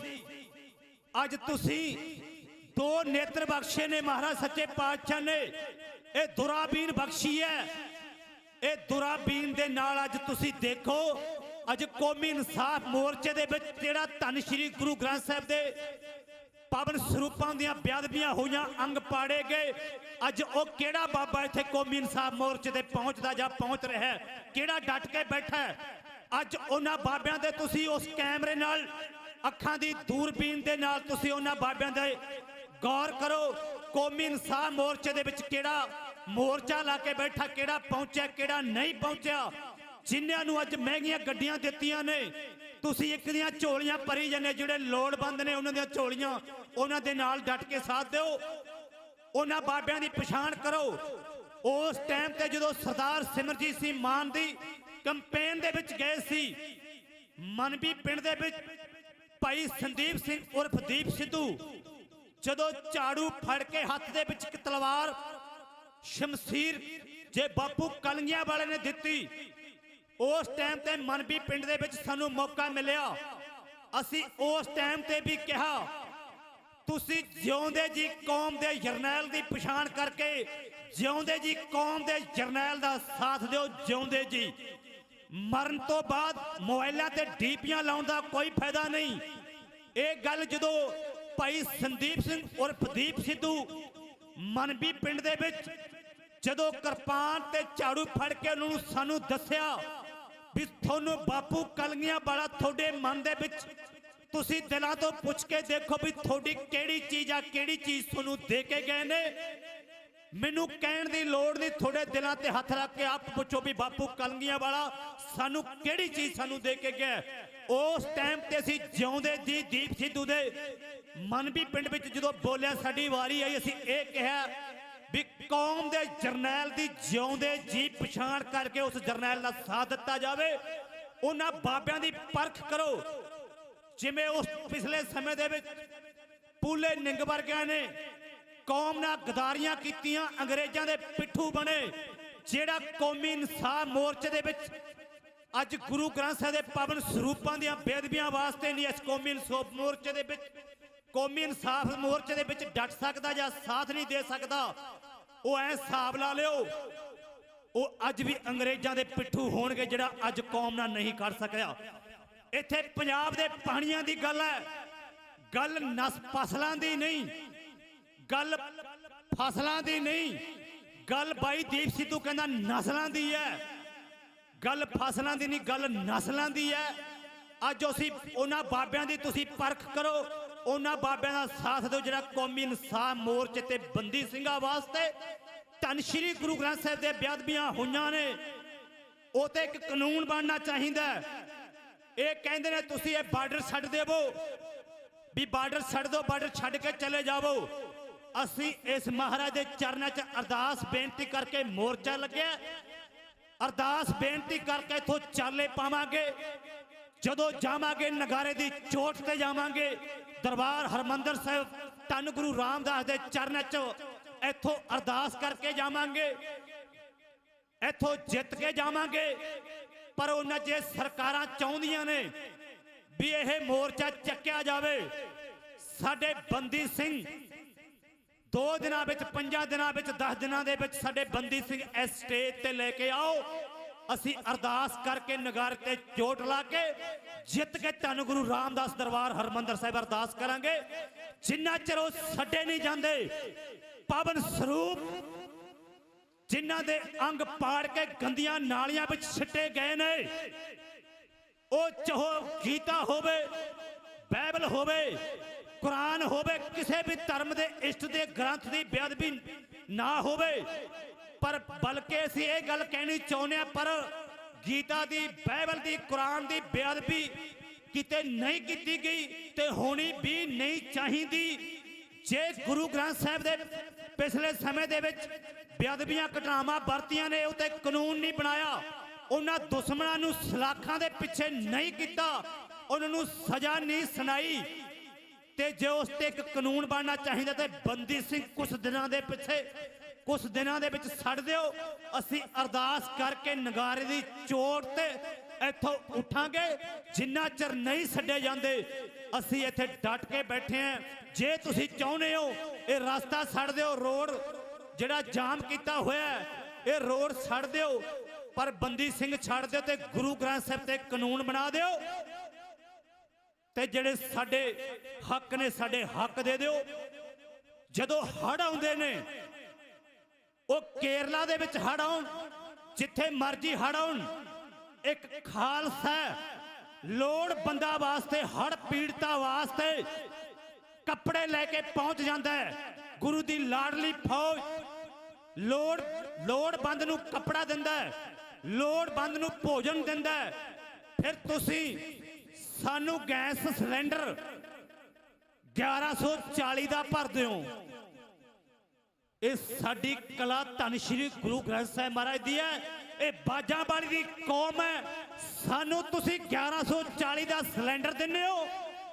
ਕਰੋਨਾ ਦੌਰਾਨ ਜਦੋਂ ਸਾਰਿਆਂ ਦੇ ਕੰਮ ਰੁਕ ਗਏ ਸੀ, ਸਰਕਾਰੀ ਅਦਾਰੇ ਮੁੱਕ ਗਏ ਸੀ, ਤਨਖਾਹਾਂ ਬੰਦ ਹੋ ਗਈਆਂ ਸੀ, ਇਹ ਬਾਜਾਂ ਵਾਲੀ ਦੀ ਫੌਜ ਹੈ। ਤੁਸੀਂ ਸਾਨੂੰ 1140 ਦਾ ਸਿਲੰਡਰ ਦਿੱਤਾ, ਮੁੱਲ ਦਿੱਤਾ, ਪਰ ਇਹ ਬਾਜਾਂ ਵਾਲੀ ਦੀ ਫੌਜ ਹੈ। ਕਰੋਨਾ ਦੇ ਦੌਰਾਨ 9000 ਦਾ ਸਿਲੰਡਰ ਮੁੱਲ ਲੈ ਕੇ ਵੈਕਸੀਨ ਵੰਡੀ ਹੈ। ਦੁੱਖ ਦੀ ਘੜੀ ਵਿੱਚ ਉੱਥੇ ਦੇਖਿਆ ਨਹੀਂ ਗਿਆ, ਕਿਸੇ ਦੇ ਮੱਥੇ ਤੇ ਨਹੀਂ ਸੀ ਲਿਖਿਆ ਗਿਆ ਜਾਂ ਕਿਤੇ ਮੱਥੇ ਤੇ ਲਿਖਿਆ ਵੀ ਆ ਹਿੰਦੂ ਹੈ, ਆ ਮੁਸਲਮਾਨ ਹੈ, ਆ ਜੈਨੀ ਹੈ, ਆ ਬੋਧੀ ਹੈ, ਪਰ ਸਿੱਖਾਂ ਨੇ 9000 ਦਾ ਸਿਲੰਡਰ ਲੈ ਕੇ ਵੈਕਸੀਨ ਅਸੀਂ ਸਿਲੰਡਰ 9000 ਦੇ ਸਿਲੰਡਰ ਲੈ ਕੇ ਆਕਸੀਜਨ ਦਿੱਤਾ। ਜੇ ਅਸੀਂ ਲੰਗਰ ਦੁੱਖ ਦੀ ਘੜੀ ਦੇ ਵਿੱਚ ਉਦੋਂ ਲੰਗਰ ਸਿਲੰਡਰਾਂ ਦੇ ਲਾ ਸਕਦੇ ਆ, ਪਰ ਸਾਡਾ ਰਾਜ ਕਿਉਂ ਨਹੀਂ ਹੋਣਾ ਚਾਹੀਦਾ ਬਈ? ਲੋੜ ਸਤਿ ਸ੍ਰੀ ਅਕਾਲ। ਲੋੜਵੰਦਾਂ ਨੂੰ ਜਦੋਂ ਭੋਜਨ ਅਸੀਂ ਹੜ੍ਹ ਆਵੇ ਭੋਜਨ ਅਸੀਂ ਦੇਣਾ, ਕੱਪੜੇ ਅਸੀਂ ਦੇਣੇ, ਤੇ ਲੋੜਵੰਦਾਂ ਨੂੰ ਦਵਾਈ ਅਸੀਂ ਦੇਣੀ, ਤੇ ਗੁਰਦੁਆਰਿਆਂ ਦੇ ਵਿੱਚ ਰਾਤਾਂ ਅਸੀਂ ਕਟਾਉਣੀਆਂ, ਪ੍ਰਸ਼ਾਦਾ ਅਸੀਂ ਦੇਣਾ, ਤੇ ਖਾਲਸੇ ਪੰਥ ਦਾ ਰਾਜ ਕਿਉਂ ਨਹੀਂ? ਰਾਜ ਤੋਂ ਕਿਉਂ ਤੁਹਾਨੂੰ ਡਰ ਲੱਗਦਾ ਹੈ? ਸਤਿ ਸ੍ਰੀ ਅਕਾਲ। ਬੰਦੀ ਸਿੰਘ ਜਿਨ੍ਹਾਂ ਦੀ ਸਜ਼ਾ ਪੂਰੀ ਹੋ ਗਈ ਉਹਨਾਂ ਨੂੰ ਛੱਡ ਦਿਓ। ਮੋਰਚਾ ਉਹਦੇ ਉੱਠੇਗਾ, ਉਦੋਂ ਚੱਕਿਆ ਜਾਵੇਗਾ। ਅਰਦਾਸ ਬੇਨਤੀ ਕਰਕੇ ਉਹਨਾਂ ਬਾਬਿਆਂ ਦੀ ਪਛਾਣ ਕਰੋ ਜਿਹੜੇ ਅੱਜ ਨਹੀਂ ਨਾ ਖੜ ਸਕੇ। ਤੁਸੀਂ ਹਿਸਾਬ ਲਾਇਓ, ਜਿਹੜਾ ਕੌਮੀ ਇਨਸਾਫ ਮੋਰਚੇ 'ਚ ਨਾ ਪਹੁੰਚ ਸਕਿਆ, ਆਉਣ ਵਾਲੇ ਸਮੇਂ ਦੇ ਵਿੱਚ ਜਿਹੜਾ ਇੰਨਾ ਚਿਰ ਹੋ ਗਿਆ ਮੋਰਚਾ ਲੱਗੇ ਨੂੰ ਨਹੀਂ ਪਹੁੰਚਿਆ, ਜਿਹੜਾ ਨਹੀਂ ਪਹੁੰਚਿਆ ਉਹ ਪਹੁੰਚੇ। ਇਹ ਅੱਜ ਪ੍ਰੀਖਿਆ ਕਰੋ, ਉਹਨਾਂ ਬਾਬਿਆਂ ਦੀ ਪਛਾਣ ਕਰੋ ਵੀ ਕੌਮ ਦੀ ਪਿੱਠ ਵਿੱਚ ਸੁਰਾ ਕਿਹਨੇ ਮਾਰਿਆ, ਕਿੰਨਾ ਚੈਮ ਹੋ ਗਿਆ ਉਹਨੂੰ ਰਾਜ ਸੱਤਾ ਹੰਡਾਉਂਦਿਆਂ। ਤੱਕੜੀ ਦੇ ਨਾਂ ਤੇ ਵੋਟਾਂ ਲੈਤੀਆਂ, ਕੁਰਸੀਆਂ ਦਾ ਨਿੱਘ ਮਾਣਿਆ, ਤੇ ਬਾਬੇ ਨਾਨਕ ਦੀ ਤੱਕੜੀ ਕਹਿ ਕੇ ਸਾਥੋਂ ਭੋਲੇ ਲੋਕਾਂ ਤੋਂ ਵੋਟਾਂ ਪਠੋਰੀਆਂ। ਪਰ ਤੱਕੜੀ ਬਾਬੇ ਨਾਨਕ ਦੀ ਨੇ ਗੁਰੂ ਨਾਨਕ ਦੇ ਮੋਤੀ ਖਾਨੇ ਚੋਂ 13 ਤੋਲਿਆ ਸੀ ਲੋੜਵੰਦਾਂ ਵਾਸਤੇ। ਉਹ ਤੱਕੜੀ ਦੇ ਨਾਲ ਉਹ ਪੋਸਟਰ ਲਾ ਕੇ ਸਾਡੀ ਨੌਜਵਾਨੀ ਦਾ ਘਾਣ ਕੀਤਾ। ਬਾਬੇ ਨਾਨਕ ਦੀ ਤੱਕੜੀ ਕਰਕੇ ਵੋਟਾਂ ਲੈਤੀਆਂ। ਬਾਬੇ ਨਾਨਕ ਦੀ ਤੱਕੜੀ 13 ਤੋਲਦੀ ਸੀ, ਪਰ ਬਾਦਲਾਂ ਦੀ ਤੱਕੜੀ ਨੇ ਸਾਡੀ ਨੌਜਵਾਨੀ ਖਾਤਰ, ਸਾਡੇ 15 ਸਾਲ ਦੇ ਬੱਚਿਆਂ ਦੇ ਅੰਦਰ ਚਿੱਟਾ, ਉਸ ਤੱਕੜੀ ਦੇ ਨਾਲ ਚਿੱਟਾ ਤੋਲਿਆ ਇਹਨਾਂ ਬਾਦਲਾਂ ਨੇ। ਤੁਸੀਂ ਉਹਨਾਂ ਦੀ ਪਰਖ ਕਰੋ। ਸਤਿ ਸ੍ਰੀ ਅਕਾਲ। ਇਸ ਸੰਸਾਰ ਤੋਂ ਜਾਣਾ ਸਭ ਨੇ। ਆ ਜਿਹੜੀ ਇੱਕ ਕੈਮਰੇ ਦੇ ਅੰਦਰ ਆਵਾਜ਼ ਫਿੱਟ ਹੋ ਗਈ, ਇਹ ਕਦੇ ਨਹੀਂ ਮਰ ਸਕਦੀ। ਸਾਡਾ ਸਰੀਰ ਖਤਮ ਹੋ ਸਕਦਾ ਹੈ, ਪਰ ਦਿੱਤੀ ਹੋਈ ਪ੍ਰਮਾਤਮਾ ਦੀ ਜਿਹੜੀ ਜੋਤ ਹੈ ਉਹ ਕਦੇ ਖਤਮ ਨਹੀਂ ਹੁੰਦੀ। ਜਦੋਂ ਉਸ ਸੰਸਾਰ ਤੋਂ ਜਾਣ ਤੋਂ ਬਾਅਦ ਇਹ ਜੋਤ ਕਿਸੇ ਜੂਨੀਆਂ ਦੇ ਜ਼ਰੀਏ ਇਹ ਜੋਤ ਉਸ ਟਾਈਮ ਤੇ ਭੁਗਤ ਜਾਂਦੀ ਹੈ। ਇਹ ਪ੍ਰਮਾਤਮਾ ਬੁਲਾ ਰਿਹਾ ਹੈ, ਪ੍ਰਮਾਤਮਾ ਕਰਕੇ ਬੋਲ ਰਹੇ ਆ। ਜਿੱਦੇ ਪ੍ਰਮਾਤਮਾ ਨਹੀਂ ਰਿਹਾ, ਇਹ ਰੂਹ ਦੇ ਵਿੱਚੋਂ ਆਵਾਜ਼ ਨਹੀਂ ਜੇ ਆਉਣੀ, ਇਹ ਬਾਜਾ ਬੰਦ ਹੋਵੇਗਾ। ਜਿੰਨਾ ਚਿਰ ਉਸ ਬਾਪੂ ਨੇ ਹੱਥ ਰੱਖਿਆ ਸੀ ਬਾਜੇ ਤੇ, ਇਸ ਬਾਜੇ ਦੀ ਆਵਾਜ਼ ਨਿਕਲੇਗੀ। ਜਦੋਂ ਉਸ ਪ੍ਰਮਾਤਮਾ ਨੇ ਜੋਤ ਕੀਤੀ, ਇਸ ਬਾਜੇ ਦੀ ਸਵਿਚ ਆਫ ਹੋ ਜਾਵੇਗੀ। ਸਾਰੀ ਸੰਗਤ ਦਾ ਤਹਿ ਦਿਲੋਂ ਧੰਨਵਾਦ ਹੈ। ਉਸ ਤੁਸੀਂ ਕੌਮ ਦੇ ਗਦਾਰ ਪੰਥ ਦੇ ਨਾਲ ਕੌਣ ਖੜਾ? ਨੌਜਵਾਨੀ ਦੇ ਨਾਲ, ਬੰਦੀ ਸਿੰਘਾਂ ਵਾਸਤੇ ਗੁਰੂ ਗ੍ਰੰਥ ਸਾਹਿਬ ਦੇ ਦਰਦ ਖਤਰਾ ਅੱਜ ਕੌਣ ਬੈਠਾ ਹੈ? ਜਿਹੜਾ ਨਹੀਂ ਪਹੁੰਚਿਆ ਉਹ ਪਹੁੰਚੋ। ਕੱਲ ਨੂੰ ਇਹ ਨਾ ਕਹਦੇ ਵੀ ਅਸੀਂ ਯਾਰ ਪਹੁੰਚਣਾ ਸੀ। ਸਮੇਂ ਚੋਂ ਸਮਾਂ ਕੱਢ ਕੇ ਕੌਮੀ ਇਨਸਾਫ ਮੋਰਚੇ ਦੇ ਵਿੱਚ ਜ਼ਰੂਰ ਪਹੁੰਚੋ। ਇੱਥੇ ਉਹਨਾਂ ਦੀ ਪਰਖ ਕਰੋ, ਅੱਜ ਕੌਮ ਦੇ ਨਾਲ ਕੌਣ ਖੜਾ ਹੈ ਵੀ ਕੌਣ ਨਹੀਂ। ਉਹਨਾਂ ਬਾਬਿਆਂ ਦੇ ਅੱਜ ਤੁਸੀਂ ਗੌਰ ਕਰੋ। ਅੱਜ ਜੇ ਨਾਜ ਕੌਮ ਦੇ ਨਾਲ ਖੜੇ, ਉਹ ਪਹਿਲਾਂ ਵੀ ਗਦਾਰ ਸੀ, ਉਹ ਅੱਜ ਵੀ ਕੌਮ ਦੇ ਤੇ ਗੁਰੂ ਗ੍ਰੰਥ ਸਾਹਿਬ ਦੇ ਗਦਾਰ ਹੋਣਗੇ। ਸਤਿ ਸ੍ਰੀ ਅਕਾਲ। ਬੋਲਦਿਆਂ ਹੋਇਆਂ ਕੋਈ ਲਫ਼ਜ਼ ਇਦਾਂ ਦੇ ਕਹੇ ਗਏ ਹੋਣ, ਗੁਰੂ ਤੇ ਗੁਰੂ ਦੀ ਸੰਨਤ ਬਖਸ਼ਣਯੋਗ ਹੈ। ਅੱਜ ਸਾਡਾ ਫਰਜ਼ ਬਣਦਾ ਹੈ ਪਿੰਡਾਂ ਦੇ ਵਿੱਚੋਂ ਸਾਡੇ ਨੌਜਵਾਨ ਭਰਾ, ਜਿਵੇਂ ਦਿੱਲੀ, ਉਹ ਭਵੇਂ ਨਹੀਂ ਅੰਮ੍ਰਿਤ ਛਕਿਆ ਪਰ ਦਿਲਾਂ ਦੇ ਸੰਤ ਬਾਬਾ ਜਰਨੈਲ ਸਿੰਘ ਭਿੰਡਰਾਂ ਵਾਲੇ, ਉਹਨਾਂ ਦੇ ਪ੍ਰਤੀ, ਕੌਮ ਦੇ ਪ੍ਰਤੀ ਬੜਾ ਪਿਆਰ ਹੈ। ਸਾਡੇ ਭਰਾ ਅੰਮ੍ਰਿਤ ਛਕ ਕੇ ਗੁਰੂ ਵਾਲੇ ਬਣਨ, ਕਿਉਂਕਿ ਤੁਹਾਡੀ ਵੈਲਿਊ ਤਾਂ ਬਣਨੀ ਹੈ ਜਦੋਂ ਸਰਕਾਰ ਦੇ ਨਾਲ ਕਿਤੇ ਵੀ ਅਸੀਂ ਖਲੋਤੇ ਹੁੰਦੇ ਹਾਂ, ਜਦੋਂ ਸ਼ਾਸਤਰ ਤੇ ਦਾੜੀ ਉਸ ਬਾਪੂ ਦੇ ਰੂਪ ਚ ਆਵਾਂਗੇ। ਕੌਮ ਦੇ ਨਾਲ ਮੱਥਾ ਲਾਉਣ ਤੋਂ ਪਹਿਲਾਂ ਦੁਸ਼ਮਣ 1000 ਵਾਰੀ ਸੋਚੇਗਾ। ਬਾਣੀ ਤੇ ਬਾਣਾ ਦਾੜੀ ਕੇਸ ਰੱਖੋ। ਗੁਰੂ ਬਾਪੂ ਕਲਗੀਆਂ ਵਾਲੇ ਆਨੰਦਪੁਰ ਵੱਲ ਤੁਸੀਂ ਮੁੱਖ ਕਰੋ। ਕਿਸੇ ਦੀ ਜ਼ਰੂਰਤ ਨਹੀਂ ਇਸ ਕੌਮ ਦੀ ਕੋਈ ਪਿੱਠ ਲਵਾ ਸਕੇ। ਸਮੇਂ ਸਮੇਂ ਤੇ ਸਰਕਾਰਾਂ ਨੂੰ ਭਾਜਣਾ ਪਾਈਆਂ ਨੇ, ਉਹ ਦੋ ਯੋਧੇ ਮਹਾਰਾਜ ਨੇ ਭੇਜੇ ਨੇ। ਅੱਜ ਸਾਰੇ ਪਿੰਡਾਂ ਦੇ ਵਿੱਚੋਂ ਲੱਕੜਾਂ ਲੈ ਕੇ ਆਓ, ਰਸਤਾਂ ਲੈ ਕੇ ਆਓ। ਜਿਹੜੇ ਇੱਥੇ ਬੈਠੇ ਨੇ ਨਾ, ਜੇ ਨਹੀਂ ਆ ਸਕਦੇ, 2-4 ਇੱਕ ਦਿਨ ਦੀ ਰਾਤ ਲਾਉਣ ਦਾ ਮੌਕਾ ਮਿਲਦਾ ਹੈ, ਉਹ ਘਰ ਦੇ ਕੰਮ ਕਰਕੇ। ਜਿਹੜੇ ਇੱਥੇ ਨਹੀਂ ਪੂਰਾ ਪੱਕਾ ਟਾਈਮ ਤੇ ਰਹਿ ਸਕਦੇ, ਉਹ ਪਿੰਡਾਂ ਚੋਂ ਲੱਕੜਾਂ, ਰਾਸ਼ਨ ਭੇਜੋ। ਇੱਥੇ ਆ ਕੇ ਕਿਸੇ ਵੀ ਤਰ੍ਹਾਂ ਹੱਥਾਂ ਦੀ ਕਿਰਤ ਨਾਲ ਪਿੰਡਾਂ ਚੋਂ ਲੱਕੜਾਂ ਭੇਜੋ, ਰਾਸ਼ਨ ਭੇਜੋ। ਤੇ ਸਾਡੀ ਪ੍ਰਬੰਧਕਾਂ ਨੂੰ ਸਾਰੀ ਸੰਗਤ ਬੜੇ ਢੰਗ ਨਾਲ ਚੱਲ ਰਹੀ ਹੈ। ਇਸੇ ਤਰ੍ਹਾਂ ਜਿਵੇਂ ਪਿਛਲੇ ਮੋਰਚਿਆਂ ਦੇ ਵਿੱਚ ਠੇਸ ਪਹੁੰਚੀ ਹੈ, ਸੰਗਤ ਨੂੰ ਕਈ ਵਾਰੀ ਜਦੋਂ ਤੁਰਦਿਆਂ ਠੇਸ ਪਹੁੰਚੀ ਹੈ। ਕਾਇਮ ਰਹੋ, ਤਕੜੇ ਰਹੋ। ਗੁਰੂ ਗ੍ਰੰਥ ਸਾਹਿਬ ਮੇਰੇ ਸਾਰੀ ਸੰਗਤ ਦੇ ਸਿਰ ਤੇ ਮਿਹਰ ਭਰੇ ਹੱਥ ਰੱਖਣ। ਇਹ ਮੋਰਚਾ ਆਪਾਂ ਜਿੱਤਾਂਗੇ ਤੇ ਸਾਰੇ ਰਲ ਮਿਲ ਕੇ ਲੱਖ ਮਤ ਭੇਦ ਹੋਣਗੇ। ਕੌਮ ਤੇ ਪੰਥ ਦਾ ਮੋਰਚਾ ਲੱਗਿਆ। ਭੁੱਲਾਂ ਚੁੱਕਾਂ ਦੀ ਖੇਮਾ ਸਾਰੇ ਸਿਰ ਜੋੜ ਕੇ ਬੈਠੀਏ। ਗੁਰੂ ਤੇ ਗੁਰੂ ਦੀ ਸੰਗਤ ਬਖਸ਼ਣਯੋਗ ਹੈ। ਬੇਅੰਤ ਭੁੱਲਾਂ ਹੋ ਗਈਆਂ, ਉਹਨੇ ਬੱਚਾ ਸਮਝ ਕੇ ਮਾਫ ਕਰਨਾ। ਵਾਹਿਗੁਰੂ ਜੀ ਕਾ ਖਾਲਸਾ, ਵਾਹਿਗੁਰੂ ਜੀ ਕੀ ਫਤਿਹ। ਵਾਹਿਗੁਰੂ ਜੀ ਕਾ ਖਾਲਸਾ, ਵਾਹਿਗੁਰੂ ਜੀ ਕੀ ਫਤਿਹ। ਇਹ ਸਨ ਜਗਜੀਤ ਸਿੰਘ ਜੀ, ਜੱਗੀ ਬਾਬਾ ਜੀ, ਜਿਹਨਾਂ ਕਿ ਪਹਿਲੇ ਦਿਨ ਤੋਂ ਹੀ ਮੋਰਚੇ ਨੂੰ ਸਮਰਪਿਤ ਇੱਥੇ ਦਿਨ ਰਾਤ ਸੇਵਾਵਾਂ ਨਿਭਾਉਂਦੇ ਆ। ਸੋ ਇਹਨਾਂ ਦਾ ਬਹੁਤ ਬਹੁਤ ਧੰਨਵਾਦ। ਤੇ ਇਹਨਾਂ ਨੇ ਕਿਹਾ ਕਿ ਅੱਜ ਪਰਖ ਦੀ ਘੜੀ ਹੈ, ਕਿਹੜੇ ਮੋਰਚੇ ਦੇ ਨਾਲ ਖੜੇ ਹੈਗੇ, ਕਿਹੜੇ ਬਾਬੇ ਅਜੇ ਤੱਕ ਆਪਣੇ ਭੌਰਿਆਂ ਦੇ ਵਿੱਚ ਹੀ ਬੈਠੇ ਹੈਗੇ।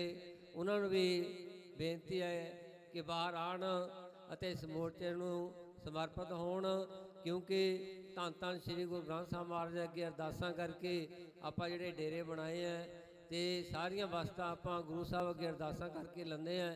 ਸੋ ਇਸ ਕਰਕੇ ਅੱਜ ਗੁਰੂ ਸਾਹਿਬ ਦੇ ਜੋ ਬੇਇਨਸਾਫੀ ਹੋਈ ਹੈ, ਬੇਅਦਬੀ ਹੋਈ ਹੈ, ਉਹਦੇ ਇਨਸਾਫ ਲਈ ਅਤੇ ਬੰਦੀ ਸਿੰਘਾਂ ਦੀ ਰਿਹਾਈ ਲਈ ਇਸ ਮੋਰਚੇ ਨੂੰ ਸਮਰਪਿਤ ਹੋਵੋ, ਤਾਂ ਕਿ ਆਪਾਂ ਇਹ ਮੋਰਚਾ ਛੇਤੀ ਤੋਂ ਛੇਤੀ ਜਿੱਤ ਕੇ ਸਾਰੇ ਆਪਣੇ ਕੰਮਾਂ ਕਾਰਾਂ ਵਾਸਤੇ ਆਪਣੇ ਆਪਣੇ ਘਰ ਨੂੰ ਜਾਣ। ਸੋ ਇਹਨਾਂ ਦਾ ਬਹੁਤ ਬਹੁਤ ਧੰਨਵਾਦ। ਤੇ ਮੈਂ ਹੁਣ ਬੇਨਤੀ ਕਰਾਂ ਭਾਈ ਮੋਹਰ ਸਿੰਘ ਜੀ ਖਾਲਸਾ ਭਾਗੋ ਮਾਜਰਾ, ਉਹ ਵੀ 5 ਮਿੰਟ ਲਈ ਆਪਣੇ ਵਿਚਾਰ ਸੰਗਤਾਂ ਦੇ ਨਾਲ ਸਾਂਝੇ ਕਰਨ। ਸਾਡੇ ਵਿਚਕਾਰ ਬਾਬਾ ਬਲਦੇਵ ਸਿੰਘ ਜੀ ਤਰਨਾ ਦਲ, ਬਾਬਾ ਬਲਦੇਵ ਸਿੰਘ ਮੱਲਾ ਜੀ ਤਰਨਾ ਦਲ ਪੰਥ ਲੈ ਕੇ ਆਏ ਹੈ। ਉਹਨਾਂ ਦਾ ਇੱਥੇ ਆਉਣ ਤੇ ਜੀ ਆਇਆਂ, ਬਹੁਤ ਬਹੁਤ ਧੰਨਵਾਦ। ਇਹਨਾਂ ਤੋਂ ਬਾਅਦ ਉਹ ਵੀ ਆਪਣੇ ਵਿਚਾਰ ਤੁਹਾਡੇ ਨਾਲ ਰੱਖਣਗੇ ਜੀ। ਵਾਹਿਗੁਰੂ ਜੀ ਕਾ ਖਾਲਸਾ, ਵਾਹਿਗੁਰੂ ਜੀ ਕੀ ਫਤਿਹ।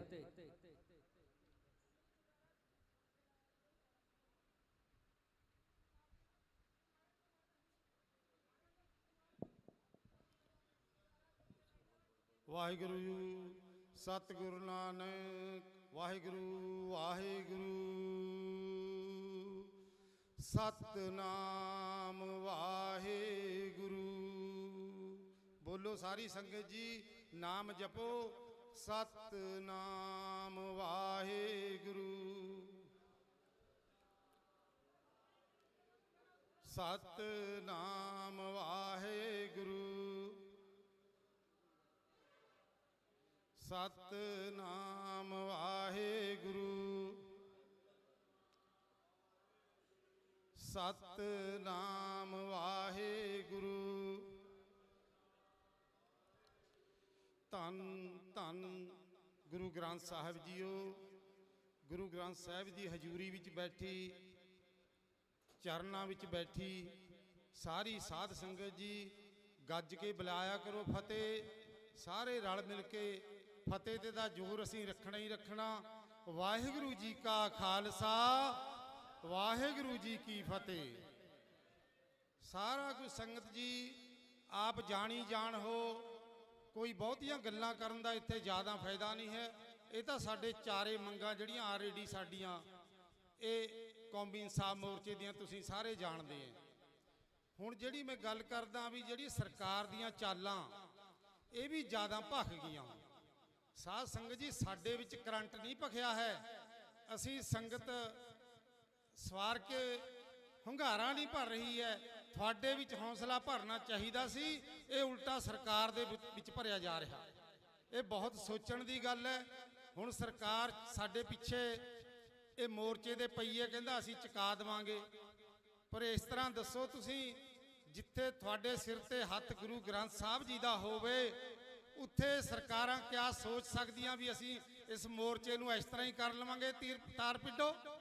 ਸਵਾਲ ਹੀ ਨਹੀਂ ਪੈਦਾ ਹੁੰਦਾ। ਸਾਧ ਸੰਗਤ ਜੀ ਇਹ ਗੁਰੂ ਦੇ ਅਸ਼ੀਰਵਾਦ ਨਾਲ, ਗੁਰੂ ਨਾਲ ਸਾਡੇ ਨਾਲ ਬਿਰਾਜਮਾਨ ਹੈ, ਇਹਨਾਂ ਦੀ ਰਹਿਨੁਮਾਈ ਵਿੱਚ ਇਹ ਜਿਹੜਾ ਮੋਰਚਾ ਚੱਲ ਰਿਹਾ ਹੈ ਸਾਰਾ ਕੁਝ ਠੀਕ ਹੋਏਗਾ। ਜਿਹੜੇ ਹਰਮਨ ਵਰਗੇ ਇਹ ਨਵੇਂ ਉੱਠੇ ਹੈ ਇਹਨਾਂ ਨੂੰ ਅਸੀਂ ਸਮੱਤ ਬਖਸ਼ੇ ਗੁਰੂ। ਅਸੀਂ ਇਹਨਾਂ ਨੂੰ ਕਹਿੰਦੇ ਆ ਭਾਈ ਵੀ ਇਹ ਕੰਮ ਛੱਡ ਦਿਓ, ਤੁਸੀਂ ਆਪ ਸਰਦਾਰ ਹੋ ਕੇ ਤੁਹਾਨੂੰ ਸ਼ਰਮ ਆਉਣੀ ਚਾਹੀਦੀ ਹੈ। ਇੱਥੇ ਸਿੰਘ ਬੈਠੇ ਐ, ਤੁਹਾਡੇ ਜਿਹੜੇ ਕਾਰਜ, ਤੁਹਾਡੇ ਵਾਸਤੇ ਜਿਹੜੇ ਸ਼ਹੀਦ ਹੋਏ ਐ, ਤੁਸੀਂ ਇਹਨਾਂ ਦੇ ਉਲਟ ਜਾ ਰਹੇ ਐ। ਇਹ ਸੋਚਣਾ ਬੰਦ ਕਰੋ, ਆਪਣਿਆਂ ਦੀ ਪਛਾਣ ਕਰੋ। ਜੱਗੀ ਬਾਬਾ ਜੀ ਕਹਿ ਕੇ ਗਏ ਐ, ਮੈਂ ਵੀ ਇਹੀ ਅਪੀਲਾਂ ਕਰਾਂਗਾ ਵੀ ਭਾਈ ਸਭ ਤੋਂ ਪਹਿਲਾਂ ਬਾਣੀ ਦੇ ਧਾਰਨੀ ਹੋ, ਤਾਂ ਤੁਹਾਡੇ ਵੀ ਸ਼ਕਤੀ ਆਏਗੀ। ਸ਼ਾਸਤਰ ਹੱਥ ਵਿੱਚ ਹੋਣਗੇ, ਸਿੰਘ ਅੰਮ੍ਰਿਤਧਾਰੀ ਹੋਏਗਾ ਤਾਂ 100 ਵਾਰ ਸੋਚਦਾ ਬੰਦਾ ਉਹਦੇ ਨਾਲ ਗੱਲ ਕਰਨ ਲੱਗਿਆ। ਇਹ ਮੇਰੀ ਗੱਲ ਤੁਸੀਂ ਕੰਠ ਕਰ ਲਿਓ। ਸਿੱਖੋ, ਇਹ ਗੁਰੂ ਦੀ ਸੰਗਤ ਜਿੰਨੀ ਸ਼ਕਤੀ ਬਾਣੇ ਵਿੱਚ ਹੈ ਨਾ, ਅੰਮ੍ਰਿਤ ਵਿੱਚ ਹੈ, ਨਹੀਂ ਕਿਸੇ ਚੀਜ਼ ਵਿੱਚ ਤੁਹਾਨੂੰ ਮਿਲਣੀ। ਚਾਹੇ 36 ਪ੍ਰਕਾਰ ਦੇ ਭੋਜਨ ਖਾਈ ਜਾਓ, ਨਵੀਆਂ ਆਈਟਮਾਂ ਰੋਜ਼ ਖਾ ਲਓ, ਲੇਕਿਨ ਜਦ ਤੱਕ ਗੁਰੂ ਦਾ ਅੰਮ੍ਰਿਤ ਤੁਹਾਡੇ ਹਿਰਦੇ ਵਿੱਚ ਨਹੀਂ ਜਾਂਦਾ, ਨਹੀਂ ਟਿਕਦਾ, ਉਦੋਂ ਤੱਕ ਤੁਹਾਡਾ ਡਰ ਵੀ ਦੂਰ ਨਹੀਂ ਹੋਣਾ। ਸਰਕਾਰਾਂ ਤੁਹਾਨੂੰ ਡਰਾਉਂਦੀਆਂ ਵੀ ਰਹਿਣਗੀਆਂ। ਜਿੱਦਣ ਤੁਸੀਂ ਗੁਰੂ ਦਾ ਪੱਲਾ ਫੜ ਲਿਆ, ਸਰਕਾਰ ਉਸੇ ਦਿਨ ਤੁਹਾਡੇ ਪਿੱਛੇ ਹੋ ਜਾਏਗੀ। ਹੁਣ ਵੀ ਸਾਡਾ ਇਹੀ ਐਲਾਨ ਹੈ ਕੌਮੀ ਇਨਸਾਫ ਮੋਰਚੇ ਵੱਲੋਂ, ਇੱਥੇ ਸਿੰਘ ਸ਼ਹੀਦਾਂ ਅੰਮ੍ਰਿਤਪਾਨ ਕਰਾਉਂਦੀ ਹੈ ਸੰਗਤ ਇੱਥੋਂ ਦੀ। ਇਹ ਜਿੰਨੇ ਵੀ ਪ੍ਰਬੰਧਕ ਹੈ ਸਾਰਿਆਂ ਨੇ ਤੁਹਾਡਾ ਇੰਤਜ਼ਾਮ ਕਰਿਆ ਹੋਇਆ। ਸਿੰਘ ਸ਼ਹੀਦਾਂ ਗੁਰਦੁਆਰੇ ਐਤਵਾਰ ਵਾਲੇ ਦਿਨ ਸਾਰੀ ਸੰਗਤ ਜਾਓ, ਗੱਜ ਕੇ ਭੱਜ ਜਾਓ। ਜਿੱਥੇ ਅੰਮ੍ਰਿਤ ਦਾ ਨਾਮ ਸੁਣਦਾ ਨਾ, ਉਹਦੇ ਵਿੱਚ ਜਾ ਕੇ ਚੁੱਪੀ ਲਾ ਲਓ। ਸੋਚੋ ਨਾ, ਸੋਚਿਆ ਸੋਚ ਨਾ ਹੋਵਈ, ਜੇ ਸੋਚੇ ਲੱਖ ਵਾਰ ਸੋਚੀ ਜਾਓ, ਲੇਕਿਨ ਸੁੱਚਾ ਮਨ ਨਹੀਂ ਹੋਣਾ ਜਦ ਤੱਕ ਤੁਸੀਂ ਖੰਡੇ ਬਾਟੇ ਦੀ ਪਹੁਲ ਨਹੀਂ ਛਕਦੇ। ਇਹੀ ਮੇਰੀ ਜ਼ਿਆਦਾ ਬੇਨਤੀ ਅੱਜ ਇਹ ਹੈ। ਬਾਕੀ ਸਰਕਾਰਾਂ ਤੋਂ ਡਰੋ ਨਾ। ਸਰਕਾਰਾਂ ਜਿਹੜੀਆਂ ਹੱਥ ਕੰਡੇ ਜੇ ਵਰਤ ਰਹੀਆਂ ਨਾ, ਨੌਜਵਾਨਾਂ ਨੂੰ ਵੀ ਤੰਗ ਕਰ ਰਹੀਆਂ। ਇੱਥੇ ਮੈਂ ਪ੍ਰਸ਼ਾਸਨ ਨੂੰ ਵੀ ਕਹਿਣਾ ਚਾਹੁੰਦਾ ਵੀ ਭਾਈ ਆਪਣੀ ਪੀੜ੍ਹੀ ਥੱਲੇ ਸੁੱਤਾ ਫਿਰੋ। ਉਹ ਤੁਸੀਂ ਫੜੋ ਨਸ਼ੇ ਵਾਲਿਆਂ ਨੂੰ, ਤੁਸੀਂ ਫੜੋ ਚੋਰਾਂ ਨੂੰ, ਤੁਸੀਂ ਫੜੋ ਹੋਰ ਡਾਕੂਆਂ ਨੂੰ। ਜਿਹੜੇ ਮੰਤਰੀ ਏਡੇ ਡਾਕੇ ਮਾਰ ਗਏ, ਲੋਕਾਂ ਦਾ ਖੂਨ ਪੀ ਲਿਆ ਨਾ ਲੋਕਾਂ ਨੂੰ, ਤੁਸੀਂ ਉਹਨਾਂ ਨੂੰ ਫੜੋ। ਤੁਸੀਂ ਇੱਥੇ ਕੌਮੀ ਇਨਸਾਫ ਮੋਰਚੇ ਦੇ ਵਿੱਚ ਨੌਜਵਾਨਾਂ ਨੂੰ, ਹੋਰ ਸੰਗਤ ਨੂੰ ਤੁਸੀਂ ਪਰੇਸ਼ਾਨ ਕਰ ਰਹੇ ਹੋ। ਇਹ ਬਿਲਕੁਲ ਨਹੀਂ ਕਬੂਲ ਹੋਏਗਾ। ਤੁਸੀਂ ਛੱਡੋ ਪ੍ਰਸ਼ਾਸਨ ਇਹ ਕੰਮ, ਜਿਹੜੇ ਤੁਸੀਂ ਸਰਕਾਰਾਂ ਬਣੀਆਂ, ਜਿਹੜੇ ਕੰਮ ਵਾਸਤੇ ਬਣੀਆਂ, ਉਹ ਕੰਮ ਕਰੋ ਨਾ। ਇੱਥੇ ਬੈਠੇ ਸਿੱਖਾਂ ਨੂੰ ਤੁਸੀਂ ਤੰਗ ਕਰੋ। ਸਿੱਖ ਕਿਸੇ ਨੂੰ ਨਹੀਂ ਤੰਗ ਕਰਦਾ, ਸਿੱਖ ਕਿਸੇ ਤੇ ਵਾਰ ਨਹੀਂ ਕਰਦਾ। ਸਿੱਖ ਹਾਲੇ ਹਾਲ ਚਾਲ ਪੁੱਛਦਾ ਅਗਲੇ ਦਾ ਵੀ ਭਾਈ ਦੱਸ ਕਿਸ ਤਰ੍ਹਾਂ ਤੇਰੀ ਖਬਰਸਾਰ ਹੈ, ਚਾਹੇ ਕੋਈ ਵੀ ਹੈ। ਮੈਂ ਕਿਸੇ ਜਾਤ ਪਾਤ ਦਾ ਨਾਂ ਨਹੀਂ ਲੈਣਾ, ਚਾਹੇ ਕੋਈ ਵੀ ਹੈ। ਸਿੱਖ ਕਦੇ ਕਿਸੇ ਨੂੰ ਮਾੜਾ ਨਹੀਂ ਅੱਜ ਤੱਕ ਕਹਿੰਦਾ। ਇਹ ਲੋਕ ਸਰਕਾਰਾਂ ਜਾਣ ਬੁੱਝ ਕੇ ਸਾਨੂੰ ਕਹਾਂਦੀਆਂ ਹਿੰਦੂ ਸਿੱਖ ਫਲਾਣਾ ਮੁਸਲਮਾਨ ਇਹ ਉਹ ਕਹਿ ਕੇ। ਉਹ ਸਿੱਖ ਤਾਂ ਅਲੱਗ ਕੌਮ ਹੈ, ਅਲੱਗ ਧਰਮ ਹੈ, ਅਲੱਗ ਵਿਰਸਾ ਹੈ, ਅਲੱਗ ਦਿੱਖ ਹੈ, ਅਲੱਗ ਗੁਰੂ ਹੈ। ਫਿਰ ਸਾਡੇ ਨਾਲ ਕਿਹੜਾ ਮੈਚ ਕਰ ਜੂਗਾ ਦੱਸੋ? ਧੱਕੇ ਤੋਂ ਸਾਡੇ ਵਿੱਚ ਨਾ ਵੜੋ। ਅਸੀਂ ਕਿਸੇ ਦੇ ਧੱਕੇ ਵਿੱਚ ਨਹੀਂ, ਖੇਤ ਦੇ ਵਿੱਚ ਵੜਦੇ। ਤੁਹਾਡੇ ਧਰਮਾਂ ਦੇ ਵਿੱਚ ਸਿੱਖ ਬਿਲਕੁਲ ਨਹੀਂ ਦਖਲ ਦਿੰਦਾ। ਇਹ ਸਾਨੂੰ ਕਹਿਣਾ ਪੈ ਰਿਹਾ ਕਿਉਂਕਿ ਸਰਕਾਰਾਂ ਦੀਆਂ ਚਾਲਾਂ ਇਹ। ਇਸ ਕਰਕੇ ਸੁਚੇਤ ਰਹੋ ਸਾਧ ਸੰਗਤ ਜੀ। ਕੋਈ ਗੱਲ ਨਹੀਂ ਹੈ ਵਾਧੇ ਘਾਟੇ ਹੁੰਦੇ ਰਹਿੰਦੇ ਆ। ਇਹ ਜਿਹੜੇ ਪ੍ਰਵਾਹ ਚੱਲਦੇ ਹੁੰਦੇ ਆ, ਸਮੁੰਦਰ ਦਰਿਆ ਚੱਲਦੇ, ਨਦੀਆਂ ਗਿਰਦੀਆਂ, ਕਿਤੇ ਘੱਟ ਹੁੰਦੀ ਹੈ ਕਿਤੇ ਵੱਧ ਹੋ ਜਾਂਦੀ ਹੈ ਜਾ ਕੇ। ਇਸ ਕਰਕੇ ਇੱਥੇ ਕੋਈ ਸੰਗਤਾਂ ਦਾ ਘਾਟਾ ਨਹੀਂ ਹੈ। ਮਰ ਜੀਵੜੇ ਜਿਹੜੇ ਤੁਸੀਂ ਬੈਠੇ ਆ ਨਾ, ਉਹ ਇਹਨਾਂ ਵਰਗੀ ਦਾ ਮੈਂ ਕਹਿੰਦਾ ਜੇ ਉਰੇ 15 ਲੱਖ ਵੀ ਫੌਜ ਲੈ ਕੇ ਖੜੀ ਕਰ ਦਵੇਂ ਤਾਂ ਤੁਹਾਡੇ 5000 ਇਹ ਮਰ ਜੀਵੜੇ ਉਹਨਾਂ ਨੂੰ ਚਟਾ ਦੇਣਗੇ ਔਰ ਭਜਾ ਦੇਣਗੇ। ਇੰਨੀ ਤੁਹਾਡੇ ਵੀ ਸਾਧ ਸੰਗਤ ਜੀ ਗੁਰੂ ਨੇ ਪਾਵਰ ਭਰੀ ਹੋਈ ਹੈ।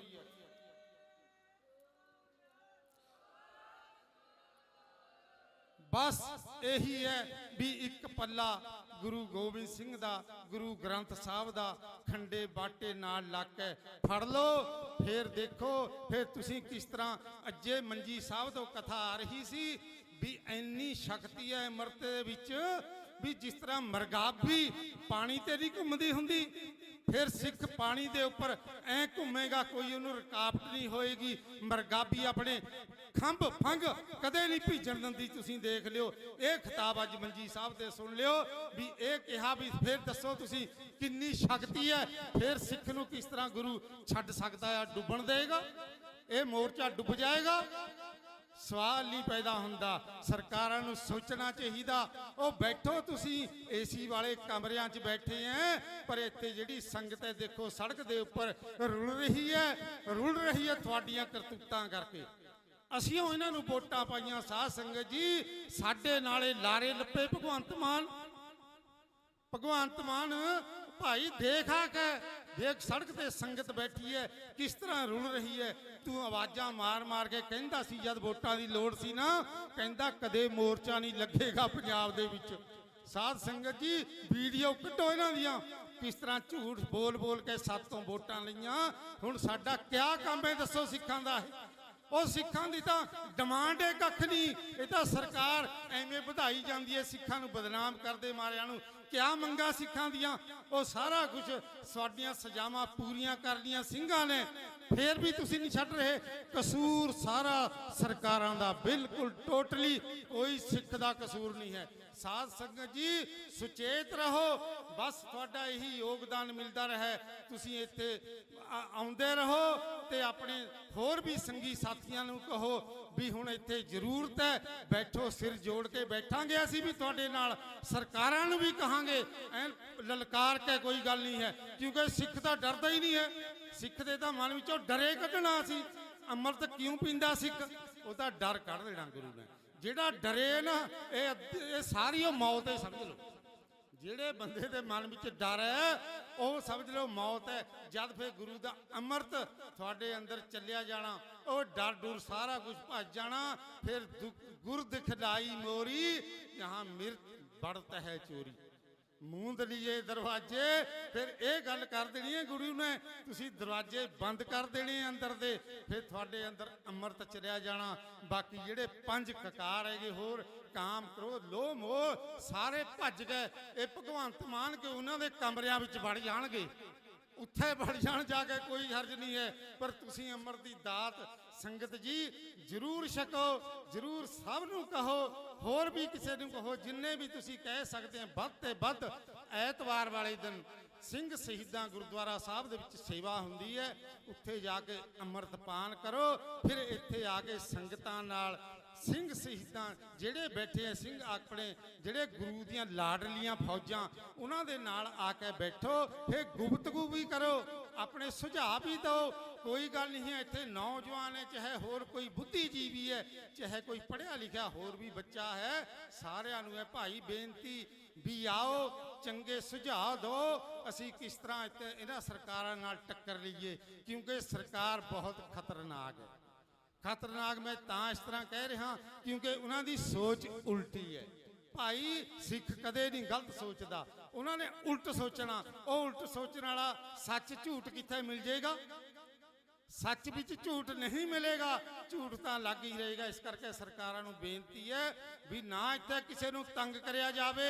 ਜਿਹੜੇ ਤੁਸੀਂ ਕਹਿੰਦੇ ਅਸੀਂ ਪ੍ਰੋਗਰਾਮ ਜਾਂ ਦੇਣਾ ਫਲਾਣਾ ਦੇਣਾ, ਉਹ ਅਸੀਂ ਵੀ ਜਾਣਦੇ ਹਾਂ। ਸਾਡੇ ਵਿੱਚ ਇੱਥੇ ਬੁੱਧੀਜੀਵੀ ਬਹੁਤ ਬੈਠੇ ਹੈ, ਸਿਆਣੇ ਬਜ਼ੁਰਗ ਸਾਰੇ ਬੈਠੇ, ਅਸੀਂ ਵੀ ਜਾਣਦੇ ਹਾਂ ਕੋਈ ਤੁਹਾਨੂੰ ਪ੍ਰੋਗਰਾਮ ਦੇਣਾ। ਇਹ ਹਰਮਨ ਸਿੱਧੂ ਨੂੰ ਵੀ ਕਹਿੰਦੇ ਆ ਅਸੀਂ ਭਾਈ ਚੁੱਪ ਕਰਕੇ NGO ਦਾ ਕੰਮ ਕਰ। ਉਹ ਆਪਣੀ ਪਟੀਸ਼ਨ ਜੀ ਜਿਹੜੀ 2 ਲਿਖ ਕੇ ਸ਼ਬਦ ਦੇ ਚੁੱਪ ਕਰਕੇ ਆਪਣੇ ਲੈ ਕੇ ਘਰਾਂ ਬੈਠ ਜਾ। ਸਿੱਖ ਤੈਨੂੰ ਕੋਈ ਕੁਝ ਨਹੀਂ ਕਹਿੰਦਾ, ਨਾ ਕਿਸੇ ਦਾ ਕਿਸੇ ਨੂੰ ਡਰ ਹੈ। ਅਸੀਂ ਤਾਂ ਰਸਤੇ ਦੇ ਨਾਲ ਆਰਾਮ ਨਾਲ ਬੈਠੇ ਆ, ਭਜਨ ਬੰਦਗੀ ਕਰ ਰਹੇ ਹਾਂ, ਗੁਰੂ ਗ੍ਰੰਥ ਸਾਹਿਬ ਵਿਰਾਜਮਾਨ ਹੈ। ਸੰਗਤ ਆਪਣੇ ਕੀਰਤਨਕਾਰ ਹੀ ਹੈ, ਗੁਣ ਗਾ ਰਹੇ ਗੁਰੂ ਦੇ। ਅਸੀਂ ਗੁਣ ਗਾ ਗਾ ਕੇ ਹੀ ਅਰਦਾਸਾਂ ਕਰ ਕਰ ਕੇ ਹੀ ਗੁਰੂ ਦੇ ਅੱਗੇ ਅਸੀਂ ਇਹ ਸਫਲਤਾ ਹਾਸਲ ਕਰ ਲਈ ਹੈ। ਸਾਧ ਸੰਗਤ,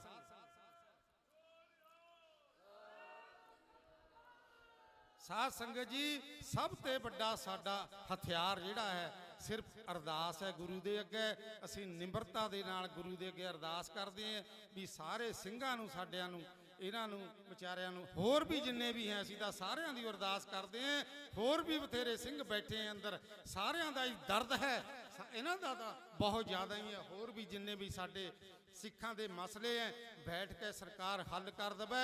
ਇਹ ਤਾਂ ਆਟੇ ਵਿੱਚ ਲੂਣ ਵੀ ਨਹੀਂ ਹੈ। ਉਹ ਨਹੀਂ ਤਾਂ ਫਿਰ ਤੁਹਾਨੂੰ ਪਤਾ ਹੀ ਹੈ, ਜਿੰਨਾ ਕੰਮ ਲੰਬਾ ਹੋਈ ਜਾਂਦਾ ਉਨੇ ਫਿਰ ਡਿਮਾਂਡਾਂ ਵੀ ਭਾਈ ਅੱਗੇ ਤੇ ਅੱਗੇ ਫਿਰ ਸਰਕਾਰ ਨੂੰ ਚਾਹੀਦਾ ਵੀ ਵੱਧਦੀਆਂ ਹੀ ਜਾਣਗੀਆਂ। ਨਹੀਂ ਹੁਣ ਤਾਂ ਕੰਮ ਥੋੜਾ ਹੀ ਹੈ। ਨਵੇੜ ਕੇ ਬੈਠ ਕੇ ਭਗਵੰਤ ਮਾਨ ਜਿਹੜਾ ਝੂਠ ਤਬਾਨ ਬੋਲਦਾ ਸੀ, ਹੁਣ ਆ ਕੇ ਸੱਚ ਬੋਲ ਲਵੇ। ਕੌਮੀ ਇਨਸਾਫ ਮੋਰਚੇ ਦੇ ਵਿੱਚ ਇੱਥੇ ਕਰ ਲਵੇ, ਇਹਨਾਂ ਦੇ ਨਾਲ ਮੀਟਿੰਗਾਂ ਗੁਪਤਗੂਆਂ, ਫਿਰ ਦੱਸੇ ਆਪਣੇ ਵੀ ਮੈਂ ਬੋਲਿਆ ਕਿ ਨਹੀਂ। ਇਹ ਕਿਉਂਕਿ ਕੋਈ ਗੱਲ ਇਹਨਾਂ ਦੀ ਸਿਰੇ ਨਹੀਂ ਹਾਲ ਤੱਕ ਚੜੀ। ਸਾਲ ਇਹਨਾਂ ਲੰਘ ਗਿਆ ਸਾਧ ਸੰਗਤ ਜੀ, ਹੁਣ ਪੂਰਾ ਝੂਠ ਪਰ ਤਵਾ ਚੱਲ ਰਿਹਾ ਇਹਨਾਂ ਦਾ। ਰੋਜ਼ TV ਬੋਲ ਰਹੇ ਹੈ ਕਿਉਂਕਿ ਇਹਨਾਂ ਨੇ ਖਰੀਦੇ ਹੋਏ ਹੈ, ਪਰ ਸਿੱਖਾਂ ਦੇ ਕੋਈ ਅਸਰ ਨਹੀਂ ਹੈ ਕਿਉਂ ਇਹਨਾਂ ਤੇ ਝੂਠ ਬੋਲਦੇ ਹੀ ਰਹਿਣਾ। ਹੁਣ ਅਸੀਂ ਬਸ ਇਹੀ ਹੈ ਵੀ ਏਕੇ ਤੇ ਵੀ ਜ਼ੋਰ ਲਾਓ।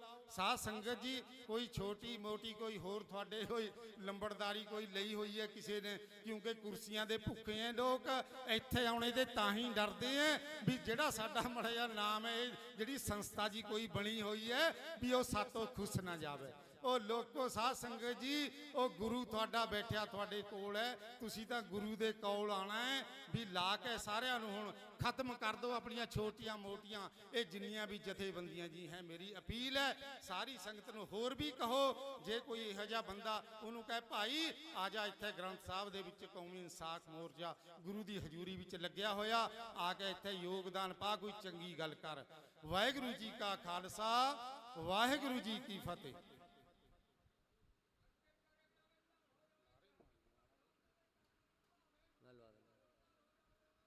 ਸਤਿ ਸ੍ਰੀ ਅਕਾਲ। ਵਾਹਿਗੁਰੂ ਜੀ ਕਾ ਖਾਲਸਾ, ਵਾਹਿਗੁਰੂ ਜੀ ਕੀ ਫਤਿਹ। ਇਹ ਸਨ ਭਾਈ ਮੋਹਰ ਸਿੰਘ ਜੀ ਖਾਲਸਾ ਭਾਗੋ ਮਾਜਰਾ, ਜਿਨ੍ਹਾਂ ਨੇ ਸੰਗਤਾਂ ਨੂੰ ਕਿਹਾ ਕਿ ਭਾਈ ਆਪਾਂ ਅੰਮ੍ਰਿਤ ਛਕੀਏ, ਬਾਣੀ ਬਾਣੇ ਦੇ ਧਾਰਨੀ ਬਣੀਏ, ਸ਼ਸਤਰ ਧਾਰੀ ਹੋਈਏ, ਤਾਂ ਕਿ ਭੈ ਕਾਹੂ ਕੋ ਦੇਤ ਨੈ ਭੈ ਮਾਨ ਤਾਨ, ਤਾਂ ਕਿ ਸਾਡੀ ਇਹ ਮੱਤ ਬੁੱਧੀ ਐਸੇ ਹੋਵੇ, ਨਾ ਕਿਸੇ ਨੂੰ ਆਹ ਭੈ ਦੇਣਾ ਨਾ ਕਿਸੇ ਦਾ ਭੈ ਮੰਨਣਾ ਹੈਗਾ। ਨਿਰਭਉ ਜਪੈ ਸਗਲ ਭਉ ਮਿਟੈ। ਤੇ ਆਪਾਂ ਬਾਣੀ ਬਾਣੇ ਦੇ ਧਾਰਨੀ ਬਣਨਾ। ਤੇ ਨਾਲ ਸਰਕਾਰਾਂ ਨੂੰ ਵੀ ਕਿਹਾ ਕਿ ਭਾਈ ਜਿਹੜੇ ਸਾਡੇ ਸੰਵਿਧਾਨਕ ਹੱਕ ਹੈਗੇ ਸਾਨੂੰ ਦਿਓ, ਤਾਂ ਕਿ ਅਸੀਂ ਆਪਣੇ ਘਰਾਂ ਨੂੰ ਜਾਈਏ, ਸਾਨੂੰ ਕੋਈ ਚਾਅ ਨਹੀਂ ਇੱਥੇ ਸੜਕਾਂ 'ਤੇ ਬੈਠਣ ਦਾ। ਸੋ ਇਹਨਾਂ ਦਾ ਬਹੁਤ ਬਹੁਤ ਧੰਨਵਾਦ, ਜਿਹੜੇ ਕਿ ਪਹਿਲੇ ਦਿਨ ਤੋਂ ਹੀ ਇੱਥੇ ਮੋਰਚੇ ਨੂੰ ਸਮਰਪਿਤ ਸੇਵਾਵਾਂ ਨਿਭਾ ਰਹੇ ਹੈਗੇ। ਤੇ ਮੈਂ ਹੁਣ ਬੇਨਤੀ ਕਰਾਂ, ਬਾਬਾ ਬਲਦੇਵ ਸਿੰਘ ਜੀ ਮੱਲਾ ਤਰਨਾ ਦਲ, ਉਹ ਦਲ ਪੰਥ ਉਹ ਸਾਡੇ ਵਿਚਕਾਰ ਚਲੇ ਗਏ।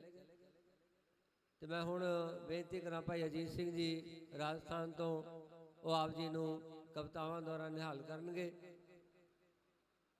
ਤੇ ਉਹਨਾਂ ਤੋਂ ਬਾਅਦ ਭਾਈ ਪਲਵਿੰਦਰ ਸਿੰਘ ਜੀ ਉਹ ਵੀ 2 ਮਿੰਟ ਲਈ ਆਪਣੇ ਵਿਚਾਰ ਰੱਖਣਗੇ। ਵਾਹਿਗੁਰੂ ਜੀ ਕਾ ਖਾਲਸਾ, ਵਾਹਿਗੁਰੂ ਜੀ ਕੀ ਫਤਿਹ।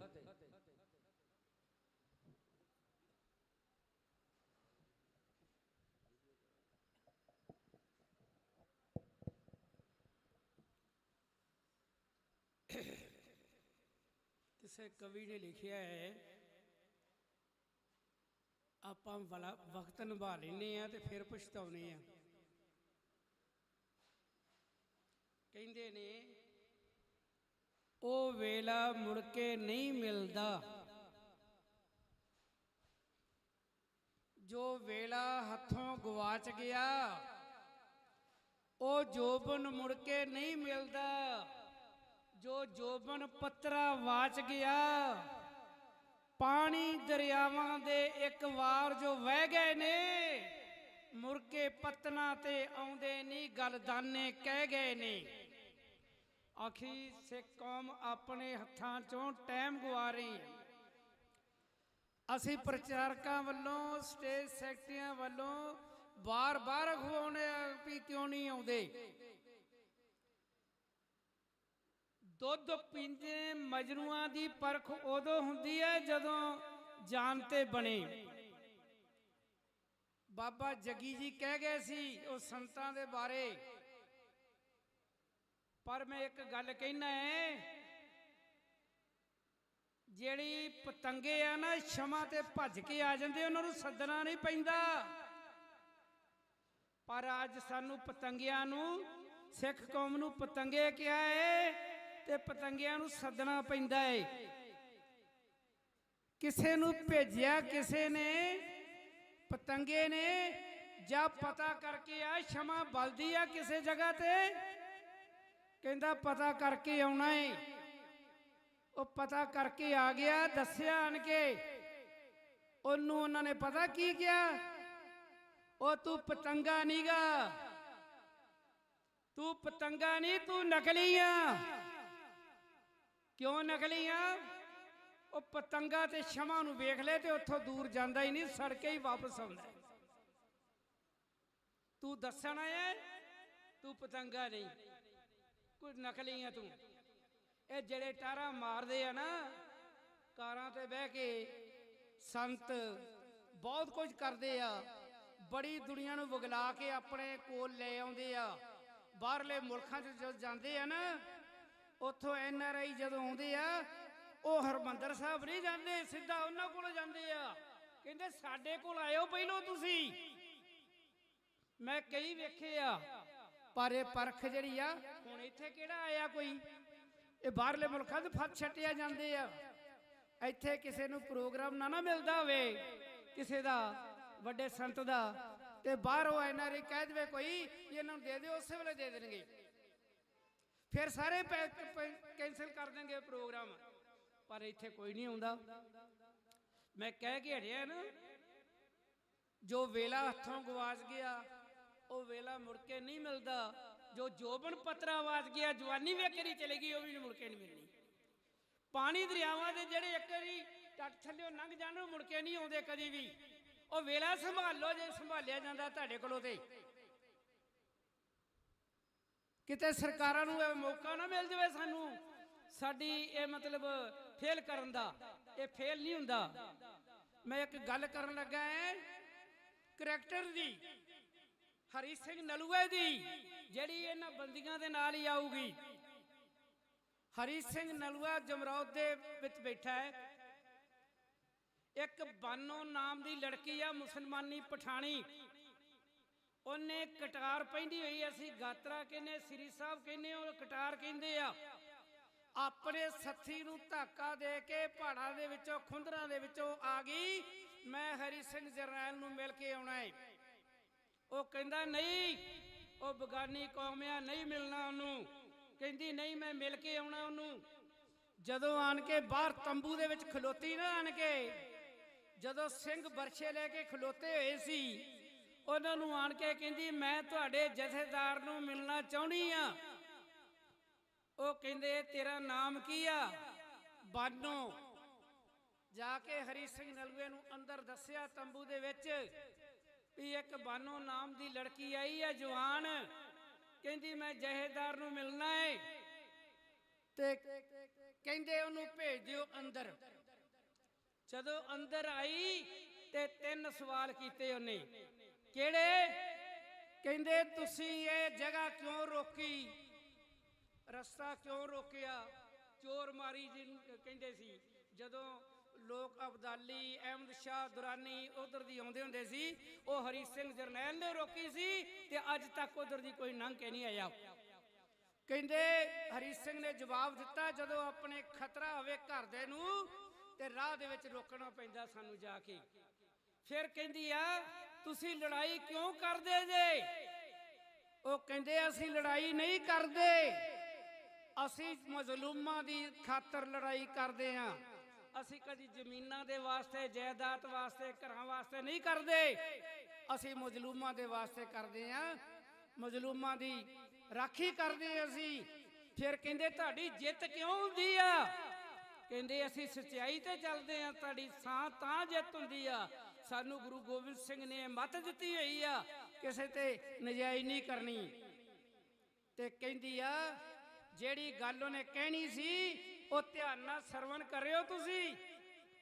ਕਰੈਕਟਰ ਦੀ ਗੱਲ ਕਹਿੰਦੀ, ਜਥੇਦਾਰ ਜੀ ਮੈਨੂੰ ਤੁਹਾਡੇ ਵਰਗਾ ਪੁੱਤਰ ਚਾਹੀਦਾ, ਇੱਕ ਮੇਰੇ ਪੇਟੋਂ ਪੁੱਤਰ ਹੋਣਾ ਚਾਹੀਦਾ ਏ।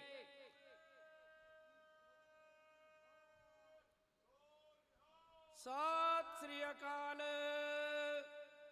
ਤੇ ਹਰੀ ਸਿੰਘ ਜਰਨੈਲ ਨੇ ਜਦੋਂ ਇਹ ਗੱਲ ਸੁਣੀ, ਕਹਿੰਦੇ ਪੁੱਤਰ ਭਾਵੇਂ ਕਿਹੋ ਜਿਹਾ ਵੀ ਹੋਵੇ, ਮੇਰੇ ਵਰਗਾ ਹੋਵੇ, ਕਿਸੇ ਵਰਗਾ ਵੀ ਹੋਵੇ, ਉਹ ਦੇਸ਼ ਕੌਮ ਨਾਲ ਪਿਆਰ ਕਰਨ ਵਾਲਾ ਹੋਵੇ, ਦੇਸ਼ ਬਦਲੇ ਜਾਨ ਦੇਣ ਵਾਲਾ ਹੋਵੇ, ਪਰਮਾਤਮਾ ਦੀ ਭਗਤੀ ਦੇ ਵਿੱਚ ਰੁਚਿਆ ਹੋਵੇ, ਪੁੱਤਰ ਭਾਵੇਂ ਕਿਸੇ ਦਾ ਵੀ ਹੋਵੇ।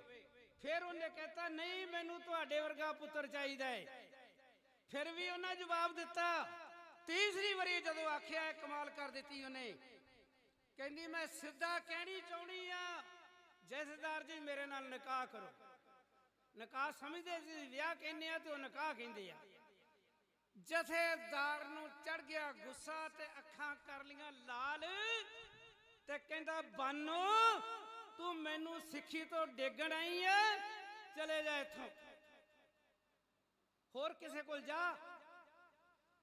ਤੁਰੀ ਜਾਂਦੀ ਅੱਖਾਂ 'ਚੋਂ ਪਾਣੀ ਵਹਾ ਕੇ ਤੇ ਕਹਿ ਲੱਗੀ ਅੱਜ ਤੱਕ ਮੈਂ ਸੁਣਿਆ ਸੀ ਗੁਰੂ ਨਾਨਕ ਦੇਵ ਦੀ ਗੱਦੀ ਤੋਂ ਕੋਈ ਖਾਲੀ ਨਹੀਂ ਗਿਆ, ਮੁੜ ਕੇ ਜੋ ਮੰਗਿਆ ਮਿਲਿਆ ਏ।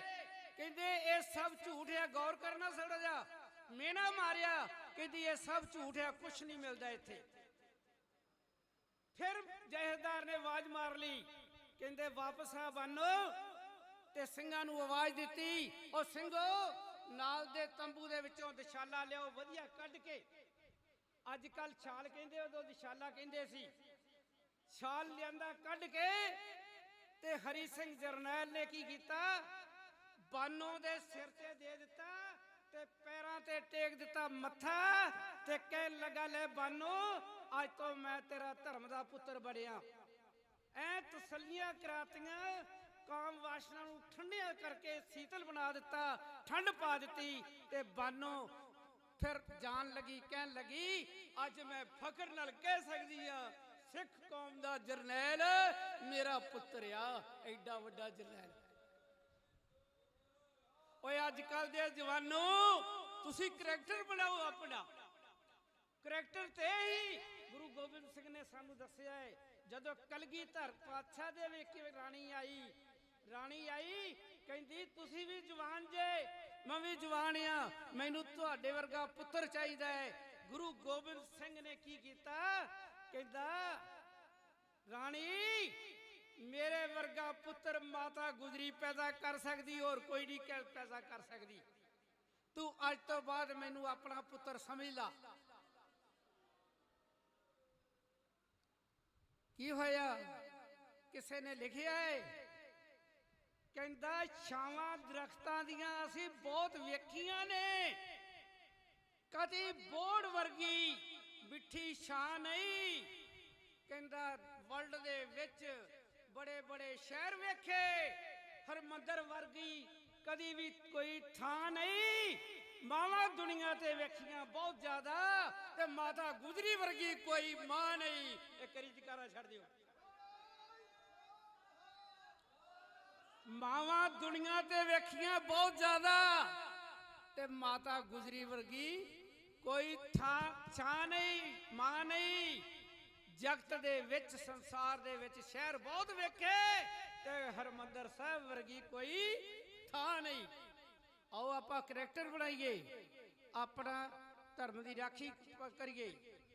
ਇਹ ਸੀ ਗੁਰੂ ਹਰਗੋਬਿੰਦ ਸਾਹਿਬ ਜੀ ਨੇ ਵੀ ਆਪਣੀ ਸ਼ਾਨ ਰੱਖਣ ਵਾਸਤੇ ਸਿੱਖਾਂ ਨੂੰ ਇਹ ਕਿਹਾ ਸੀ, ਆਪਣੀਆਂ ਜਵਾਨੀਆਂ ਪੇਸ਼ ਕਰੋ ਆਣ ਕੇ। ਇੱਥੇ ਕੋ ਕਹਿ ਦਿੰਦਾ ਹੈ ਨਾ ਵੀ ਸਿਰ ਦੇਣਾ ਪੈਂਦਾ ਹੈ, ਸਾਰੀ ਦੁਨੀਆ ਉਹਦੇ ਤੇ ਮਗਰ ਪੈ ਜਾਂਦੀ ਹੈ। ਸਿਰ ਦਾ ਨਾਂ ਲਿਆ, ਰਣਜੀਤ ਸਿੰਘ ਵੀ ਢੰਡਰੀਆਂ ਵਾਲਾ ਵੀ ਕਹਿੰਦਾ ਸਿਰ ਦੇਣ ਦੀ ਕੀ ਲੋੜ ਪੈ ਗਈ ਆ। ਕਦੀ ਆਏ ਆ ਇੱਥੇ? ਲੱਖਾਂ ਦੀ ਗਿਣਤੀ ਵਿੱਚ ਉਹਦੇ ਦੀਵਾਨ ਦੇ ਵਿੱਚ ਹੁੰਦੇ ਸੀ, ਹੁਣ ਕੌਣ ਜਾਂਦਾ ਹੈ? ਕਦੀ ਸੋਚੋ, ਇਹ ਛਮਾ ਦੇ ਪਤੰਗਿਆਂ ਦੀ ਪਰਖ ਹੁੰਦੀ ਆ। ਜਿਹੜੇ ਸੜਨ ਵਾਲੇ ਪਤੰਗੇ ਆ ਨਾ, ਉਹ ਹੱਸ ਹੱਸ ਕੇ ਆਪਣੇ ਜਾਨਾਂ ਨੂੰ ਪਤੰਗ ਲਾਈਟ ਦੇ ਸਾਹਮਣੇ ਵਾਰ ਦਿੰਦੇ ਨੇ। ਜਿਹੜੇ ਨਕਲੀ ਹੁੰਦੇ ਆ ਨਾ, ਉਹ ਮੁੜ ਕੇ ਆਉਂਦੇ ਹੀ ਨਹੀਂ। ਇਹ ਡੀਂਗਾ ਮਾਰਨ ਵਾਲੇ ਸਟੇਜਾਂ ਦੇ ਉੱਤੇ ਆ। ਜਦੋਂ ਮੌਕੇ ਤੇ ਗੁਰੂ ਗੋਬਿੰਦ ਸਿੰਘ ਨੇ, ਮੈਨੂੰ ਕੱਲ ਦੀ ਗੱਲ ਯਾਦ ਆ ਗਈ, ਇੱਕ ਸਿੰਘ ਦੀ ਕਮਾਲ ਦੀ ਗੱਲ ਕੀਤੀ ਆ, ਇਹ ਭੁੱਲ ਜਾਂਦੀ ਹੈ ਕਈ ਵਾਰੀ। ਕਹਿੰਦਾ ਗੁਰੂ ਦੀ ਹਜ਼ੂਰੀ ਦੇ ਵਿੱਚ ਅਸੀਂ ਮੋਰਚਾ ਲਾਇਆ ਹੈ, ਗੁਰੂ ਸਾਡੇ ਨਾਲ ਆ। ਅਸੀਂ ਪੁੱਛਦੇ ਆ ਲੋਕਾਂ ਨੂੰ, ਅਸੀਂ ਗੁਰੂ ਨੂੰ ਅੱਗੇ ਲਾ ਕੇ ਤੇ ਅਸੀਂ ਪਿੱਛਾ ਕਿਉਂ ਹਟ ਗਏ ਆ, ਘਰਾਂ 'ਚ ਕਿਉਂ ਬੈਠੇ ਆ? ਉਹ ਤੁਹਾਡੇ ਘਰ ਕੋਈ ਚੋਰ ਆ ਜਾਵੇ, ਕੋਈ ਮਾਰਨ ਆ ਜਾਵੇ, ਤੇ ਤੁਸੀਂ ਪਿਓ ਨੂੰ ਅੱਗੇ ਕਰ ਦਿਓਗੇ? ਸ਼ਰਮ ਚਾਹੀਦੀ ਹੈ ਸਾਨੂੰ। ਅਸੀਂ ਪਿਓ ਨੂੰ ਅੱਗੇ ਕਰ ਦੇਵਾਂਗੇ? ਨਹੀਂ, ਬਾਪੂ ਤੂੰ ਬੈਠ ਇੱਥੇ, ਅਸੀਂ ਜਾਣੇ ਆ। ਨਰਕਤਾਰੀ ਕਾਂਡ ਦੇ ਵਿੱਚ ਮੈਂ ਸੰਤ ਜਰਨੈਲ ਸਿੰਘ ਹੋਰਾਂ ਕੋਲ ਕਈ ਵਾਰੀ ਜਾ ਕੇ ਬਹਿੰਦਾ ਰਿਹਾ। ਲੈ ਕੇ ਰਾਜਸਥਾਨ ਚੋਂ 4 ਗੱਡੀਆਂ ਵੀ ਗਏ ਸੀ 84 ਤੋਂ ਪਹਿਲਾਂ। ਪਰ ਜਦੋਂ ਨਰਕਤਾਰੀ ਕਾਂਡ ਹੋਇਆ ਸੀ ਤੇ ਸੰਤ ਜਰਨੈਲ ਸਿੰਘ ਜੀ ਤਿਆਰ ਹੋ ਗਏ, ਮੈਂ ਜਾਣਾ ਹੈ, ਪਰ ਸਿੰਘਾਂ ਨੇ ਉਹਨਾਂ ਨੂੰ ਨਹੀਂ ਜਾਣ ਦਿੱਤਾ। ਬਾਬਾ ਜੀ ਤੁਸੀਂ ਪਿਛਾਂਹ ਰਹੋ, ਅਸੀਂ ਜਾਣੇ ਆ। 13 ਸਿੰਘ ਸ਼ਹੀਦ ਹੋ ਗਏ ਸੀ। ਤੇ ਜਦੋਂ ਗੁਰੂ ਨੂੰ ਵੀ ਚਮਕੌਰ ਦੀ ਗੜੀ ਦੇ ਵਿੱਚੋਂ ਬੇਨਤੀ ਕੀਤੀ ਪੰਜਾਂ ਪਿਆਰਿਆਂ ਨੇ, ਤੁਸੀਂ ਛੱਡ ਕੇ ਚਲੇ ਜਾਓ, ਕਹਿੰਦੇ ਨਹੀਂ ਜਾਣਾ। ਪਰ ਮਜਬੂਰੀ ਹੋ ਗਈ, ਪੰਜਾਂ ਪਿਆਰਿਆਂ ਦਾ ਹੁਕਮ ਮੰਨ ਕੇ ਉਹ ਚਲੇ ਗਏ ਸੀ। ਅੱਜ ਅਸੀਂ ਗੁਰੂ ਨੂੰ ਇੱਥੇ ਲਿਆ ਕੇ ਤੇ ਸਾਡੀ ਗਿਣਤੀ ਕਿੰਨੀ ਗਿਆ? ਮੈਨੂੰ ਬੜੀ ਉਹਦੀ ਗੱਲ ਸੋਹਣੀ ਲੱਗੀ ਕੱਲ ਦੇ ਸਿੰਘ ਦੀ, ਇੱਕ ਨਿਹੰਗ ਸਿੰਘ ਦੀ। ਉਹਨੇ ਕਿਹਾ ਪਿਓ ਸਾਡਾ ਬੈਠਾ ਇੱਥੇ, ਹੁਣ ਪਿਓ ਨੂੰ ਬਿਠਾ ਕੇ ਅਸੀਂ ਘਰ ਕਿਉਂ ਬੈਠੇ ਹੋਏ ਆ? ਸਾਡੀਆਂ ਤ੍ਰਿਸ਼ਨਾ ਨਹੀਂ ਬੁਝਦੀਆਂ। ਉਹ ਤ੍ਰਿਸ਼ਨਾ ਕਿਵੇਂ ਨਹੀਂ ਬੁਝਦੀਆਂ? ਸਾਡੇ ਬੱਚਿਆਂ ਨੂੰ ਅਸੀਂ ਪੜ੍ਹਾਈ ਕਰਾਉਣੀ ਆ, ਅਸੀਂ ਆਹ ਕਰਨਾ ਹੈ, ਅਸੀਂ ਆਹ ਕਰਨਾ ਹੈ। ਪਰ ਇਹ ਕੰਮ ਤੁਹਾਡੇ ਵੱਸ ਦੀ ਗੱਲ ਨਹੀਂ, ਇਹ ਪ੍ਰਮਾਤਮਾ ਨੇ ਸਾਰੇ ਕੰਮ ਤੁਹਾਡੇ ਕਰ ਦੇਣੇ ਆ। ਇਹ ਸਾਰਾ ਪਹਿਲੋਂ ਹੀ ਲਿਖਿਆ ਹੋਇਆ। ਰਿਜ਼ਕ ਵੀ ਉਹਨਾਂ ਨੂੰ ਦਿੱਤਾ ਬੱਚਿਆਂ ਨੂੰ, ਕੌਣ ਸੰਭਾਲਣ ਵਾਲਾ ਹੈ?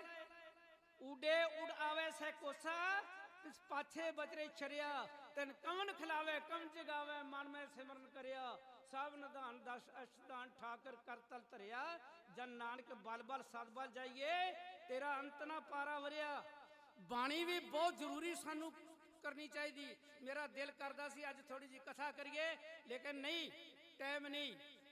ਬਾਕੀ ਗੱਲ ਇਹ ਆ, ਜਿਹੜੀਆਂ ਕਵਿਤਾਵਾਂ ਏ ਕਿਸੇ ਨੇ ਲਿਖਿਆ, ਜਿੱਥੇ ਪਹੁੰਚੇ ਕਵੀ ਉੱਥੇ ਨਾ ਪਹੁੰਚੇ ਰਵੀ। ਰਵੀ ਪਤੇ ਕਹਿੰਦੇ ਸੂਰਜ ਚੰਦਰਮਾ ਨੂੰ, ਰਵੀ ਨੂੰ ਸੂਰਜ ਨੂੰ, ਉੱਥੇ ਨਹੀਂ ਰਵੀ ਪਹੁੰਚ ਸਕਦਾ। ਕਿਸੇ ਨੇ ਸ਼ਾਇਰ ਨੇ ਲਿਖਿਆ, ਜਦੋਂ ਗੁਰੂ ਗੋਬਿੰਦ ਸਿੰਘ ਜੀ ਨੂੰ ਕਿਲੇ ਦੇ ਵਿੱਚੋਂ ਕਹਿੰਦੇ ਪੌੜੀਆਂ ਲਿਆ ਕੇ ਕੱਢ ਲਿਆਈਏ, ਉਸੇ ਕਿਸੇ ਸ਼ਾਇਰ ਨੇ ਲਿਖਿਆ ਹੈ, ਸੂਰਜ ਨਾਲ ਟਟਹਿਣਿਆ ਜਿੱਦ ਬੱਧੀ। ਨੋਟ ਕਰਿਓ ਲਫ਼ਜ਼ ਨੂੰ, ਸੂਰਜ ਨਾਲ ਟਟਹਿਣਿਆ। ਜਿਹੜੇ ਰਾਤ ਨੂੰ ਟਟਹਿਣੇ ਜਗਦੇ ਚਮਕਦੇ ਆ, ਉਹ ਕਦੀ ਬੁੱਝ ਜਾਂਦੇ ਆ। ਕਹਿੰਦੇ ਸੂਰਜ ਨਾਲ ਟਟਹਿਣਿਆ ਜਿੱਦ ਬੱਧੀ, ਤੀਲੇ ਛੱਤ ਸਮੁੰਦਰ ਤੇ ਪਾਉਣ ਲੱਗੇ। ਤੀਲੇ ਕਹਿੰਦੇ ਸਮੁੰਦਰ ਤੇ ਛੱਤ ਪਾ ਦੇਵਾਂਗੇ। ਸੂਰਜ ਨਾਲ ਟਟਹਿਣਿਆ ਜਿੱਦ ਬੱਧੀ, ਤੀਲੇ ਛੱਤ ਸਮੁੰਦਰ ਦੇ ਪਾਉਣ ਲੱਗੇ। ਕਹਿੰਦੇ ਰਾਜੇ ਕੁੱਲ ਪਹਾੜ ਦੇ ਹੋ ਇਕੱਠੇ, ਆਨੰਦਪੁਰ ਦੇ ਕਿਲੇ ਨੂੰ ਢਾਉਣ ਲੱਗੇ। ਕਹਿੰਦੇ ਕੱਢ ਲਿਆਵਾਂਗੇ ਗੁਰੂ ਗੋਬਿੰਦ ਸਿੰਘ ਨੂੰ, ਵੱਲ ਕਿਲੇ ਦੇ ਪੌੜੀਆਂ ਲਾਉਣ ਲੱਗੀ। ਇਹ ਹੋ ਸਕਦਾ ਸੀ? ਕਿੰਨੀ ਗਲਤੀ ਸੀ। ਇਸ ਕਰਕੇ ਰਵੀ ਜਿੱਥੇ ਪਹੁੰਚਦਾ ਹੈ, ਆ ਢਾਡੀ ਲੱਗਦੀ ਹੈ ਨਾ, ਢਾਡੀ ਚਿਤੌੜਗੜ੍ਹ ਦੇ ਕਿਲੇ ਦੇ ਵਿੱਚ ਪੱਥਰ ਦੇ ਵਿੱਚ ਇੱਕ ਤਲਵਾਰ ਗੱਡੀ ਹੋਈ ਸੀ, ਕਿਤੇ ਯੋਧਿਆਂ ਦੇ ਵੇਲਿਆਂ ਦੀ। ਉਹ ਜ਼ੋਰ ਲਾ ਕੇ ਲੋਕ ਮਰ ਗਏ, ਉਹਨਾਂ ਕੋਲੋਂ ਨਹੀਂ ਨਿਕਲੀ। ਕਿਸੇ ਨੇ ਕਿਹਾ ਮੈਂ ਕੱਢੂਗਾ ਇਹਨੂੰ, ਪਰ ਇੱਕ ਸ਼ਰਤ ਤੇ। ਕਹਿੰਦਾ ਕਿਹੜੀ ਸ਼ਰਤ? ਕਹਿੰਦਾ ਢਾਡੀ ਜਥਾ ਲਿਆਓ, ਉਹਦੇ ਕੋਲੋਂ ਜੋਸ਼ ਭਰੀਆਂ ਵਾਰਾਂ ਗਵਾਓ, ਤੇ ਮੈਂ ਕੱਢੂਗਾ। ਫਿਰ ਜਦੋਂ ਉਹਨਾਂ ਜੋਸ਼ ਭਰੀਆਂ ਵਾਰਾਂ ਗਾਈਆਂ ਤੇ ਡੋਲਿਆਂ ਦੇ ਵਿੱਚ ਖੂਨ ਪਰਖਿਆ, ਤੇ ਤੇ ਤਲਵਾਰ ਦੀ ਮੁੱਠ ਨੂੰ ਹੱਥ ਪਾਈ ਤੇ ਜ਼ੋਰ ਨਾਲ ਖਿੱਚੀ ਤੇ ਕੱਢ ਕੇ ਬਾਹਰ ਮਾਰੀ। ਆਖੋ ਸਤਨਾਮ। ਇਹ ਢਾਡੀ ਸਾਡੇ ਰਗਾਂ ਦੇ ਵਿੱਚ, ਸਾਡੇ ਡੋਲਿਆਂ ਦੇ ਵਿੱਚ ਖੂਨ ਭਰਦੇ ਆ, ਇਹ ਵੀ ਜ਼ਰੂਰੀ ਆ।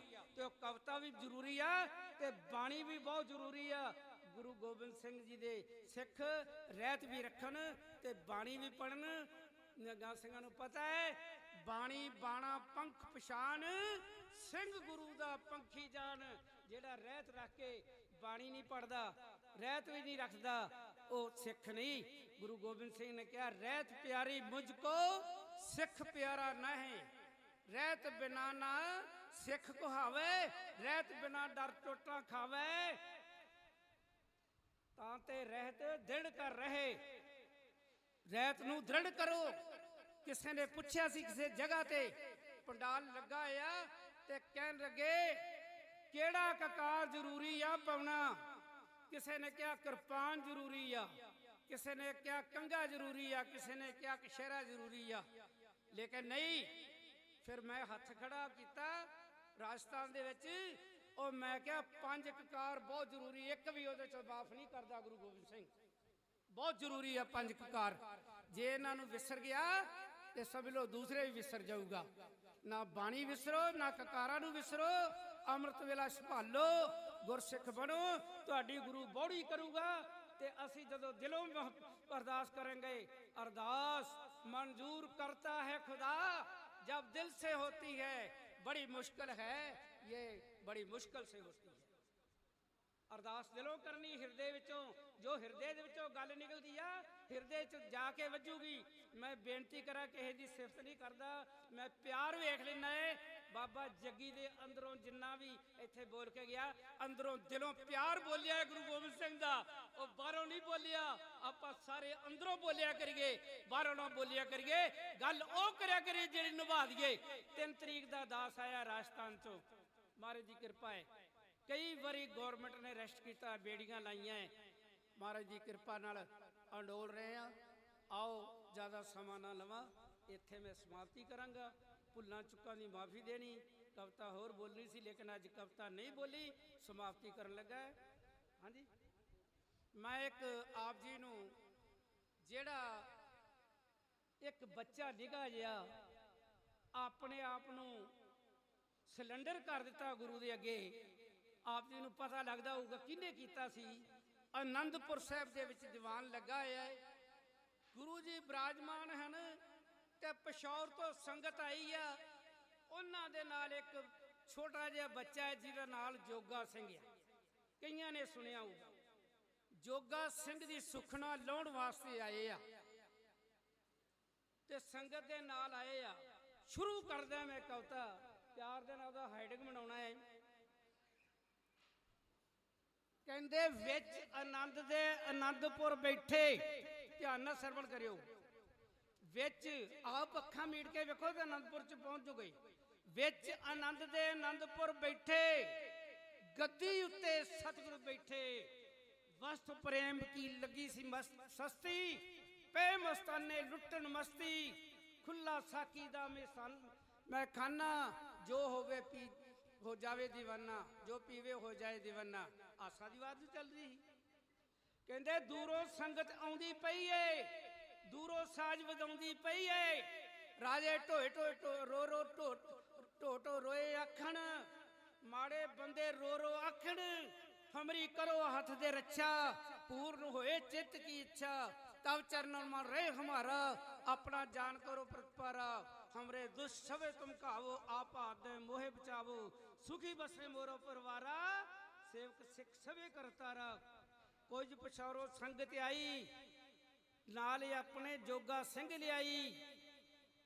जगो जोगा सिंह जाके मत्था टेकिया ना गुरु नू, बड़ा प्यारा लगा। कह लगे की बल्लो तेरा ना। जोगा सिंह कहता मैं हाँ जोगा सिंह महाराज। अगो की कहते हैं, जोगा सिंह तू किदे जोगा है। अगो बोली सरकार किस जोगा है तू। कहता तेरे जोगा सिरजनहार। गुरु की कहते ਜੇ ਤੂੰ ਅੱਜ ਤੋਂ ਮੇਰੇ ਜੋਗਾ, ਮੈਂ ਵੀ ਅੱਜ ਤੋਂ ਤੇਰੇ ਜੋਗਾ। ਅੱਗੋਂ ਹੁਣ ਤੂੰ ਕੁਛ ਨਾ ਕਹਿ, ਬਸ ਅੱਜ ਤੋਂ ਤੂੰ ਇੱਥੇ ਹੀ ਰਹਿ। ਉਹ ਜਿਸ ਗੱਲ ਨੂੰ ਤਰਸਣ ਲੱਖਾਂ, ਅੰਨੇ ਨੂੰ ਮਿਲ ਗਈਆਂ ਅੱਖਾਂ, ਗੂੰਗੇ ਨੂੰ ਮਿਲ ਗਈ ਜ਼ੁਬਾਨ, ਕਰ ਕਰਕੇ ਸੇਵਾ ਜੋਗਾ ਹੋ ਗਿਆ ਜਵਾਨ। ਕੀ ਹੋਇਆ ਅੱਗੋਂ?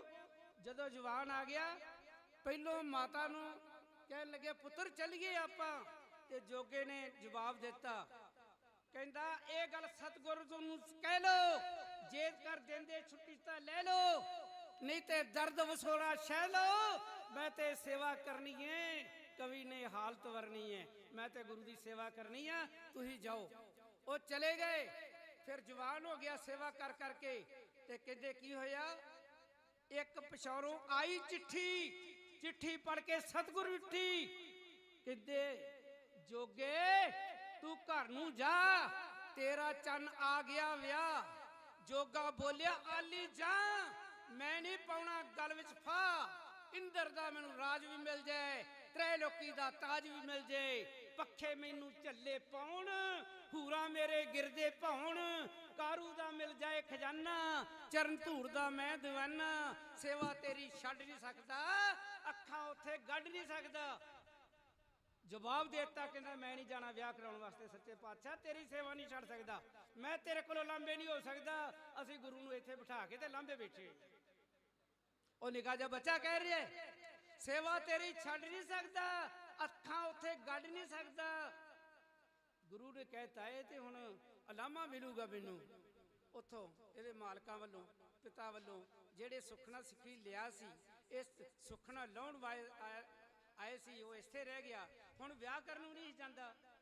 ਗੁਰਾਂ ਨੇ ਜੋਗੇ ਸਿੰਘ ਨੂੰ ਸਮਝਾਇਆ, ਜੋਗੇ ਜਿਵੇਂ ਦਿਲ ਦਾ ਸਾਜ਼ ਹੈ ਵੱਡਾ, ਪੰਛੀਆਂ ਵਿੱਚੋਂ ਬਾਜ ਹੈ ਵੱਡਾ, ਰਾਗਾਂ ਵਿੱਚੋਂ ਸ੍ਰੀ ਰਾਗ, ਨਾਗਾਂ ਵਿੱਚੋਂ ਸ਼ੇਸ਼ ਨਾਗ, ਐਵੇਂ ਜੋਗੇ ਨੂੰ ਸਮਝਾਇਆ, ਸਿੱਧੇ ਰਾਹ ਪਾਇਆ। ਅੱਗੋਂ ਗੱਲ ਜਾਏ ਕੰਮ, ਜੋਗਾ ਪੁੱਜਾ ਪੁਰ ਹੁਸ਼ਿਆਰ, ਵਿੱਚ ਪਿਛੌਰ ਜਿਵੇਂ ਫੁੱਲਾਂ ਉੱਤੇ ਭੌਰ, ਅੱਗੇ ਬੈਠੇ ਸੀ ਸਾਰੇ ਰਿਸ਼ਤੇਦਾਰ ਆ ਕੇ, ਵਾਰੋ ਵਾਰੀ ਮਿਲਿਆ ਫਤਿਹ ਬੁਲਾ ਕੇ। ਅੱਗੋਂ ਗੱਲ ਜਾਏ ਕੰਮ ਮੁੱਕੀ, ਫੇਰੇ ਬੰਦੇ ਜੱਜ ਦਾ ਟੁੱਕੀ, ਲੈ ਕੇ ਬੈਠਾ ਤੀਜੀ ਲਾਂ। ਧਿਆਨ ਨਾਲ ਸੁਣਿਓ ਜਰਾ, ਬਰਾਤ ਚਲੀ ਗਈ ਆ, 3 ਲਾਵਾਂ ਲੈ ਲਈਆਂ, ਲੈ ਕੇ ਬੈਠਾ ਤੀਜੀ ਲਾਂ। ਸੰਗਤ ਵਿੱਚੋਂ ਉੱਠ ਕੇ ਤਾਂ ਇੱਕ ਸਿੱਖ ਨੇ ਹੱਥ ਵਧਾਇਆ ਗਾਂ, ਰੁੱਕਾ ਜੋਗੇ ਹੱਥ ਫੜਾਇਆ, ਰੁੱਕਾ ਸੀ ਦਾਤਾਰ ਨੇ ਲਿਖਿਆ, ਰੁੱਕਾ ਸੀ ਕਰਤਾਰ ਨੇ ਲਿਖਿਆ, ਜੋਗੇ ਰਤਾ ਨਾ ਦੇਰੀ ਲਾ, ਰੁੱਕਾ ਪੜਦਿਆਂ ਵਾਪਸ ਆ। ਕਹਿੰਦੇ ਜੋਗਿਆ, ਚਿੱਠੀ ਦੇ ਉੱਤੇ ਲਿਖਿਆ, ਉਹ ਜੇ ਲੰਮਾ ਪਿਆ ਆ ਤੇ ਉੱਠ ਖਲੋ, ਜੇ ਉੱਠੇ ਖਲੋਤਾ ਬਹਿ ਜਾ, ਜੇ ਬੈਠਾ ਹੈ ਤੇ ਉੱਠ ਖਲੋ, ਜੇ ਖਲੋਤਾ ਹੈ ਤੇ ਤੁਰ ਪਓ, ਦੇਰੀ ਨਾ ਲਾਈ। ਲੈ ਕੇ ਬੈਠਾ ਤੀਜੀ ਲਾਂ। ਸੰਗਤ ਵਿੱਚੋਂ ਉੱਠ ਕੇ ਤਾਂ ਇੱਕ ਸਿੱਖ ਨੇ ਹੱਥ ਵਧਾਇਆ ਗਾ, ਰੁੱਕਾ ਜੋਗੇ ਹੱਥ ਫੜਾਇਆ, ਰੁਕਤੇ ਸੀ ਦਾਤਾਰ ਨੇ ਲਿਖਿਆ, ਰੁੱਕਾ ਸੀ ਕਰਤਾਰ ਨੇ ਲਿਖਿਆ, ਜੋਗੇ ਰਤਾ ਨਾ ਦੇਰੀ ਲਾ, ਰੁੱਕਾ ਪੜਦਿਆਂ ਵਾਪਸ ਆ। ਅੱਗੇ ਕੀ ਹੋਇਆ? ਗਾਨੇ ਤੋੜ ਪੁਆ ਕੇ ਸੁੱਟੇ, ਸਿਰੇ ਪਰਾਂ ਵਗਾ ਕੇ ਸੁੱਟੇ, ਗਾਨੇ ਤੋੜ ਪੁਆ ਕੇ ਸੁੱਟੇ, ਜਿਹੜੇ ਗਾਨੇ ਬਣਦੇ ਆ, ਸਿਰੇ ਤੋੜ ਪੁਆ ਕੇ ਸੁੱਟੇ। ਤੁਰ ਪਿਆ ਉੱਥੋਂ ਵਾਹੋ ਦਾਈ, ਵੱਲ ਮਾਹੀ ਦੇ ਹੋ ਗਿਆ ਰਾਹੀ। ਪਿਓ ਨੇ ਲੱਖ ਵਾਸਤੇ ਪਾਏ, ਨੈਣਾ ਚੋਂ ਦਰਿਆ ਵਹਾਏ, ਸਹੁਰੇ ਨੇ ਆਖਿਆ ਪੁੱਤਰ ਆਖੇ ਲੱਗ, ਪੈਰੀ ਲਾ ਕੇ ਰੱਖੀ ਪੱਗ। ਸੱਸ ਨੇ ਆਖਿਆ ਚੀਕਾਂ ਮਾਰ, ਪੁੱਤਰ ਲਾਵਾਂ ਲੈ ਜਾ 4। ਪਰ ਜੋਗੇ ਨਾ ਇੱਕ ਨਾ ਮੰਨੀ, ਉੱਥੋਂ ਫਿਰ ਖਿਸਕਾਈ ਕੰਨੀ, ਵੱਲ ਮਾਹੀ ਦੇ ਹੋਇਆ ਰਾਹੀ, ਤੁਰਿਆ ਜਾਵੇ ਵਾਹੋ ਦਾਹੀ। ਰਾਹ ਵਿੱਚ ਜਾ ਕੇ ਸੋਚਣ ਲੱਗਾ, ਉਹ ਮਿੱਟੀ ਐਵੇਂ ਖਰੋਚਣ ਲੱਗਾ, ਐਡਾ ਵੀ ਕੋਈ ਹੋਊ ਦਲੇਰ, ਪਾ ਕੇ ਸਹੁਰਿਆਂ ਪਿੰਡ ਹਨੇਰ, ਲਾਵਾਂ ਛੱਡ ਕੇ ਵਸਣ ਭੱਜਣ ਵਾਲਾ, ਆਨੰਦਪੁਰ ਵਿੱਚ ਵਸਣ ਵਾਲਾ। ਕਹਿੰਦਾ ਮੇਰੇ ਵਰਗਾ ਵੀ ਕੋਈ ਸਿੱਖ ਹੈਗਾ, ਕੋਈ ਹੋਊਗਾ ਸਿੱਖ ਜਿਹੜਾ ਲਾਵਾਂ ਛੱਡ ਕੇ ਭੱਜ ਜੇ। ਤੇ ਗੁਰੂ ਨੇ ਪਤਾ ਕੀ ਕਿਹਾ ਸੀ, ਜਦੋਂ ਜੋਗਾ ਸਿਆ ਹੁਸ਼ਿਆਰਪੁਰ ਦੇ ਵਿੱਚ ਦੀ ਆਏਗਾ ਤੇ ਜਰਾ ਸੁਚੇਤ ਹੋ ਕੇ ਆਵੀਂ, ਉੱਥੇ ਵੇਸਵਾ ਰਹਿੰਦੀ ਹੈ। ਜੋਗਾ ਪੁੱਜਾ ਪੁਰ ਹੁਸ਼ਿਆਰ, ਵੇਖੀ ਉੱਥੇ ਵੇਸਵਨਾਰ, ਸੁਣ ਕੇ ਝਾਂਜਰ ਦਾ ਸ਼ਿਕਾਰ, ਕਹਿੰਦਾ ਰਾਜ ਗਦਾਰੀਏ ਇੱਥੇ ਹੀ ਯਾਰ। ਉੱਥੇ ਗਿਆ, ਜਾਂ ਬਾਰ-ਬਾਰ ਆਉਂਦਾ ਪਿਆ ਹੈ। ਗੁਰੂ ਅਨੰਦਪੁਰ ਸਾਹਿਬ ਤੋਂ ਘੋੜੇ ਤੇ ਆਣ ਕੇ ਪਹਿਰਾ ਦੇ ਰਹੇ ਉਹਦੀ ਵੇਸਵਾ ਦੇ ਬੂਹੇ ਤੇ। ਕੀ ਕਹਿੰਦੇ ਆ? ਓਏ ਸੱਚੋ ਸੱਚ ਦੱਸੀ ਇੱਥੇ ਕੀ ਗਵਾਇਆ ਈ, ਉਹ ਤੀਜੀ ਵਾਰੀ ਫੇਰਾ ਬੂਏ ਵੇਸਵਾ ਦੇ ਪਾਇਆ ਈ। ਉਹ ਖੁੱਲ ਕੇ ਨਹੀਂ ਵੇਂਦਾ, ਅੱਖੀਆਂ ਚ ਰੌਣਾ ਏ, ਬਾਰ-ਬਾਰ ਬੂਏ ਵੇਸਵਾ ਦੇ ਆਉਣਾ ਏ, ਬਾਰ-ਬਾਰ ਬੂਏ ਵੇਸਵਾ ਦੇ ਆਉਣਾ ਏ, ਖੁੱਲ ਕੇ ਨਹੀਂ ਵੇਂਦਾ, ਅੱਖੀਆਂ ਚ ਰੌਣਾ ਏ। ਸੱਚੋ ਸੱਚ ਦੱਸੀ ਇੱਥੇ ਕੀ ਗਵਾਇਆ ਈ, ਤੀਜੀ ਵਾਰੀ ਫੇਰਾ ਵੇਸਵਾ ਦੇ ਬੂਏ ਪਾਇਆ ਈ। ਇਹ ਲਾਂਤਾਂ ਪਈਆਂ ਜਦੋਂ, ਤੇ ਕਹਿੰਦੇ ਸਿੱਖ ਗੁਰੂ ਦਾ ਦਿਸ ਰਿਹਾ ਏ, ਉਹ ਬਾਣੀ ਤੋਂ ਕਿਉਂ ਵਿਸ ਰਿਹਾ ਏ, ਸੋਹਣੀ ਤੇਰੇ ਤੇ ਸਿਰ ਤੇ ਦਸਤਾਰ, ਕਿਉਂ ਭੁੱਲ ਬੈਠਾ ਏ ਅਨੰਦਪੁਰ ਸਾਹਿਬ ਦਾ ਦਰਬਾਰ। ਕਹਿੰਦਾ ਕਿਉਂ ਭੁੱਲ ਗਿਆ ਏ? ਬਸ ਜਦੋਂ ਲਾਂਤਾਂ ਪਈਆਂ ਤੇ ਵਾਪਸ ਮੁੜ ਗਿਆ। ਅਨੰਦਪੁਰ ਸਾਹਿਬ ਦੇ ਵਿੱਚ ਗੁਰੂ ਬਿਰਾਜਮਾਨ ਆਸਾ ਦੀ ਵਾਰ ਦੇ ਵਿੱਚ ਬੈਠੇ ਨੇ, ਕੀਰਤਨ ਹੋ ਰਿਹਾ, ਸਤਿਗੁਰੂ ਹੰਗਲਾਉਂਦੇ ਪਏ ਨੀਂਦ ਦੇ ਵਿੱਚ। ਤੇ ਜੋਗਾ ਸਿੰਘ ਕਹਿੰਦਾ ਓਏ ਹੋਰ ਤੇ ਸਾਰੇ ਗਾਉਂਦੇ ਪਏ ਨੇ, ਸਤਿਗੁਰੂ ਕਿਉਂ ਹੰਗਲਾਉਂਦੇ ਪਏ ਨੇ? ਇਹ ਕਹਿਤਾ ਨੇ, ਉਹਨੂੰ ਕੀ ਪਤਾ ਲੱਗਾ ਵੀ ਗੁਰੂ ਨੂੰ ਪਤਾ ਹੈ। ਕਹਿੰਦਾ ਸਤਿਗੁਰੂ ਕਿਉਂ ਹੰਗਲਾਉਂਦੇ ਪਏ ਨੇ? ਅੱਗੋਂ ਕਹਿੰਦੇ ਓ ਸਿੱਖਾ, ਉਹ ਜੋਗਾ ਸਿਆ, ਉਹ ਰਾਤੀ ਰਹੇ ਅਸੀਂ ਸਿੱਖ ਦੇ ਪਹਿਰੇ ਉੱਤੇ, ਇਸੇ ਕਰਕੇ ਅਸੀਂ ਨਹੀਂ ਸੁੱਤੇ, ਇਸੇ ਕਰਕੇ ਗਾਉ ਨਹੀਂ ਸਕੇ, ਇਸੇ ਕਰਕੇ ਸੌ ਨਹੀਂ ਸਕੇ। ਕਹਿੰਦਾ ਸੱਚੇ ਪਾਤਸ਼ਾਹ ਕੌਣ ਆ ਤੈਨੂੰ ਤੰਗ ਕਰਨ ਵਾਲਾ ਐਸਾ ਸਿੱਖ, ਮੈਨੂੰ ਦੱਸ। ਉਹ ਕਹਿੰਦਾ ਜੋਗਾ ਸਿੰਘਾ, ਤੂੰ ਕਿਹਾ ਸੀ ਨਾ ਮੇਰੇ ਵਰਗਾ ਸਿੱਖ ਕੋਈ ਨਹੀਂ ਅਨੰਦਪੁਰ ਚ ਵਸਣ ਵਾਲਾ, ਲਾਵਾਂ ਛੱਡਣ ਵਸਣ ਵਾਲਾ, ਹੋਰ ਕਿਹੜਾ ਸੀ? ਉਹ ਜੇ ਮੈਨੂੰ ਪਰਖਣਾ ਸੀ ਜੋਗਾ ਸਿੰਘਾ, ਉਹ ਜੇ ਮੈਨੂੰ ਪਰਖਣਾ ਸੀ ਕਿਸੇ ਮੈਦਾਨ ਦੇ ਵਿੱਚ ਪਰਖ ਲੈਂਦਾ, ਉਹ ਤੂੰ ਵੇਸਵਾ ਦੇ ਬੂਹੇ 'ਚ ਮੈਨੂੰ ਖਿਲਾਰਿਆ ਜਾ ਕੇ।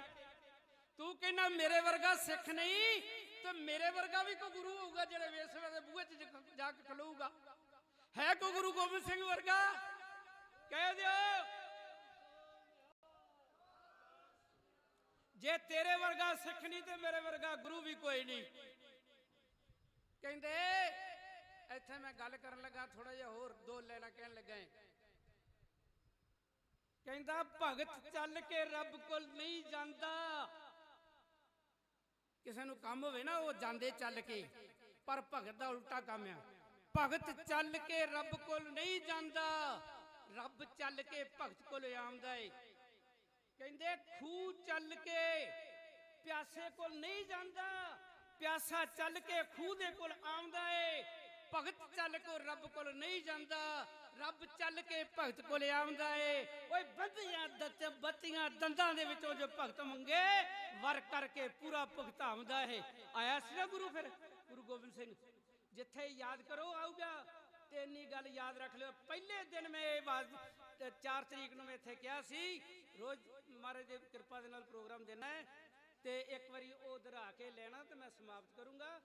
ਜੇ ਸਤਿਗੁਰੂ ਨੂੰ ਨਾਲ ਸਮਝਦੇ ਜੇ ਨਾ, ਸਤਿਗੁਰੂ ਨੂੰ ਸਤਿਗੁਰ ਦੇ ਨਾਲ ਤੁਹਾਨੂੰ ਵੀ ਰਹਿਣਾ ਪਊਗਾ। ਤੇ ਮਹਾਰਾਜ ਦੀ ਬਾਣੀ ਨੇ ਕਿਹਾ ਹੈ, ਤੇ ਨਾਲ ਸਾਰਿਆਂ ਨੇ ਪੜ੍ਹਨਾ। ਜੇ ਤੁਸੀਂ ਬੀਬੀਆਂ ਨੇ ਤੇ ਪੀਰਾਂ ਨੇ ਵੀ ਉੱਚੀ ਆਵਾਜ਼ ਪੜ੍ਹਨੀ, ਜਿੰਨੇ ਕੁ ਹੈਗੇ ਉਨੇ ਹੀ ਪੜ੍ਹ ਲਿਓ। ਸੋ ਸਤਿਗੁਰ ਪਿਆਰਾ ਮੇਰੇ ਨਾਲ ਹੈ, ਸੋ ਸਤਿਗੁਰ ਪਿਆਰਾ ਮੇਰੇ ਨਾਲ ਹੈ। ਬੋਲੋ ਸਤਿਗੁਰ ਪਿਆਰਾ ਮੇਰੇ ਨਾਲ ਹੈ, ਸੋ ਸਤਿਗੁਰ ਪਿਆਰਾ ਮੇਰੇ ਨਾਲ ਹੈ। ਸੋ ਸਤਿਗੁਰ ਪਿਆਰਾ ਮੇਰੇ ਨਾਲ ਹੈ, ਸੋ ਸਤਿਗੁਰ ਪਿਆਰਾ ਮੇਰੇ ਨਾਲ ਹੈ। ਸੋ ਸਤਿਗੁਰ ਪਿਆਰਾ ਮੇਰੇ ਨਾਲ ਹੈ, ਸੋ ਸਤਿਗੁਰ ਪਿਆਰਾ ਮੇਰੇ ਨਾਲ ਹੈ। ਉਹ ਪਿਆਰਾ ਮੇਰੇ ਨਾਲ ਹੈ ਜੀ, ਪਿਆਰਾ ਮੇਰੇ ਨਾਲ ਹੈ, ਪਿਆਰਾ ਮੇਰੇ ਨਾਲ ਹੈ ਜੀ, ਪਿਆਰਾ ਮੇਰੇ ਨਾਲ ਹੈ। ਪਿਆਰਾ ਮੇਰੇ ਨਾਲ ਹੈ ਜੀ, ਪਿਆਰਾ ਮੇਰੇ ਨਾਲ ਹੈ, ਪਿਆਰਾ ਮੇਰੇ ਨਾਲ ਹੈ ਜੀ, ਪਿਆਰਾ ਮੇਰੇ ਨਾਲ ਹੈ। ਸੋ ਸਤਿਗੁਰ ਪਿਆਰਾ ਮੇਰੇ ਨਾਲ ਹੈ, ਸੋ ਸਤਿਗੁਰ ਪਿਆਰਾ ਮੇਰੇ ਨਾਲ ਹੈ।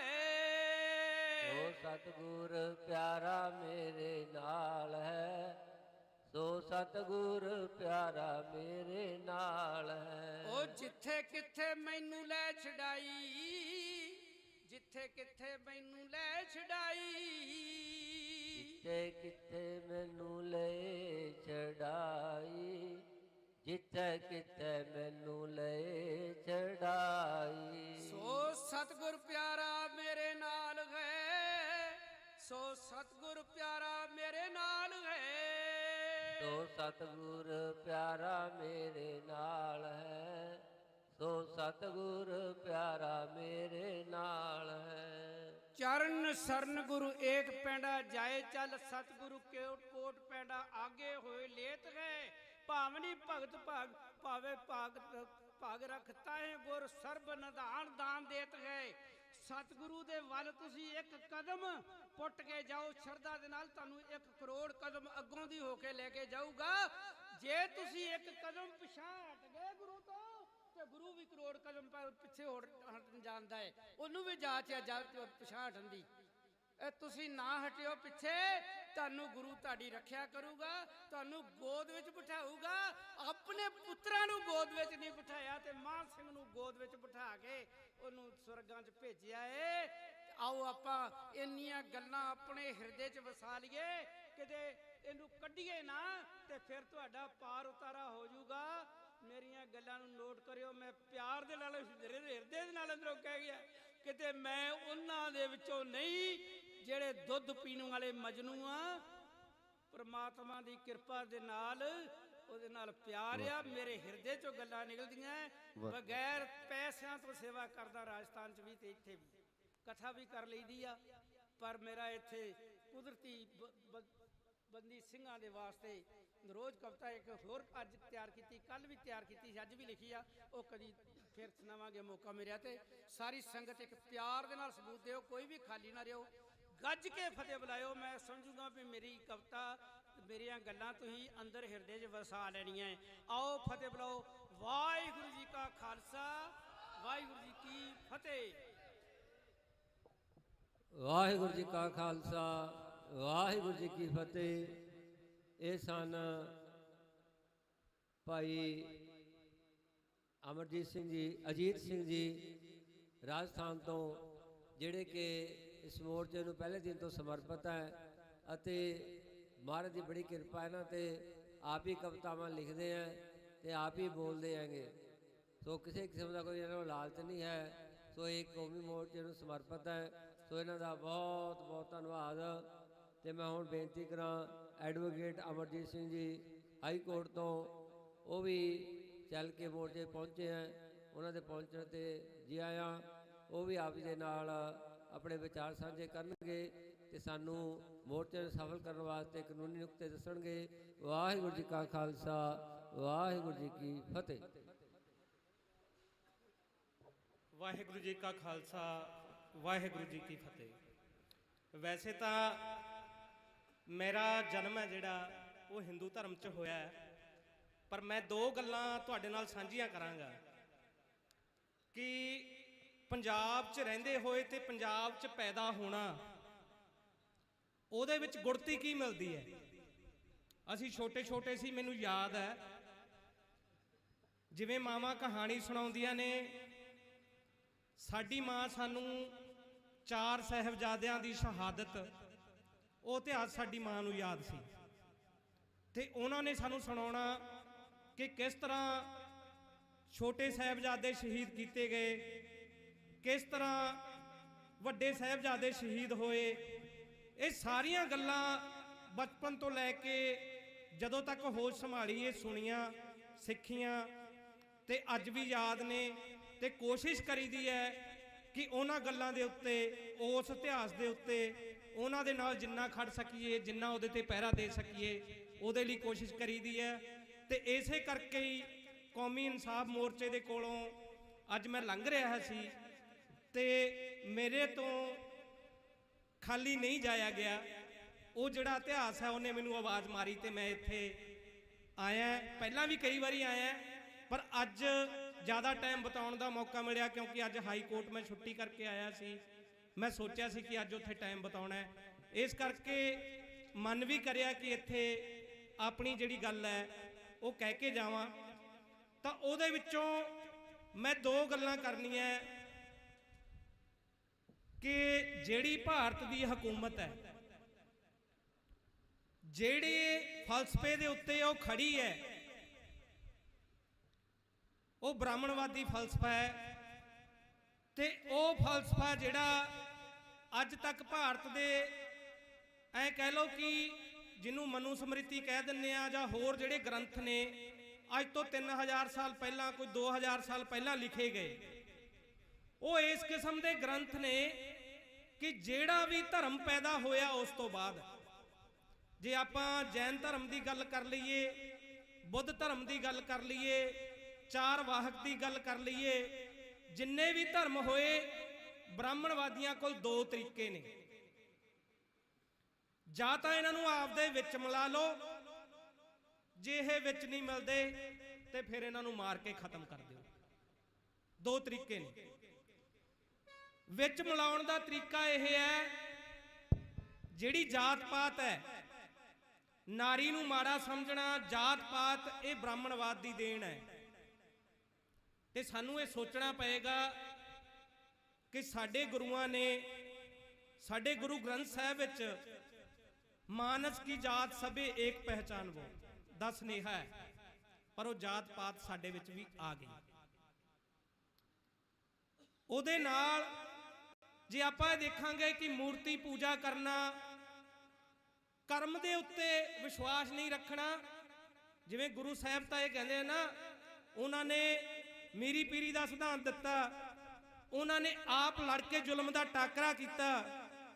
ਤੇ ਤੁਹਾਨੂੰ ਯਾਦ ਹੋਏਗਾ, ਜੇ ਕਿਸੇ ਨੇ ਸੁਣਿਆ ਤਾਂ ਇੱਥੇ ਗਜਨੀ ਨੇ 17 ਵਾਰ ਹਮਲੇ ਕੀਤੇ, ਤੇ ਜਦੋਂ ਜਦੋਂ ਉਹ ਹਮਲੇ ਕਰਦੇ ਸੀ, ਮੰਦਰਾਂ 'ਚ ਜਾਂਦੇ ਸੀ, ਤੇ ਉੱਥੋਂ ਦੇ ਜਿਹੜੇ ਪੁਜਾਰੀ ਹੁੰਦੇ ਸੀ ਉਹ ਟੱਲ ਘੰਟੀਆਂ ਖੜਕਾਉਂਦੇ ਰਹਿੰਦੇ, ਯਾਦ ਕਰਦੇ ਰਹਿੰਦੇ, ਪਰ ਉਹ ਲੁੱਟ ਕੇ ਲੈ ਜਾਂਦਾ। ਪਰ ਸਾਡੇ ਧਰਮ 'ਚ ਕੀ ਆਇਆ? ਸਾਡੇ ਗੁਰੂਆਂ ਨੇ ਸਾਨੂੰ ਕੀ ਸੁਨੇਹਾ ਦਿੱਤਾ? ਸਾਡੇ ਗੁਰੂਆਂ ਨੇ ਸਾਨੂੰ ਸੁਨੇਹਾ ਦਿੱਤਾ ਕਿ ਜ਼ੁਲਮ ਦਾ ਟਾਕਰਾ ਕਰਨਾ ਹੈ, ਜ਼ੁਲਮ ਦਾ ਟਾਕਰਾ ਕਰਨਾ ਹੈ ਤੇ ਉਹਦੇ ਅੱਗੇ ਲੜਨਾ ਹੈ। ਪਰ ਇਹ ਕਿਸੇ ਹੋਰ ਧਰਮ 'ਚ ਨਹੀਂ ਸੀ। ਅੱਜ ਕੀ ਹੋ ਰਿਹਾ? ਅੱਜ ਫੇਰ ਉਹੀ ਹੋ ਰਿਹਾ ਕਿ ਸਾਨੂੰ ਵੀ ਸਿਰਫ ਮੱਥਾ ਟੇਕਣ ਤੱਕ ਸੀਮਿਤ ਕੀਤਾ ਜਾ ਰਿਹਾ। ਸਾਡੇ ਤੋਂ ਜੋ ਸਾਡਾ ਆਪਦਾ ਆਪਾ ਵਾਰਨ ਦਾ ਜਿਹੜਾ ਇਤਿਹਾਸ ਆ, ਉਹ ਸਾਡੇ ਤੋਂ ਦੂਰ ਕੀਤਾ ਜਾ ਰਿਹਾ। ਇਹਦੇ ਨਾਲ ਜਿਹੜਾ ਮੈਂ ਅੱਜ ਤੇ ਗੱਲ ਕਰਨੀ ਹੈ, ਮੈਂ 84 ਤੋਂ ਪਿੱਛੋਂ ਤੋਂ ਥੋੜੀ ਜੀ ਗੱਲ ਸ਼ੁਰੂ ਕਰੂੰਗਾ। ਜਦੋਂ ਵੱਖ-ਵੱਖ ਸੂਬੇ ਭਾਸ਼ਾਵਾਂ ਦੇ ਨਾਂ ਤੇ ਬਣੇ ਤੇ ਪੰਜਾਬੀ ਸੂਬੇ ਦੀ ਵੀ ਮੰਗ ਆਈ। 1966 ਚ ਪੰਜਾਬੀ ਸੂਬਾ ਬਣਾਇਆ ਗਿਆ, ਜਿਹਦੇ ਚੋਂ ਬਹੁਤ ਸਾਰੇ ਸਾਡੇ ਪੰਜਾਬੀ ਬੋਲਦੇ ਇਲਾਕੇ ਸਾਡੇ ਤੋਂ ਖੋਹ ਲਏ ਗਏ, ਸਾਡਾ ਪਾਣੀ ਸਾਡੇ ਤੋਂ ਖੋਹ ਲਿਆ ਗਿਆ, ਚੰਡੀਗੜ੍ਹ ਸਾਡੇ ਤੋਂ ਖੋਹ ਲਿਆ ਗਿਆ। ਇੱਕ ਹਿੱਸਾ ਪੰਜਾਬੀ ਬੋਲਦਾ ਰਾਜਸਥਾਨ ਚ ਕੱਟਤਾ, ਇੱਕ ਹਿੱਸਾ ਸਾਡਾ ਹਿਮਾਚਲ ਚ ਕੱਟਤਾ, ਇੱਕ ਹਿੱਸਾ ਸਾਡਾ ਹਰਿਆਣੇ ਚ ਕੱਟ ਦਿੱਤਾ ਤੇ ਛੋਟਾ ਜਿਹਾ ਪੰਜਾਬ ਬਣਾ ਕੇ ਸਾਨੂੰ ਦੇ ਦਿੱਤਾ।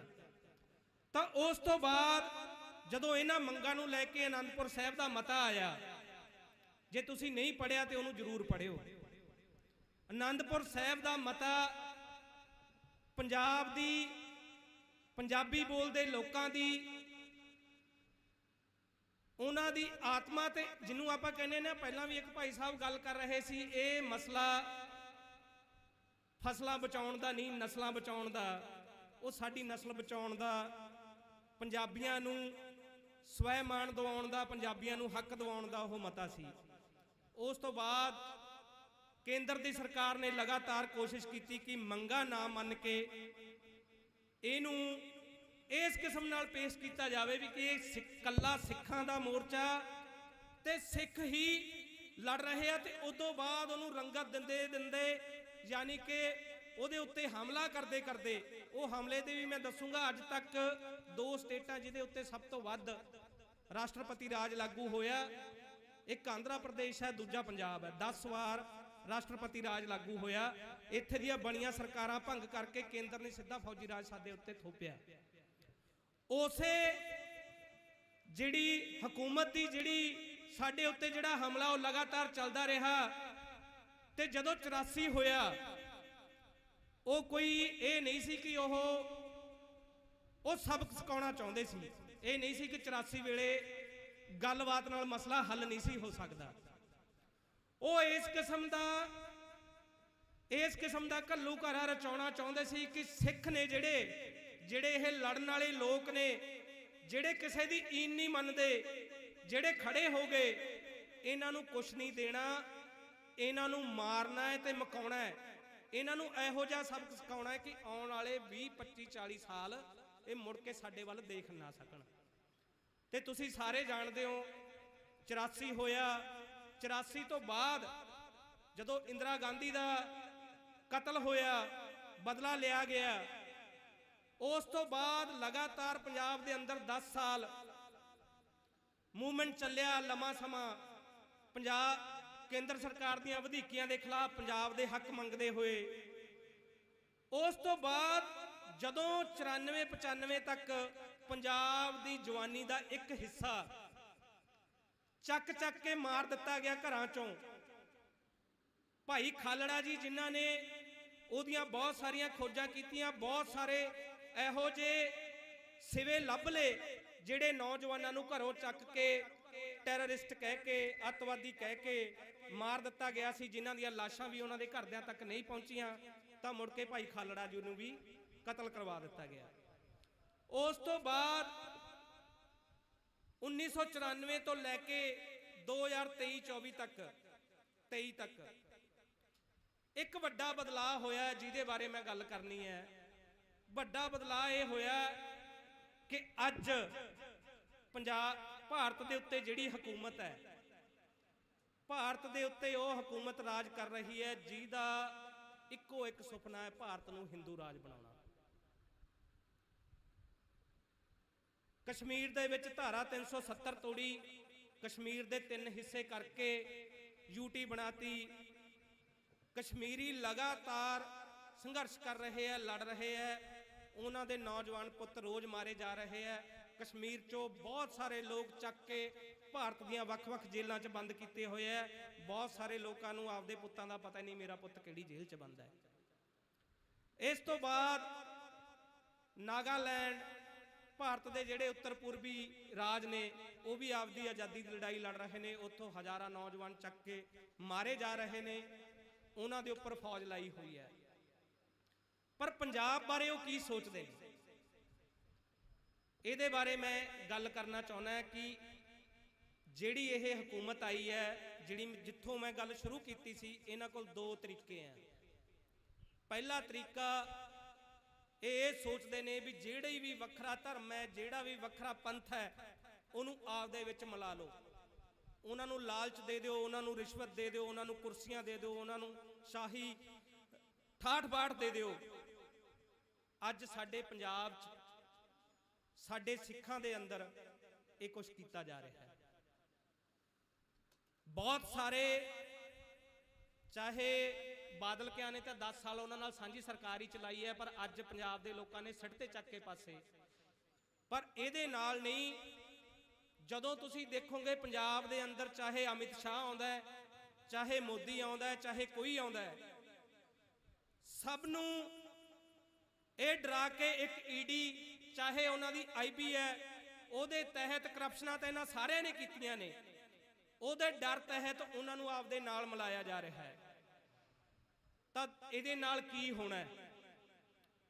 ਇੱਥੇ ਬੈਠੇ ਲੋਕ ਚੇਤਨ ਹੋ ਰਹੇ ਹੋਣਗੇ ਵਿਚਾਰ ਸੁਣ ਕੇ, ਪਰ ਸਾਡਾ ਪੰਜਾਬ ਦਾ ਬਹੁਤ ਵੱਡਾ ਹਿੱਸਾ ਜਿਹੜਾ ਘਰਾਂ ਦੇ ਅੰਦਰ ਸਵੇਰੇ ਖੇਤ ਜਾਂਦਾ, ਸ਼ਾਮ ਨੂੰ ਆਉਂਦਾ, ਉਹਦੇ ਕੋਲ ਵਾਹਿਗੁਰੂ ਕਹਿ ਕੇ ਲੰਗਰ ਪ੍ਰਸ਼ਾਦਾ ਛਕਣਾ ਉਹਨੇ ਤੇ ਆਪਦਾ ਪੈ ਜਾਣਾ, ਦੂਜੇ ਦਿਨ ਫਿਰ ਕੰਮ ਤੇ ਜਾਣਾ। ਉਹਦੇ ਕੋਲ ਇਸ ਕਿਸਮ ਦੀ ਚੇਤਨਾ ਨਹੀਂ। ਜਦੋਂ ਸਾਡੇ ਸਾਹਮਣੇ, ਮੈਂ ਇੱਕ ਉਦਾਹਰਣ ਹੀ ਦੇਵਾਂਗਾ, ਤੁਹਾਨੂੰ ਸਾਰਿਆਂ ਨੂੰ ਪਤਾ ਹੋਊਗੀ, ਸਾਡੇ ਬਜ਼ੁਰਗ ਸੀਗੇ ਜਿਹੜੇ ਬਾਦਲ ਨੂੰ ਇਸ ਕਰਕੇ ਹੀ ਵੋਟ ਪਾਉਂਦੇ ਰਹੇ ਕਿ ਪੰਥ ਹੈ, ਜਦੋਂ ਤੱਕ ਪੰਥ ਜਿਉਂਦੇ ਆ ਅਸੀਂ ਤਾਂ ਪੰਥ ਨੂੰ ਵੋਟ ਪਾਉਣੀ ਹੈ। ਸਾਡੇ ਬਹੁਤ ਸਾਰੇ ਲੋਕ ਅੱਜ ਵੀ ਇੰਨੇ ਸਿੱਧੇ ਆ ਜਿਹੜੇ ਸਿੱਖੀ ਪਹਿਰਾਵੇ ਨੂੰ ਵੋਟਾਂ ਪਾਉਣਗੇ। ਜਿਹੜੇ ਸਿੱਖੀ ਪਹਿਰਾਵਾ ਵਾਲੇ 4 ਬੰਦੇ ਬੀਜੇਪੀ 'ਚ ਚਲੇ ਗਏ, ਪਿੰਡ ਵਾਲਿਆਂ ਨੂੰ ਨਿੱਕੇ ਨਿੱਕੇ ਕੰਮ ਕਢਾਉਣੇ ਹੁੰਦੇ ਆ, ਉਹ ਬੀਜੇਪੀ ਨੂੰ ਵੋਟਾਂ ਪਾ ਦੇਣਗੇ।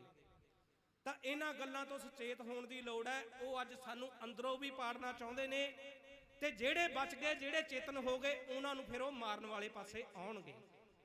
ਤਾਂ ਇਸ ਕਰਕੇ ਇੱਕ ਤਾਂ ਇਹ ਹੈ, ਤੇ ਦੂਜੀ ਇੱਕ ਮੈਂ ਲਾਸਟ ਦੇ ਵਿੱਚ ਗੱਲ ਕਹਿ ਕੇ, ਵਕਾਲਤ ਦੇ ਤੌਰ ਤੇ ਕਿੱਤਾ ਕਰਦੇ ਹੋਏ ਕਈ ਕੇਸ ਪੜ੍ਹਨ ਨੂੰ ਮਿਲਦੇ ਆ।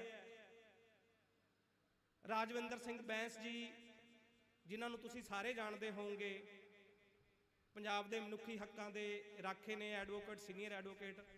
ਮੈਂ ਉਹਨਾਂ ਦੇ ਦਫ਼ਤਰ 'ਚ ਹੀ ਕੰਮ ਕਰਦਾ। ਤਾਂ ਬਹੁਤ ਸਾਰੇ ਕੇਸ ਪੜ੍ਹਨ ਨੂੰ ਮਿਲਦੇ ਆ, ਬਹੁਤ ਸਾਰੇ ਲੋਕਾਂ ਨੂੰ ਮਿਲਣ ਦਾ ਮੌਕਾ ਮਿਲਦਾ ਹੈ। ਇੱਕ 1992 ਦੀ ਘਟਨਾ ਸੁਣਾ ਕੇ ਬੰਦੀ ਸਿੰਘਾਂ ਨਾਲ ਗੱਲ ਜੋੜਦੇ ਹੋਏ ਮੈਂ ਆਪਦੀ ਗੱਲ ਖਤਮ ਕਰੂੰਗਾ। 1992 ਦੇ ਵਿੱਚ ਰਾਏਕੋਟ ਤੋਂ ਇੱਕ ਮੁੰਡਾ ਚੱਕਿਆ ਜਾਂਦਾ ਹੈ। ਸਵੇਰੇ ਰਾਏਕੋਟ ਥਾਣੇ ਵਾਲੇ ਘਰੋਂ ਮੁੰਡਾ ਚੱਕ ਕੇ ਲਿਆਉਂਦੇ ਨੇ ਵੀ ਇਹਨੂੰ ਅਸੀਂ ਪੁੱਛਤਾਛ ਕਰਨ ਲਈ ਥਾਣੇ ਲੈ ਕੇ ਜਾਣਾ। ਉਸ ਤੋਂ ਬਾਅਦ ਘਰ ਦੇ ਥਾਣੇ ਪਹੁੰਚਦੇ ਨੇ ਤੇ ਉਹ ਕਹਿੰਦੇ ਨੇ ਯੂਪੀ ਤੋਂ 4 ਪੁਲਿਸ ਵਾਲੇ ਆਏ ਸੀ, ਆ ਸਾਨੂੰ ਲਿਖ ਕੇ ਦੇ ਕੇ ਗਏ ਨੇ, ਫਲਾਣਾ ਕੇਸ ਦਰਜ ਹੋਇਆ, ਉਹਦੇ ਬਾਰੇ ਸਾਨੂੰ ਮੁੰਡਾ ਚਾਹੀਦਾ, ਉਹ ਯੂਪੀ ਲੈ ਗਏ।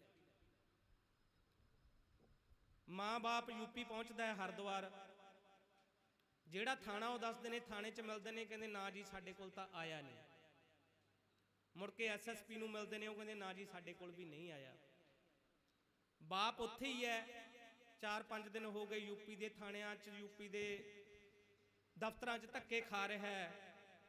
9 ਤਰੀਕ ਨੂੰ ਚੱਕਿਆ ਜਾਂਦਾ ਹੈ ਤੇ 13 ਤਰੀਕ ਨੂੰ ਇੱਕ ਖਬਰ ਛਪ ਜਾਂਦੀ ਹੈ ਕਿ ਇੱਕ ਖਾਲਿਸਤਾਨੀ ਅੱਤਵਾਦੀ ਹੈ ਜਿਹੜਾ ਉਹ ਮੁਕਾਬਲੇ ਦੇ ਵਿੱਚ ਮਾਰਿਆ ਗਿਆ। ਉਹ ਨਿਰਦੋਸ਼ ਮੁੰਡਾ ਚੱਕ ਕੇ ਮਾਰ ਦਿੱਤਾ ਜਾਂਦਾ ਹੈ। ਉਹ ਨਿਰਦੋਸ਼ ਸਾਬਤ ਹੋਇਆ। ਮੈਂ ਇਸ ਕਰਕੇ ਕਹਿ ਰਿਹਾ, ਸੀਬੀਆਈ ਦੀ ਜਾਂਚ ਚੱਲਦੀ ਹੈ, ਸੀਬੀਆਈ ਨੂੰ ਮੁਕੱਦਮਾ ਦਿੱਤਾ ਜਾਂਦਾ ਹੈ ਔਰ ਜਾਂਚ ਇਹ ਹੁੰਦੀ ਹੈ ਵੀ ਜਿਹੜੇ ਪੁਲਿਸ ਵਾਲੇ ਉੱਥੋਂ ਆਏ ਉਹ ਗਲਤ ਨਾਮਾ ਥੱਲੇ ਆਏ, ਗਲਤ ਨਾਂ ਥਾਣੇ ਦੇ ਵਿੱਚ ਲਿਖਾ ਕੇ ਗਏ, ਇੱਥੋਂ ਮੁੰਡਾ ਲੈ ਕੇ ਗਏ ਤਾਂ ਜੋ ਪਤਾ ਨਾ ਲੱਗ ਸਕੇ ਕਿੱਥੇ ਲੈ ਗਏ ਕਿੱਥੇ ਨਹੀਂ ਲੈ ਗਏ।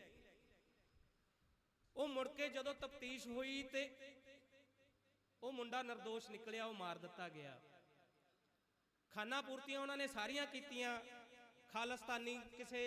ਖਾਲਿਸਤਾਨੀ ਜਿੰਦਾਬਾਦ ਫੋਰਸ ਦਾ ਲੈਟਰ ਵੀ ਬਣਾ ਕੇ ਲਾਇਆ ਕਿ ਇਹਨਾਂ ਨੇ ਕਿਸੇ ਘਰ ਤੋਂ ਫਰੌਤੀ ਮੰਗੀ ਸੀ, ਕਿਸੇ ਘਰ ਤੋਂ 5 ਲੱਖ ਰੁਪਈਆ ਮੰਗਿਆ ਸੀ, ਇਹ ਬੰਦਾ ਸਾਨੂੰ ਚਾਹੀਦਾ ਸੀ, ਅਸੀਂ ਇਸ ਕਰਕੇ ਮਾਰਤਾ। ਉਹਦੇ ਉੱਤੇ ਇੱਕ ਹਥਿਆਰ ਵੀ ਪਾਤਾ, ਨਾਲ ਕੱਪੜੇ ਰੱਖਤੇ। ਉਸ ਤੋਂ ਬਾਅਦ ਕੀ ਹੋਇਆ? 20 ਸਾਲ ਦੀ ਸਜ਼ਾ ਹੋ ਗਈ। 20 ਸਾਲ ਦੀ ਸਜ਼ਾ ਹੋਣ ਤੋਂ ਬਾਅਦ ਗਵਰਨਰ ਨੂੰ ਅਪੀਲ ਕੀਤੀ ਜਾਂਦੀ ਹੈ। ਗਵਰਨਰ ਨੂੰ ਅਪੀਲ ਕੀਤੀ ਜਾਂਦੀ ਹੈ ਕਿ ਇਹ ਜਿਹੜੇ ਲੋਕ ਨੇ, ਇਹਨਾਂ ਦੇ ਘਰ ਵਾਲੇ ਵਿਚਾਰੇ ਬਹੁਤ ਦੁਖੀ ਨੇ, ਉਹਨਾਂ ਕੋਲ ਕੋਈ ਹੋਰ ਸਾਧਨ ਨਹੀਂ ਸੀ ਕਮਾਈ ਦਾ, ਇਸ ਕਰਕੇ ਇਹਨਾਂ ਨੂੰ ਬਰੀ ਕੀਤਾ ਜਾਵੇ, ਇਹਨਾਂ ਨੂੰ ਰਿਹਾ ਕੀਤਾ ਜਾਵੇ, ਇਹਨਾਂ ਨੂੰ ਮਾਫੀ ਦੇ ਦਿੱਤੀ ਜਾਵੇ। ਗਵਰਨਰ ਸਾਹਿਬ ਡੀਜੀਪੀ ਤੋਂ ਰਿਪੋਰਟ ਮੰਗਦੇ ਨੇ ਤੇ ਉਹ ਕਹਿੰਦੇ ਜੀ ਇਹਨਾਂ ਦਾ ਚਾਲ ਚੱਲਣ ਬਹੁਤ ਵਧੀਆ, ਇਸ ਕਰਕੇ ਇਹਨਾਂ ਨੂੰ ਛੱਡ ਦਿੱਤਾ ਜਾਵੇ। ਗਵਰਨਰ ਸਾਹਿਬ ਉਹਨਾਂ ਨੂੰ ਮਾਫੀ ਦੇ ਦਿੰਦੇ ਆ 2-3 ਸਾਲ ਬਾਅਦ। ਜਿਨ੍ਹਾਂ ਨੇ ਸਜ਼ਾ ਪੂਰੀ ਵੀ ਨਹੀਂ ਕੀਤੀ, ਨਿਰਦੋਸ਼ ਬੰਦਾ ਚੱਕ ਕੇ ਮਾਰਿਆ ਔਰ ਉਹ ਸਾਬਤ ਵੀ ਹੋ ਗਿਆ, ਕੋਰਟ ਨੇ ਸਜ਼ਾ ਦਿੱਤੀ ਹੈ। ਪਰ ਇੱਥੇ ਕੀ ਹੋ ਰਿਹਾ? ਜਿਹੜੀਆਂ ਸਜ਼ਾਵਾਂ ਦਿੱਤੀਆਂ ਉਹ ਪੂਰੀਆਂ ਵੀ ਕਰ ਲੀਆਂ, ਉਹਦੇ ਬਾਵਜੂਦ ਨਹੀਂ ਛੱਡਿਆ ਜਾ ਰਿਹਾ। ਤੇ ਇਹਦੇ ਪਿੱਛੇ ਨੀਅਤ ਕੀ ਹੈ? ਨੀਅਤ ਇਹੀ ਹੈ ਕਿ ਇਹ ਜਿਹੜੇ ਲੋਕ ਨੇ, ਇਹ ਪੰਜਾਬ ਦੇ ਸਿੱਖਾਂ ਦੀ ਨੁਮਾਇੰਦਗੀ ਕਰ ਸਕਦੇ ਆ, ਇਹ ਉਹਨਾਂ ਦੀ ਰਾਜਨੀਤਿਕ ਨੁਮਾਇੰਦਗੀ ਕਰ ਸਕਦੇ ਆ। ਤੇ ਇਹ ਲੋਕ ਨੇ ਜਿਹੜੇ ਸਾਡੇ ਜ਼ਬਰ ਦੇ ਅੱਗੇ ਝੁਕੇ ਨਹੀਂ, ਜਿਹੜੇ ਸਾਡੇ ਜ਼ਬਰ ਦੇ ਅੱਗੇ ਜਿਨ੍ਹਾਂ ਨੇ ਝੁਕਣ ਦਾ, ਇਹਨਾਂ ਸਾਰਿਆਂ ਨੂੰ ਹਰ ਸਰਕਾਰ ਐਂ ਕਰਦੀ ਹੈ, ਮਾਫੀਨਾਮੇ ਲਿਖ ਦਿਓ ਛੱਡ ਦਾਂਗੇ। ਸਾਰੀਆਂ ਸਰਕਾਰਾਂ ਐਂ ਕਰਦੀਆਂ ਨੇ, ਜਿਹੜੇ ਲਿਖ ਦਿੰਦੇ ਨੇ ਉਹ ਛੱਡ ਦਿੱਤੇ ਜਾਂਦੇ ਨੇ, ਜਿਨ੍ਹਾਂ ਨੇ ਨਹੀਂ ਲਿਖੇ ਉਹ ਅੰਦਰ ਬੈਠੇ ਨੇ। ਇਸ ਕਰਕੇ ਉਹਨਾਂ ਨੂੰ ਪਤਾ ਜੇ ਇਹਨਾਂ ਨੂੰ ਛੱਡਾਂਗੇ ਤੇ ਅੱਜ ਪੰਜਾਬ ਦੇ ਅੰਦਰ ਖੇਤੀ ਸੰਕਟ 'ਚ ਹੈ, ਪੰਜਾਬ ਦੇ ਅੰਦਰ ਰਾਜਨੀਤਿਕ ਪਾਰਟੀਆਂ ਦੇ ਉੱਤੇ ਲੋਕਾਂ ਨੂੰ ਕੋਈ ਵਿਸ਼ਵਾਸ ਨਹੀਂ ਰਿਹਾ। ਪੰਜਾਬ ਦੇ ਅੰਦਰ ਸਿੱਖਿਆ ਦਾ ਬੁਰਾ ਹਾਲ ਹੈ, ਰੁਜ਼ਗਾਰ ਕੋਈ ਨਹੀਂ ਹੈ। ਨੌਜਵਾਨ ਜਾਂ ਬਾਹਰ ਜਾ ਸਕਦੇ ਨੇ, ਜਿਹਦੇ ਕੋਲ ਬਾਹਰ ਜਾਣ ਦੇ ਪੈਸੇ ਨਹੀਂ ਉਹਨੇ ਇੱਥੇ ਰਹਿਣਾ, ਉਹਨੂੰ ਨਸ਼ੇ ਤੇ ਲਾ ਦਿਓ। ਪਰ ਫਿਰ ਵੀ ਕੁਝ ਲੋਕ ਚੇਤਨ ਨੇ ਤੇ ਉਹਨਾਂ ਨੂੰ ਪਤਾ ਹੈ ਜੇ ਕੋਈ ਇਹਨਾਂ ਨੂੰ ਰਾਹ ਦਿਖਾਊਗਾ ਤੇ ਸਾਡੇ ਗੁਲਾਮੇ ਵੱਲ ਹੱਥ ਪਾਉਣਗੇ, ਇਹ ਮੁੜ ਕੇ ਦਿੱਲੀ ਵੱਲ ਆਉਣਗੇ। ਇਸ ਕਰਕੇ ਉਹ ਚਾਹੁੰਦੇ ਨੇ ਕਿ ਕਿਸੇ ਨੂੰ, ਜਿਹੜੇ ਦਬਾਏ ਜਾ ਰਹੇ ਨੇ, ਜਿਹੜੇ ਬਹੁਤ ਸਦਮੇ ਦੇ ਵਿੱਚ ਨੇ, ਜਿਹੜੇ ਲੜਨ ਦੇ ਲਈ ਪੈਰ ਅੱਗੇ ਪੁੱਟ ਰਹੇ ਨੇ, ਉਹਨਾਂ ਨੂੰ ਕੋਈ ਅਗਵਾਈ ਕਰਨ ਵਾਲਾ ਨਾ ਮਿਲ ਜਾਵੇ। ਇੱਕ ਤਾਂ ਇਹਦੇ ਪਿੱਛੇ ਇਹ ਹੈ। ਦੂਜਾ, ਜਿਹੜਾ ਹਿੰਦੂ ਰਾਜ ਦਾ ਜਿਹੜਾ ਸੰਕਲਪ ਹੈ, ਉਹਦੇ ਵਿੱਚ ਇੱਕੋ ਇੱਕ ਗੱਲ ਹੈ, ਜਿਹਨੇ ਇੱਥੇ ਹਿੰਦੂਆਂ ਤੋਂ ਬਾਅਦ ਰਹਿਣਾ, ਹਿੰਦੂ ਵੀ ਨਹੀਂ ਕਹਿੰਦਾ, ਮੈਂ ਇਹਨੂੰ ਬ੍ਰਾਹਮਣਵਾਦ ਕਹੂੰਗਾ, ਕਿਉਂਕਿ ਬ੍ਰਾਹਮਣਵਾਦ ਦੇ ਅੰਦਰ ਵੀ ਉਹ ਕਹਿੰਦੇ ਵੀ ਅਸੀਂ ਜਿਹਨਾਂ ਨੂੰ ਕੁਰਸੀਆਂ ਤੇ ਬਿਠਾਉਣਾ ਉਹ ਤਾਂ ਬ੍ਰਾਹਮਣ ਹੋਣਗੇ, ਤੇ ਬ੍ਰਾਹਮਣਾਂ ਵਿੱਚੋਂ ਵੀ ਉੱਚ ਬ੍ਰਾਹਮਣ, ਚਿੱਤ ਪਾਵਨ ਬ੍ਰਾਹਮਣ ਹੋਣਗੇ। ਬਾਕੀ ਕੀ ਹੋਣਗੇ? ਜਿਹੜੇ ਆ OBC ਵਾਲੇ ਨੇ, ਇਹ ਖੇਤੀ ਖੂਤੀ ਕਰਿਆ ਕਰਨਗੇ। ਜਿਹੜੇ ਦਲਿਤ ਨੇ, ਉਹਨਾਂ ਤੋਂ ਤਾਂ ਅਸੀਂ ਨਾ ਉਹਨਾਂ ਨੂੰ ਪੜਨ ਦਾ ਹੱਕ ਦੇਣਾ ਹੈ, ਉਹਨਾਂ ਤੋਂ ਤਾਂ ਅਸੀਂ ਆਪਦੀ ਚਾਕਰੀ ਕਰਾਉਣੀ ਹੈ। ਹਿੰਦੂ ਰਾਜ ਦਾ ਸੰਕਲਪ ਵੀ ਇਹ ਹੈ। ਤੇ ਜਿਹੜੇ ਆਪਦੇ ਆਪ ਨੂੰ ਵੱਖਰਾ ਧਰਮ ਕਹਿੰਦੇ ਨੇ, ਚਾਹੇ ਉਹ ਮੁਸਲਮਾਨ ਹੋਣ, ਚਾਹੇ ਉਹ ਸਿੱਖ ਹੋਣ, ਚਾਹੇ ਜੈਨੀ ਹੋਣ, ਬੋਧੀ ਹੋਣ, ਪਾਰਸੀ ਹੋਣ, ਕੋਈ ਵੀ ਹੋਣ, ਜੇ ਉਹਨਾਂ ਨੇ ਭਾਰਤ 'ਚ ਰਹਿਣਾ ਹੈ ਤੇ ਦੂਜੇ ਦਰਜੇ ਦੇ ਨਾਗਰਿਕ ਬਣ ਕੇ ਰਹਿਣਾ ਪਊਗਾ, ਨਹੀਂ ਤਾਂ ਉਹ ਸਿੱਧਮ ਸਿੱਧਾ ਕਹਿੰਦੇ ਨੇ ਕਿ ਪਾਕਿਸਤਾਨ ਚਲੇ ਜਾਓ। ਮੁਸਲਮਾਨਾਂ ਦੇ ਉੱਤੇ ਹਮਲਾ ਲਗਾਤਾਰ ਜਾਰੀ ਹੈ। ਸਿੱਖਾਂ ਦੇ ਵਿੱਚੋਂ ਇੱਕ ਹਿੱਸੇ ਨੂੰ ਭਰਮਾ ਕੇ ਆਪਦੇ ਨਾਲ ਜੋੜਨ ਦੀ ਤਿਆਰੀ ਹੈ, ਲਗਾਤਾਰ ਹੋ ਰਹੀ ਹੈ। ਇਸ ਕਰਕੇ ਇਹਦੇ ਤੋਂ ਸੁਚੇਤ ਹੋਣਾ ਹੈ। ਜਿੰਨਾ ਆਪਦੇ ਪਿੰਡਾਂ 'ਚ ਜਾ ਕੇ, ਜਿੱਥੇ ਵੀ ਜਾਂਦੇ ਹੋ, ਜਾਗਰੂਕ ਕਰ ਸਕਦੇ ਹੋ, ਉਹਨਾਂ ਜਾਗਰੂਕ ਕਰੋ। ਆਉਣ ਵਾਲਾ ਸਮਾਂ ਔਖਾ ਹੈ, ਉਹਦੇ ਕੋਲ ਦੋ ਹੀ ਹੱਲ ਹੋਣਗੇ। ਜਾਂ ਤਾਂ ਉਹ ਸਾਨੂੰ ਮਾਰ ਮੁਕਾ ਕੇ ਪਹਿਲਾਂ ਵਾਂਗੂ ਚੁੱਪ ਕਰਾਉਣ ਦੀ ਸਾਜ਼ਿਸ਼ ਘੜਨਗੇ, ਪਰ ਇਹਦੇ ਲਈ ਲਾਸਟ ਦੇ ਵਿੱਚ ਮੈਂ ਇੱਕ ਗੱਲ ਕਹਿਣੀ ਹੈ। ਅੱਜ ਕੋਈ ਮੇਰੇ ਨਾਲ ਵਖਰੇਵਾਂ ਰੱਖ ਸਕਦਾ ਹੈ, ਸਿਰ ਦੇਣ ਦੀ ਲੋੜ ਹੈਗੀ ਹੈ, ਸਿਰ ਦੇਣ ਤੋਂ ਬਚਿਆ ਨਹੀਂ ਜਾਣਾ, ਇਹ ਗੱਲ ਸਾਫ਼ ਹੈ। ਪਰ ਸਿਰ ਅਸੀਂ ਸਿੱਧਾ ਜਾ ਕੇ ਕਿਸੇ 'ਚ ਟੱਕਰ ਮਾਰ ਕੇ ਨਹੀਂ ਦੇਣਾ, ਇਹ ਗੱਲ ਵੀ ਵਿਚਾਰਨ ਦੀ ਹੈ। ਦੁਨੀਆ ਦੇ ਉੱਤੇ ਬਹੁਤ ਸੰਘਰਸ਼ ਹੋਏ। ਪੰਜਾਬ ਦੇ ਵਿੱਚ ਜੇ ਸਿੱਖ ਇਤਿਹਾਸ ਕਿਸੇ ਨੇ ਪੜ੍ਹਿਆ, ਮਿਸਲਾਂ ਬਾਰੇ ਕਿਸੇ ਨੇ ਪੜ੍ਹਿਆ, ਤਾਂ ਉਹ ਕੀ ਕਰਦੇ ਸੀ? ਉਹ ਜਦੋਂ ਵੱਡਾ ਲਸ਼ਕਰ ਆਉਂਦਾ ਭੱਜ ਕੇ ਜੰਗਲਾਂ 'ਚ ਛੁਪ ਜਾਂਦੇ। ਜਦੋਂ ਲਸ਼ਕਰ ਤਕਰੀਬਨ ਅੱਗੇ ਲੰਘ ਜਾਂਦਾ ਤੇ ਪਿੱਛੋਂ ਇੱਕ ਟੁਕੜੀ ਉਹਨਾਂ ਦੀ ਨੂੰ ਮਾਰ ਕੇ ਕੁਝ ਸਮਾਨ ਲੁੱਟਿਆ ਤੇ ਫਿਰ ਜੰਗਲ 'ਚ ਭੱਜ ਗਏ। ਛਾਪਾ ਮਾਰ ਯੁੱਧ ਹੁੰਦਾ ਸੀਗਾ। ਸਿਰ ਤਾਂ ਉਹ ਵੀ ਦੇ ਸਕਦੇ ਸੀ, ਸਿੱਧਾ ਲਸ਼ਕਰ ਦੇ ਵਿੱਚ ਟੱਕਰ ਮਾਰ ਸਕਦੇ ਸੀ, ਸ਼ਹਾਦਤਾਂ ਵੀ ਪਾ ਸਕਦੇ ਸੀ। ਤੇ ਮੈਨੂੰ ਇਹ ਲੱਗਦਾ ਹੈ ਸਿੱਖਾਂ ਨੇ, ਪੰਜਾਬੀਆਂ ਨੇ ਬਹੁਤ ਸ਼ਹਾਦਤਾਂ ਪਾਈਆਂ ਨੇ।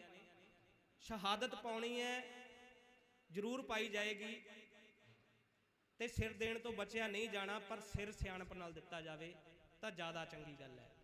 ਸਾਨੂੰ ਇਹ ਸੋਚਣਾ ਪਏਗਾ, ਸਾਨੂੰ ਇਹ ਸੋਚਣਾ ਪਏਗਾ ਕਿ ਜਿਹੜੀ ਭਾਰਤ ਦੀ ਹਕੂਮਤ ਹੈ, ਜਿਹਦੇ ਕੋਲ 60-62 ਲੱਖ